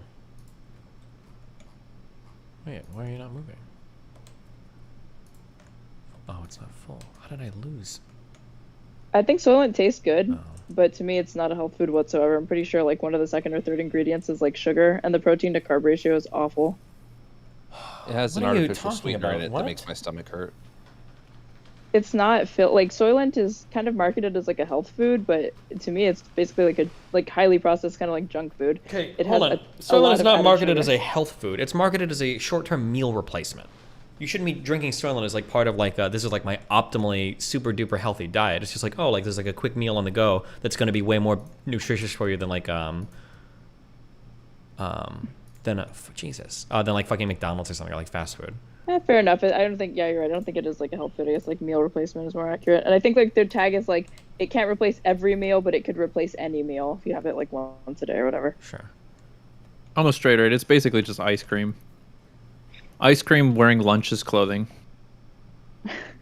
That's how I've tried to explain this to people about peanut butter and jelly, and they don't get it. I'm Also, like peanut butter and jelly is basically it has the nutritional capacity or like density of like cake. It's literally the same thing. It's supposed to be like a high calorie like quick meal. Isn't also on the normal size Soylents, aren't they 20 grams of protein for 400 calories? That's not too bad. That seems like a lot, honestly. Yeah, compared to like you could get like a croissant that's like probably what 360 calories with like fucking 1 gram of protein or whatever the butter has in it. Why compare it to a croissant? Compare it to another meal replacement. What other meal replacement would you? What's like a quick meal for 400 calorie quick meal? I don't know. Is like muscle milk a meal replacement shake? I'm trying to think of something that has like the same amount of calories, but could it have like at least like 30 grams of protein even? I don't know. Muscle Like a milk. chicken If breast? But if What you're the talking fuck? about like a protein shake, I guess you have to argue over like what is the bioavailability of the micronutrients in Soylent, because Soylent is also like promotes itself the 400 calorie ones are like 20% of like a whole bunch of different like micronutrients in it. I don't know what muscle milk is, but if it's just a protein shake, you're literally just getting protein, and then whatever if you mix it with dairy or water, it'll be a little different, but.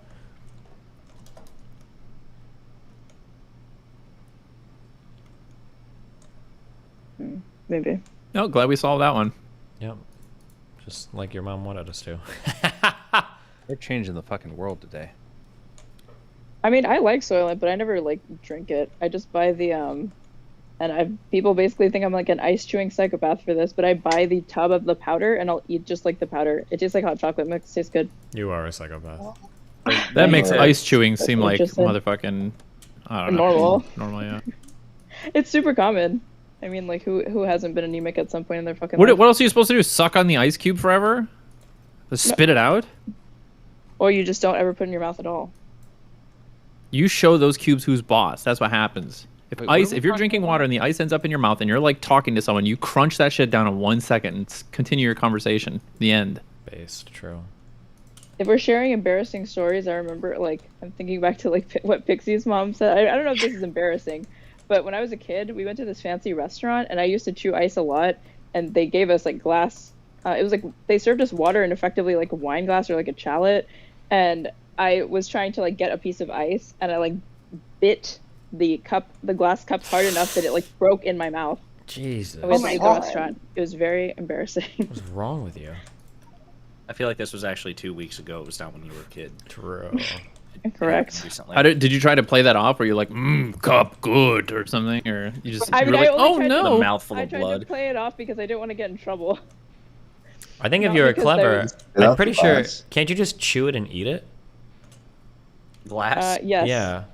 Oh my god. Yeah, just Like, Giga that Chad doesn't through cut your that. mouth? I think you can just chew it and eat it if you grind it up like fine enough. I'm pretty sure it's just like. He's trolling. Stop. I'm not trolling. I'm almost positive you can just grind it and eat it. This is. Chad, Why don't you show us? try to Do it eat again that. on stream. Somebody go look it up. I learned a whole Yeah, bunch same of. with steel scraps. Not steel, but isn't like grounded Rat poison. glass essentially like fucking sand basically or whatever? Albert was eating glass or whatever, and I asked him, I was like, how the fuck, this seems like it would be agonizing. He was like, no, as long as you chew it and you ground it up enough that it's like not that big of a deal. Like you shouldn't make a regular habit out of it, but it's not gonna like fucking kill you. Steven, are you eating fiberglass like it's I think cotton it'll candy fuck or up your something? intestines really bad. No, as It's long as still you glass. if you chew it and ground it, it's essentially just sand. It's or You- silica or whatever. Yeah, but I think even like trying to Is eat sand sand. good to eat? No one said it was you guys are fucking like playing along nutritional. with the meme. I can't tell. Can you chew and swallow glass? Okay. You can, but Well, should you you? can, I mean, yeah. No one is saying Technically- should you. No one is saying like, oh, this would be part of like a healthy, nutritious fucking like part of your day.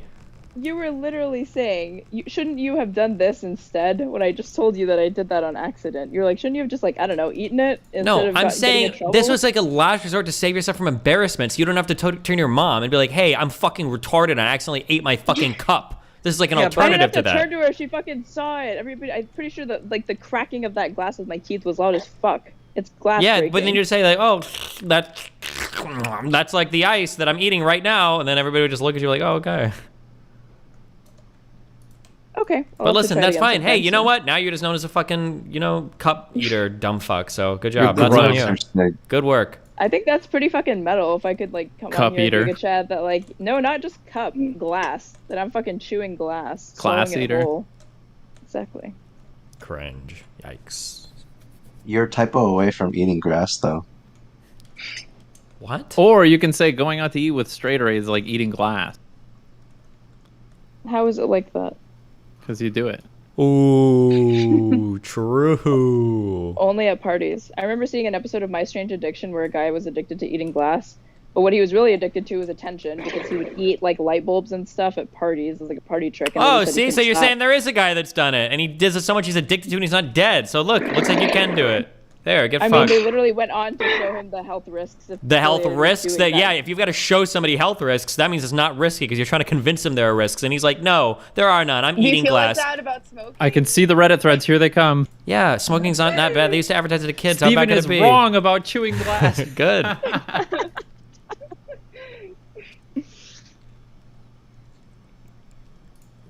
You guys are My just cousin squares. chewed glass and he shit out his intestines. Good. I hope he died. All right, Wicked, you share an embarrassing childhood story. I've never done anything embarrassing. How could I do that? You're on the stream right now. His existence is embarrassing. Very true. Or There Sedgen, you go. you could offer one. Let me think. Can I ask an edgy question? I don't. You even need to ask us permission. You know you're going to do it. Just fucking ask. What is the origin of the Nibba meme? Where did that come from? Were people with the B thing? I think it's just why people trying to say it online without actually using the two G's. Oh, that's way more. It's like boring dank. than I It's like thought. r Never mind. slash like dank memes or like deep fried memes type shit. That's where that's where I see people using that. Oh, yeah. Deep fried memes. That's where I saw that all the time. I first saw Fuentes use it. Oh, you're still here. Loner Box. What's up? Hi. I'm alright. How you doing? Isn't it like fucking 5 a.m. over there? Are you okay, buddy? I went to bed a little bit earlier than I usually do, and if I go to bed like 1 or 2 hours earlier than my usual time, I'll just wake up in like 4 hours. Dude, that is what I did. I went to bed at 8:45, and then I was up at like 10:30. Yeah, but you know what? I feel incredibly functional right now. Like for some reason, when I do that, it's always like I'm always fine when I wake up, and I'm just last like most of the day. Damn. I also heard people talking about genocide, so I was like, "Fuck." It's like the bat signal for you. Yeah. Lonerbox, can I just say, in your video, one of the most disturbing things that you said was that you were like, Disturbing. "Oh, there could." Yeah, it was disturbing for me to learn because like my Holocaust history and like World War II history is like not the best. But you said that there could be genocidal rhetoric for like several years before an actual genocide is enacted or starts occurring, and I think you said you're like, for example, like Jewish people were referred to in like anti-Semitic ways publicly, and like so quote unquote genocidal rhetoric was used for like 10 years before, and it's like Jesus, like the idea of like, you know, from like year one there's anti-Semitic rhetoric, and just like less than 10 years the final solution is like being implemented was like actually disturbing for me to learn. Well, to be clear, they like, didn't go from anti-Semitic rhetic was pretty fucking old, right? Yeah, like, they didn't go Jewish from zero to emancipation didn't Holocaust. happen. Yeah, like Jews were second-class citizens in Germany until like 1871, I think, and then the immediate backlash was a bunch of new anti-Semitic parties that only kind of started to stop being a problem towards early 1900s. And the First World War happens, and they all blame fucking Jews for the loss. So, yes. Well, yeah, anti-Semitic rhetoric or like language had been around, but do you know if it had only been within the last 10 years that it was like acceptable to use it like openly and publicly, to kind of abandon the dog whistle and just start overtly being anti-Semitic as like a politician or something? I think in Germany, Jews had like a very brief period of like breathing space from early 1900s until the First World War. But then as soon as the war happened and Germany started losing, yeah, that was like straight from 1918. It was like they were blamed for the loss in the war. The German Supreme Court, after the Kaiser abdicated, was like full of anti-Semites, and yes, it was acceptable from about like the end of the war onwards or late in the war. I think, pretty sure. That's Okay, the like case. so 1918, and what year did like the first concentration camp open? First concentration camp was 1933, but that was for like political opponents, although a disproportionate amount of those opponents were Jews. See, so like even just 15 years of that's a pretty insane timeline. I don't know, that's really short to me to go from but yeah, like open discrimination all the way to like planned extermination and like deliberate elimination of like a minority. Yeah, and it's also the way things accelerate at different ways, because I think if you went to the 20s and you wanted to pick out the country that was most likely to commit genocide against Jews, you probably would have said France over Germany, because of like the Dreyfus affair, and like one of the reasons France lost so quickly to Germany was because a bunch of them were really just complacent about Nazis coming in. Yeah, but I guess that's like all of Europe was like that, like all over. Like Russia was like that, fucking the UK was like that. Yeah. Would you happen to know the extent to which German citizens were aware of what was going on in regards to like the Holocaust and stuff like that? Because I understand that like Hitler was democratically elected, but was it like an open secret, or was there a lot of ignorance on the part of Germans who even supported the Nazi Party that there were like genocidal policies being enacted to that extent, or were people just completely ignorant? So one of the reasons that Hitler, you know how Hitler didn't order the Holocaust on paper, you know that meme? Yeah, he didn't actually say it. Yeah. Yeah, the reason he actually gave a lot of his orders by word of mouth by that point, because in 1939 he ordered to euthanize, was the word they used, just kill, like 1/3 mentally ill and disabled people, and that was Action T4. But that was actually really unpopular. The Catholic Church spoke out against it. I think there were actually protests as well across Bavaria against that action, and yeah, Hitler was just like, it wasn't a very popular move to kill that many people, or just to order the killing of people like in the open like that. So after that, Hitler started giving a lot more of his more wacky orders, like off the record. So it's, I think there's an article I read about it a while ago that taught, but yeah, I don't think that many people in Germany knew that much about it. Yeah. Because Well, they definitely knew that something was happening, though, right? Like, There's no way that, I mean, if you think about it understanding of reasonably, there's history- no way that like an average German would have known about the death camps, but like the U.S. invasion didn't know about it until we like started opening them up, right? There's no way that it would have been that widespread, but also that well contained at the same time. So to what extent They are did those know about Germans certain morally aspects, culpable? right? They might have Well, known they about. knew if they had know. hid a Jewish person, that it probably would mean that they would be caught as complacent, like possibly die, right? Like that was like what the common practice, right? If you were caught hiding a Jew, you were basically dead. Or am I just wrong about this? Well, real quick, as far as the question of like German like population moral culpability, one of the, Lonerbrox, correct me if I'm wrong, but I thought Hitler he wasn't elected, he was appointed. I thought by Hindenburg.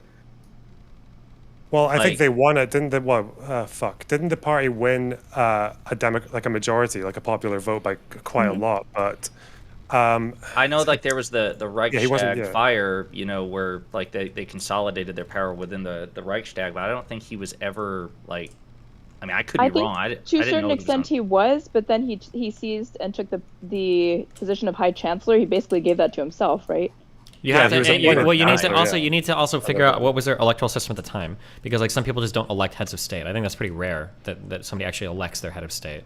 Yeah, was it a parliament? So when you say like, Yeah, it oh, was a wasn't he just appointed? Like, I mean, like that's how most parliaments across Europe there, do their no, there head was of state. No, not appointed. There was like, head I of thought he state seized power. and head of government. There were two Uh-huh. different positions. You had the president, you had the chancellor. He was chancellor. Hindenburg was president. I thought Hindenburg was elected. I thought the president was elected. Then Hindenburg dies in like 33 or 34, and then Hitler just like absorbed his position, just like his powers, and then became Führer. That's my understanding. But I was also educated in rural Kentucky, so who knows? Somebody said Hitler came to power in democracy. In a democracy, as the Nazis gained seats in the Reichstag, I don't know how to pronounce this. But he was never elected president in a democratic election. Hitler was appointed chancellor in 1933, then became president and chancellor by decree in 34 after the Nazis gained power through democratic and non-democratic means over the course of the 20s and early 30s. Yeah, he won a majority in the federal election in 1932 by I think it was like 5 million votes. But by that point, I think the Germans, it's to do with the German Supreme Court. I think the way that they kind of fucked over a lot of the electoral process. I can't remember much of the details, but like throughout the late 20s, early 30s, they were kind of like shutting down lots of opportunities for voting and consolidating power across like a smaller range of areas. Wow. So kind of democratically elected, but definitely not like democratically, given the mandate to be chancellor and shit. Right. But the Holocaust is widely understood. Well, like, I think the Nuremberg trials, or like the UN only had, kind of like I don't know what you would call it, like a meeting or a resolution to kind of determine what the legal definition of genocide would be because of the Holocaust, right? Like how to categorize this historical tragedy. I feel like I've read in 3 different areas. I've heard that Holocaust was designed. The term was to describe what happened to the Jews. I've heard it's to describe what happened to the Armenians, and then I've also heard that it's to describe what happened to the that the early guy wanted to talk about the Holodomor. I don't know where it actually. I would have to go and dig through. But I've heard all 3 of those given as like this is the event that inspired somebody to even come up with the term genocide. So he was a student when he learned about Armenia, and then that was kind of what set him on the path of looking at all these old events that didn't really have a name. Mhm. And then the Holocaust was kind of what brought the UN into it, and then he was kind of like the one who campaigned to get it enshrined into international law. Gotcha. I don't know much about his contribution for I think his contribution for the Holodomor would be that thing you were talking about earlier with intent and gross negligence, is that I think the original guy wanted it to be the case that it didn't have to be like special intent. You could also be willingly allowing a destructive course to carry on. So like the Irish famine wasn't intentionally caused, but Irish people will say that it was a genocide on the grounds that the legislators said that it should be allowed to carry on, partly because of like free market economics, but also because they just thought it was a good way to get rid of undesirables. They thought it was like God wiping them out, the shitheads or whatever. So same with like Holodomor is a similar argument. Yeah. Okay, so here's my question about this, because this is like, again, I remember having arguments with but like, where do you all rank? Like, where do you all make those evaluations? Do you put more emphasis on intentionality than gross negligence if the body count is still pretty lopsided? Do you think that they're comparably bad, all 3 of them? I feel like when you think of genocide conceptually, the intention, the individual actions don't require the intention, but there should be like an overall intent to eliminate a group of people, right?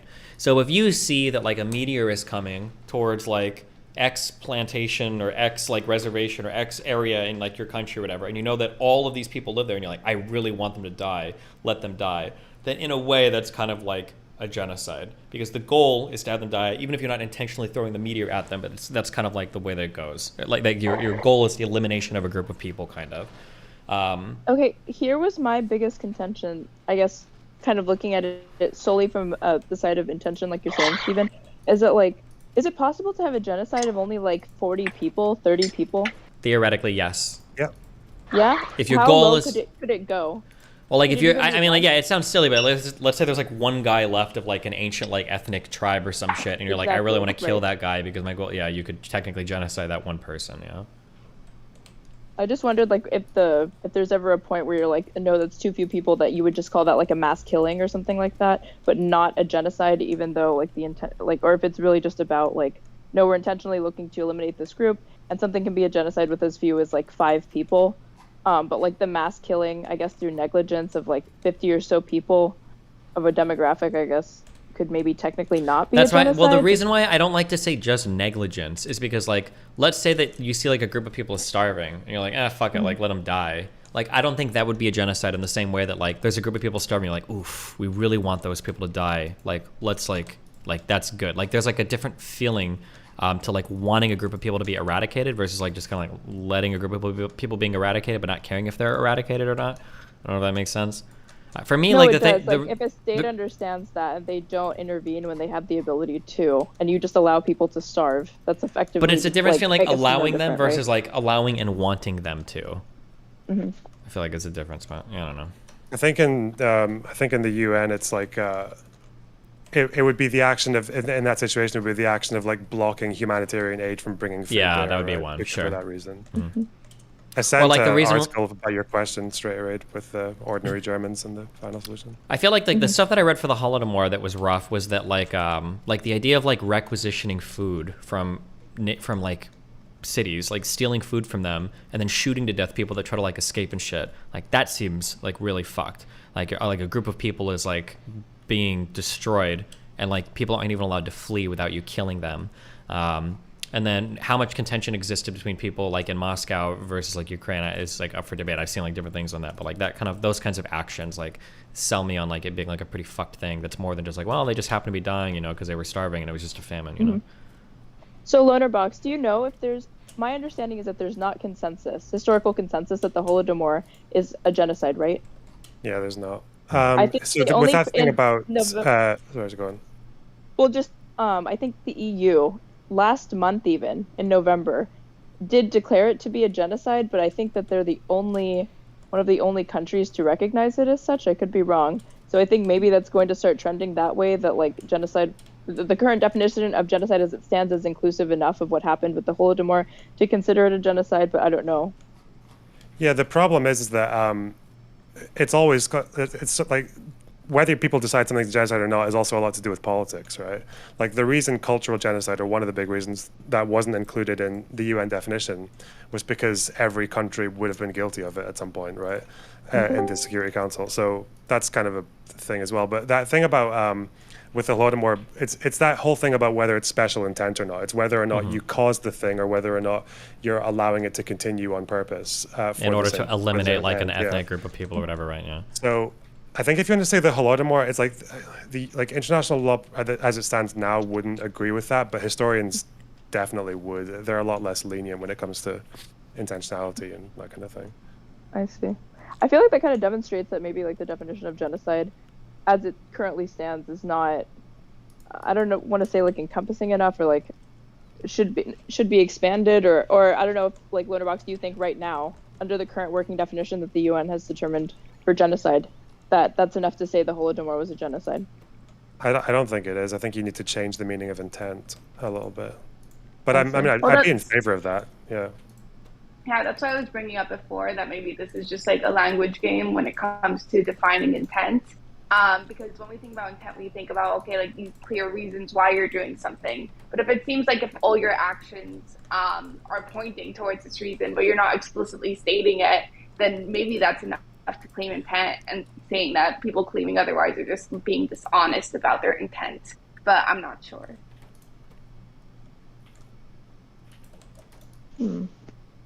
There's another thing that you brought up, Lonerbox. You said, like, even describing the term genocide, like, descriptively, right? There's observing how it's used right now, I guess, colloquially, in both, like, how the UN defines it, but then I guess some people that you had debates with, right, were trying to, like, make a different, like, prescription for how it ought to be used. But do you agree currently, like, with the UN's definition of genocide? I agree with him more than the one that my my I don't know, my colleagues, Contemporaries. my contemporaries are. Yeah, because yeah, I agree much more with the UN definition than what they're saying. But even, I mean, they tried to do the thing where if you use the old definition, like the old cultural genocide definition, then that's what lets it in. But I'm like, it really doesn't. Like, if you go to Eastern Europe, I was in Riga not long ago, like, they'll just call everything the Soviet Union did to them a genocide because, like, in a cultural sense, it definitely was, like language bans, killing intellectuals and thought leaders, like like jailing people for things like just speaking out publicly against the regime. So there's a big case there. But when you talk about the United States, like, the reason they're doing it is because they read the 10 stages of genocide. They didn't bother to elaborate, to read the elaborations on what each point is, where they even say in 10 stages, like, stage 8 is when the genocide starts. They say 7 is planning, and the example they use is the final solution. So, like, but they've just said that, well, once it's on the 10 stages, we should just call it that because we don't want to, wait till it's too late and some retarded shit like that. Yeah. Whoa. Sorry. R word. Careful. Wait, Pixie. Mm-hmm. Pixie. Yeah. Was Club Penguin justified in banning you for creating a strip club? Oh, no.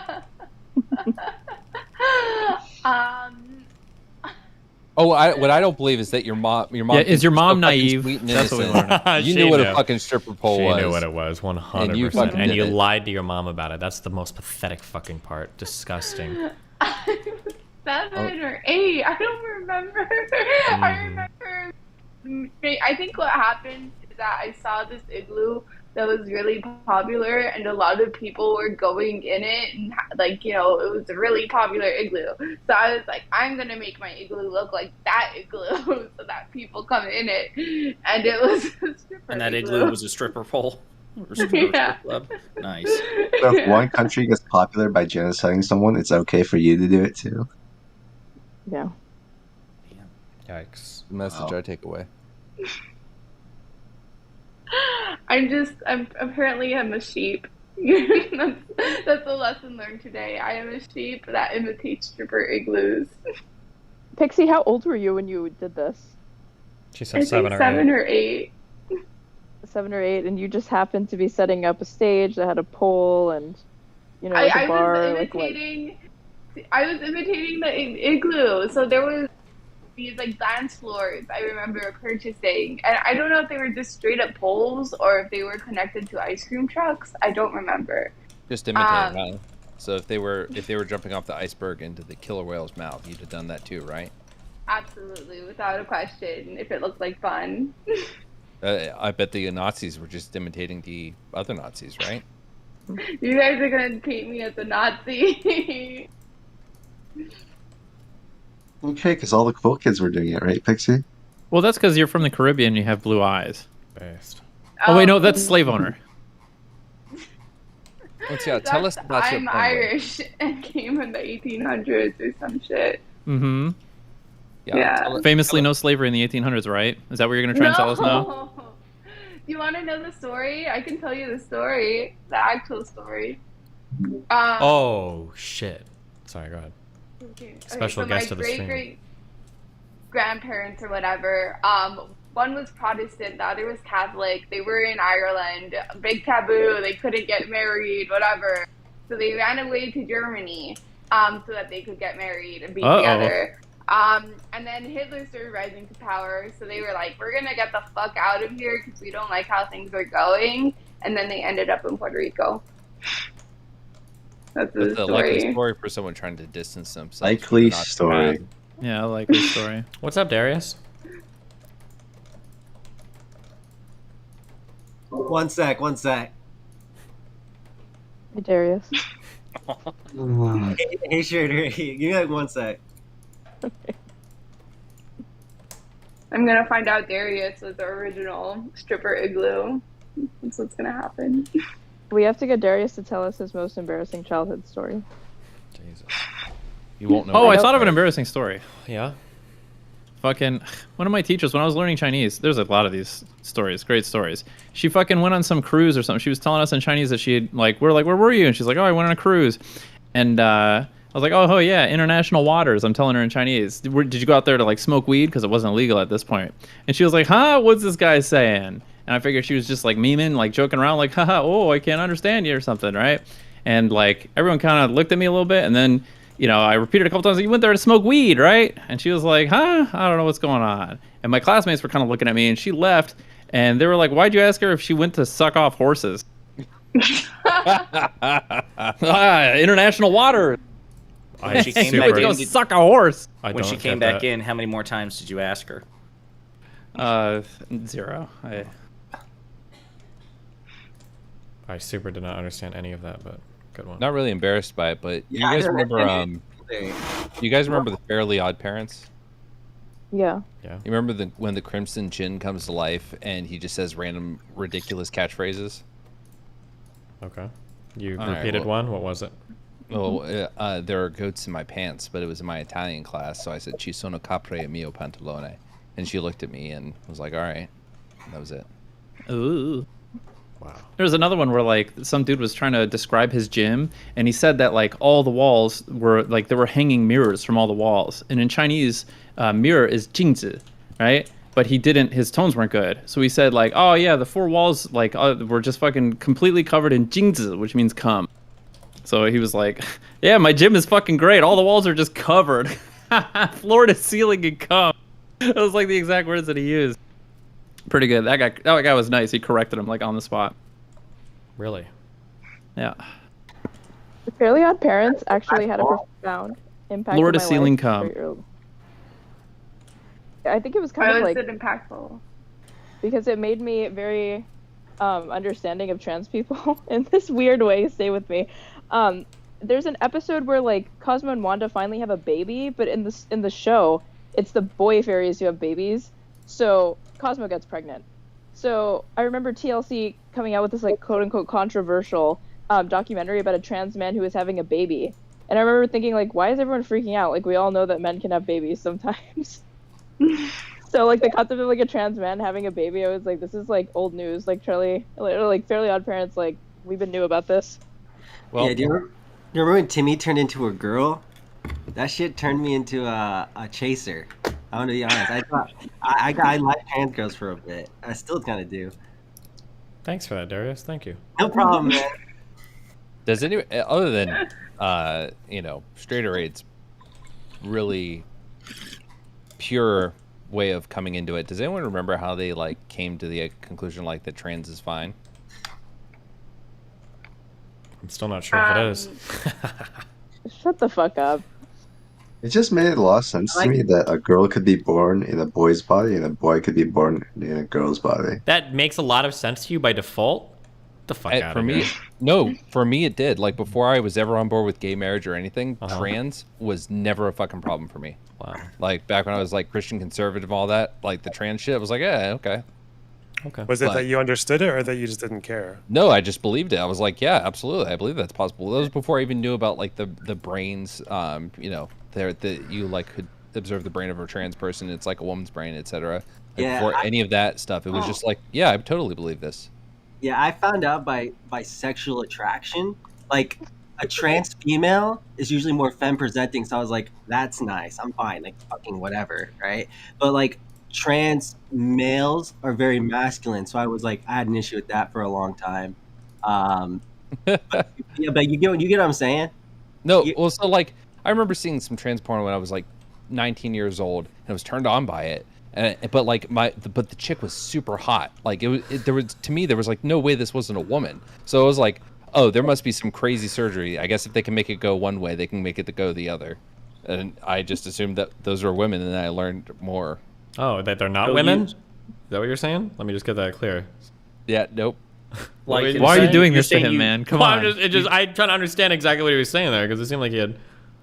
And are you telling me you jacked off your way into trans acceptance? Yeah, but Yep. that's how everyone's like a natural social construction person, right? Because Unironically- it's like every homophobic teenager who like gets turned on by a trans woman, and then they have to make the decision. Well, either they're women or I'm gay, and they choose the former. So, yeah. It's One just stroke at a time. social constructs in trans rights. action, right? I was about to Everyone say, it's the understands. actual fork in the road, like which way Western man, depending on Mhm. how you are able to cope with your like sexuality and attraction towards like LGBT people. It's either going to turn you into like you're full on gonna deep throat the trans acceptance, gay acceptance, or you're gonna go like super reactionary and just like deny it. Wait, I don't know. I wouldn't say that like am I the only one that just heard that was like? I think it was because I was learning about like things like cancer. I was like, if your body can fuck up so bad that it can kill itself, why can't the genders be switched on accident? Wow. So that's a fuck up to you. on accident. God. Body is Unironically, being Vosh. transformed. I learned a lot from Vosh's videos like years ago. Cringe. Imagine admitting that in a DGG stream. Now you're enemy number True. 1. Wicked, is that your most embarrassing story? Yeah, there you go. I don't know. I don't know if that's like kind of the sexual fetishizing of like LGBT people. I wouldn't say that's like overall been good for it, but maybe if I hear enough anecdotes about people being like, yeah, I was on board with it because I saw some like transgender porn or like porn that featured transgender people, and then all of a sudden I was fine. I mean, Like, I think tell us additional popularity- stories of you jerking it off to. I didn't talk about me jerking it off. I was just making a point that I was observing. I mean, I feel like it's not that weird. I feel like we care the most about gender when it comes to sex, right? Like that's like typically when we're thinking about gender is when we're thinking about sexuality. I feel like. I just think the numbers in My mind trans is porn is like being a sign blown that right now. like that things are switching, and there are more people that are accepting of trans existence than that, and they're just unafraid to go out and talk about it. I mean, using the sexualizing, it's just context, right? Like, if I'm in a fucking pub with a bunch of lads, like, I'm not going to teach them, like, Wittgenstein and shit. Like, I'm getting them over one way or another. You're not? You have to bend the rules. It's like, okay, well, you're either gay or, fuck. So you're not even going to like do a lecture on this esoteric, like old dead English philosopher in the pub with the boys when you're just cracking open a cold one? That's pathetic, Lonerbox. Well, I'll do it just subtly, because it's invoking the same concept, isn't it? True. I don't know. I see like a lot of porn categories as really like degrading, to be honest. Like I can't think of any other entertainment industry where it's as acceptable to categorize just like broad groups like that. Like the fact that there's like interracial porn, transgender people. Wait, can I ask a question? Was there at any point in time were black people ever actually described as ebony, or was that only like the early black porn categories? Does anybody remember this? No, that was because there was that song "Ebony and Ivory" with. Oh, okay, interesting. I for the younger guys, you might not know this, but way back in the day, if you wanted to search for porn with black people, we had a category called ebony. It was just You so still weird. have to. Do you really? Yeah, like if you search black, you're going to get BBC cuck porn most of the time. Oh, we know what kind of porn have you're to not use- watching because you're racist. True. I don't search for. I search for all types of porn. I always search all races at the beginning of every porn category that I search for. Oh, apparently ebony is still a thing. Never mind. Damn. You only watch orgies that have all races included, right? I need at least like 3 different types of intersectional representation for every porn video I watch. Isn't there a cannot fucking come unless Edgar there's Allan equal- Poe story where he's on a fucking island full of black people and he calls it like a swarm of ebony or some bullshit? I don't know. Is it Legion, right? Oh yeah, I think It might he be a Legion. Dude, that was one of the dumbest fucking things. Like, like if you said a pack or a gang or something like that, I could totally Dick ride understand. me. Someone, Yes, I need it. Thank you. I'm sorry. You know what? It's I'm Christmas, sorry for Steven. fucking What, you're supporting turning you. down a dick Not ride? Christmas. It's the Also, 26th. fucking, by the way, here's the thing. Here's what really fucking frustrates me. Yeah, tell I us. just happen to align with you on a lot of shit. Okay. And I hate when every fucking dipshit on Twitter and Just Twitch let them say it. They're says either I'm gonna dick say they're riding either you. gonna say that you're like an asshole or something like that, or that you're dick riding. It's fine. Just They do all the fucking time, and it's like, God damn, I'm a man with my own agency. Allow me to have my own thoughts. I'm sorry that I agree. You know what he does? So, Steven gives me. Whoa. I was pulling the dick out of my mouth. Steven gives me better ways to articulate myself. Like something that I've always thought of is that like people operate off heuristics. Yeah. What are some other Like- things you like about Steven? Can I finish my fucking point? Sorry, Like guys. I've always thought that people operate off heuristics, but I never used that word for it. I always just in my mind was thinking about like, yeah, it's pattern recognition, whatever. But heuristics is such a better word for it. And now I use the word heuristics. But if I fucking say that, someone's going to say, oh, you just got that from fucking Steven. Is And it's annoying as Destiny shit. like widely accredited with developing the term heuristics? No, but in Steve. in a lot of like recent conversations in the last like 6 months, he's used that term when talking about how people get certain ideas off of feelings. Gotcha. You guys fucked up just my want DPS to- rotation. I want to commend Destiny on being a diverse porn consumer. You truly are an intersectional feminist. Thank you. I Okay, tried to be. you're viewing all categories equally. At all points in time, yes. Mm-hmm. Wait, how can you view hentai and non-hentai porn at the same time? Multiple tabs. Dumbass. Multiple screens. Yeah. Lycan has like a full dissertation on how to do this properly. He's the porn. You read one of them earlier. Yeah, that's true. Or do you just masturbate to like things like Space Jam? Real people, fake people, same thing. Lola Bunny, baby. Damn, you got this worked out. How about Who Framed Roger Rabbit? I was gonna give that one, Jessica but I didn't know the Rabbit. name of the movie. Jessica Rabbit's not actually a rabbit though. And Bob Hoskins? I'd fuck Bob Hoskins if I got to fuck Jessica Rabbit. Christopher Lloyd. That's a good one. I like that. That's funny. Bob Hoskins. I think the person who voiced Jessica Rabbit, wasn't it Kathleen Turner? Yes. Yeah. Who's Kathleen Turner? Oh, she was like she was a major actress and sex symbol in the 80s. She did a couple of movies with Michael Douglas, like Romancing the Stone, and she.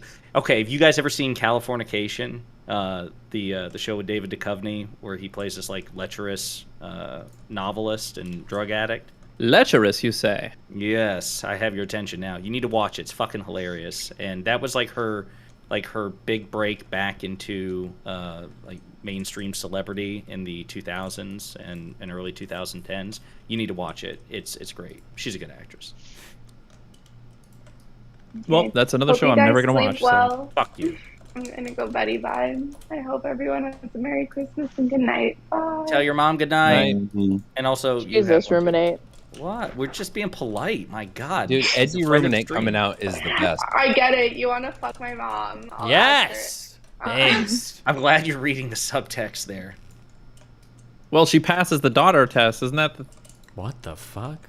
What? The daughter test? The What? daughter test. What is the You guys daughter never heard of test? the mom test? What is the Yeah, daughter it's the- test? It's the, What is the never- daughter never- test? Her Well, if daughter's you're in into here. No, fucking moms- no, I'm yeah, super explain it. What does that curious. mean? Is it What is it? where... No. Let him explain. All What right. does it mean? Yeah. Allow me to have the floor. Yeah, go Spotlight, ahead. please. Oh man, careful navigating this one. If I've you're got my into twit fucking longer open. moms, okay, if you're into fucking moms, the way that you assess whether or not, if you haven't seen the mother, if the mom is hot, is by looking at the daughter. It's the opposite of the mother test, you know? Gotcha. I've never heard it phrased that way. But I mean, I totally look at like significant others' moms. I'm like, okay, yeah, I can deal with this one for the next 40 years. Wait, I don't understand what So- you mean by that, Supreme. Can you explain a little more? Wait, what was it? Can you explain a little bit more? I didn't understand.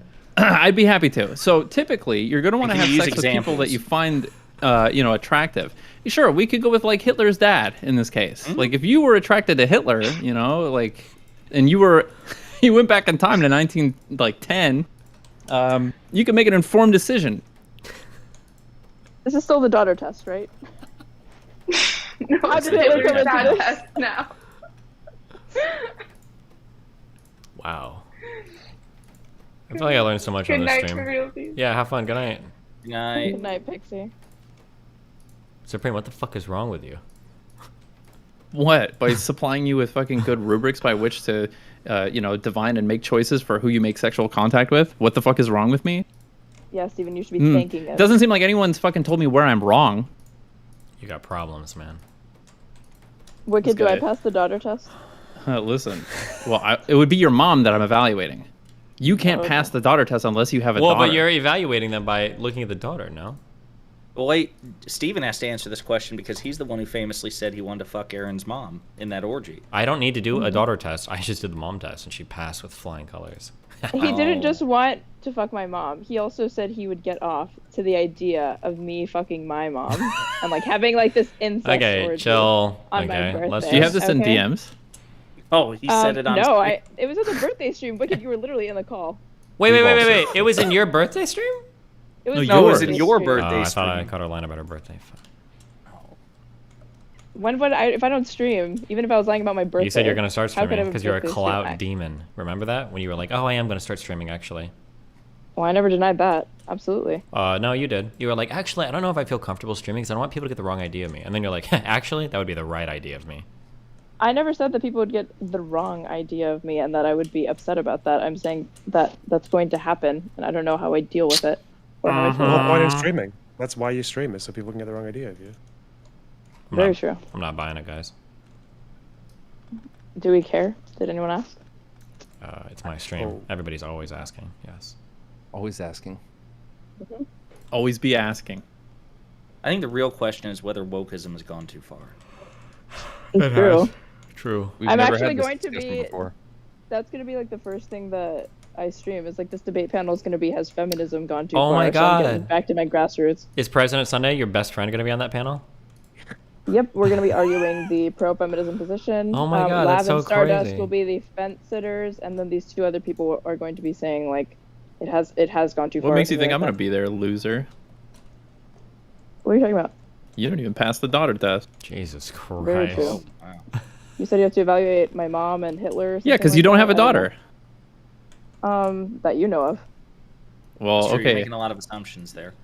I'm not Holy gonna rate you shit, that's based how on she your- gets so much fucking money. She's one of the alimony child support people that the red pillars are always talking about. True. Yep, that's me. Aaron, the welfare queen. And she's Yes. That's racist. She's brown. Stop. Yeah, I was gonna And say. I'm never- what? As I say, That's what I finish was the gonna comment, say. Steven. Well, as a half Cuban Latino myself, I can say that. Beautiful. Any other words that you can say? Gringo. Whoa, with the hard O. True.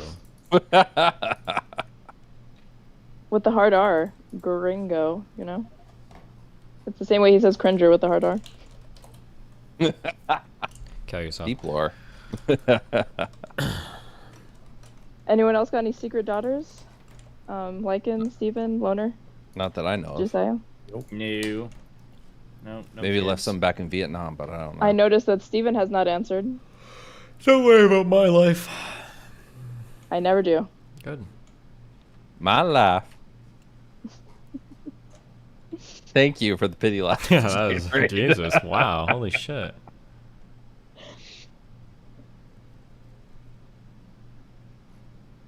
Okay, this is good.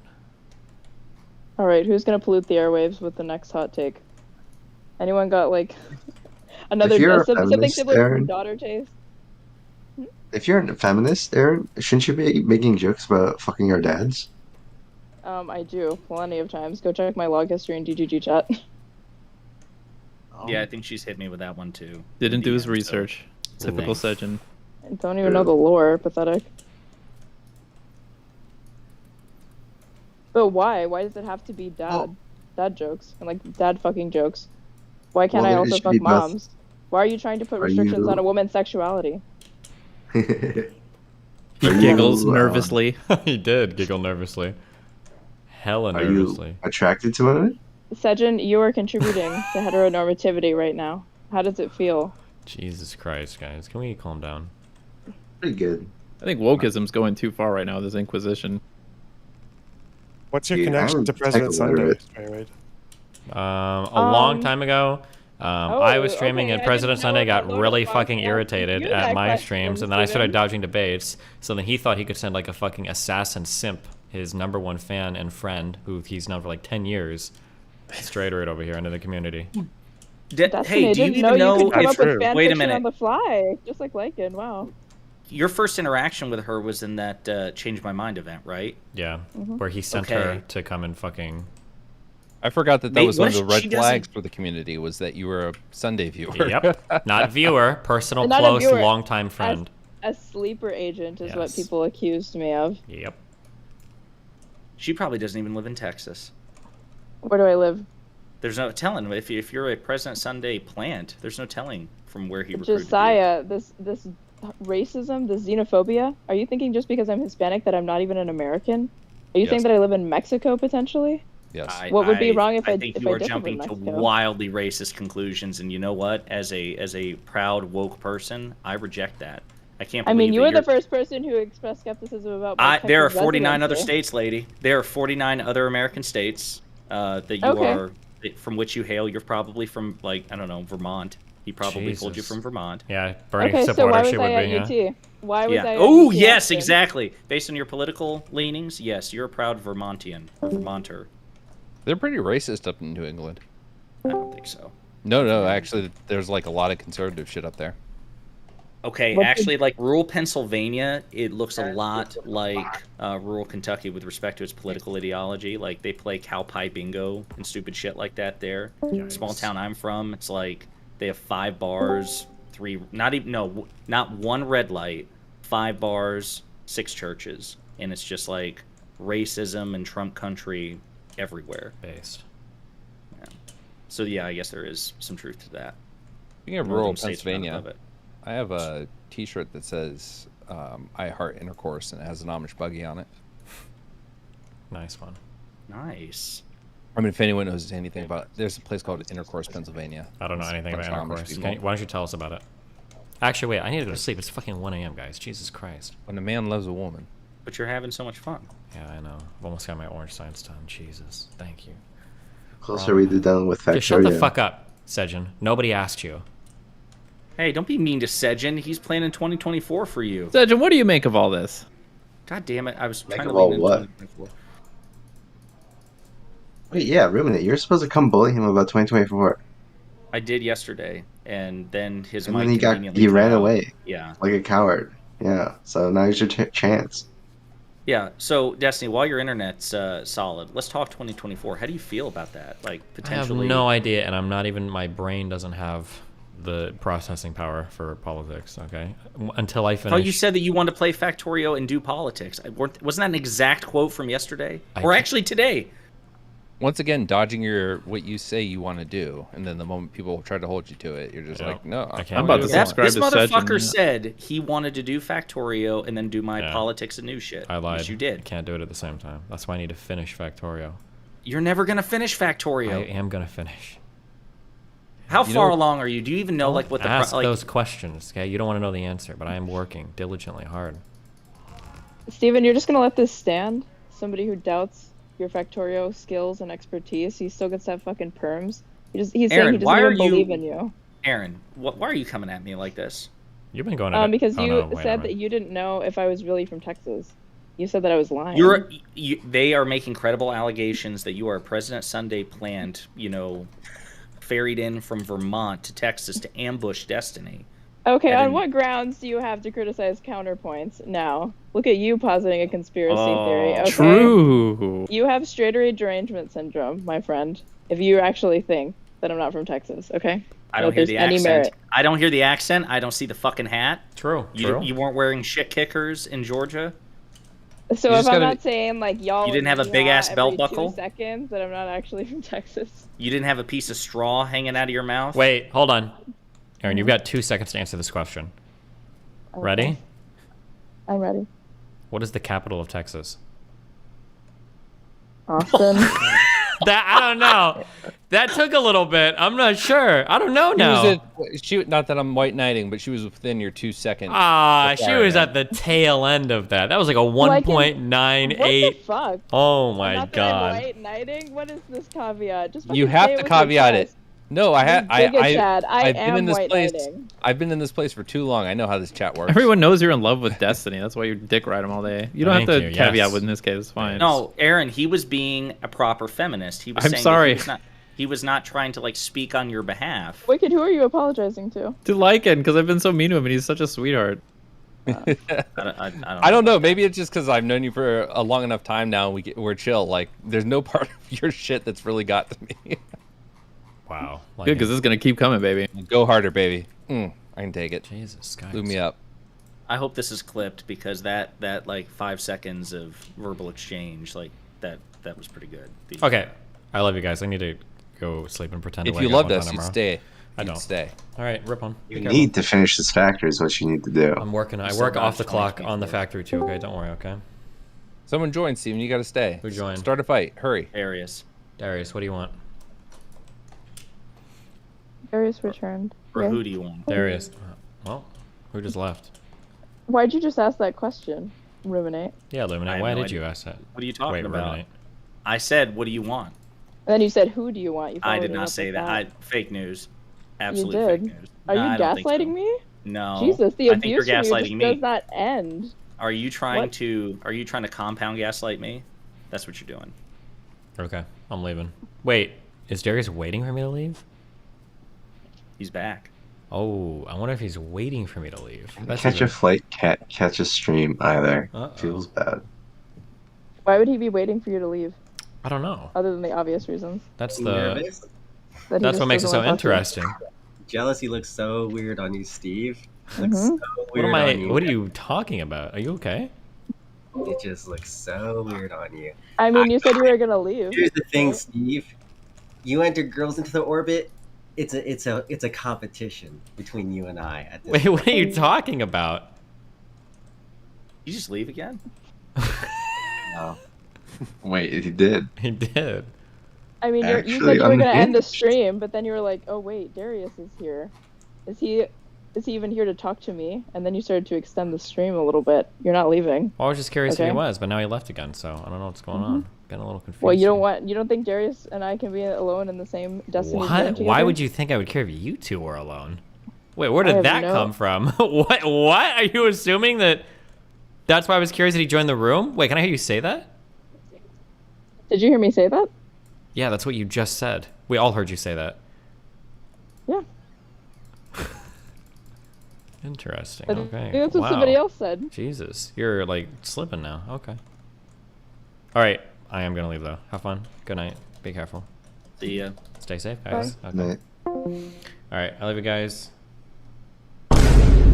I'll be back tomorrow on time by at least 4 p.m.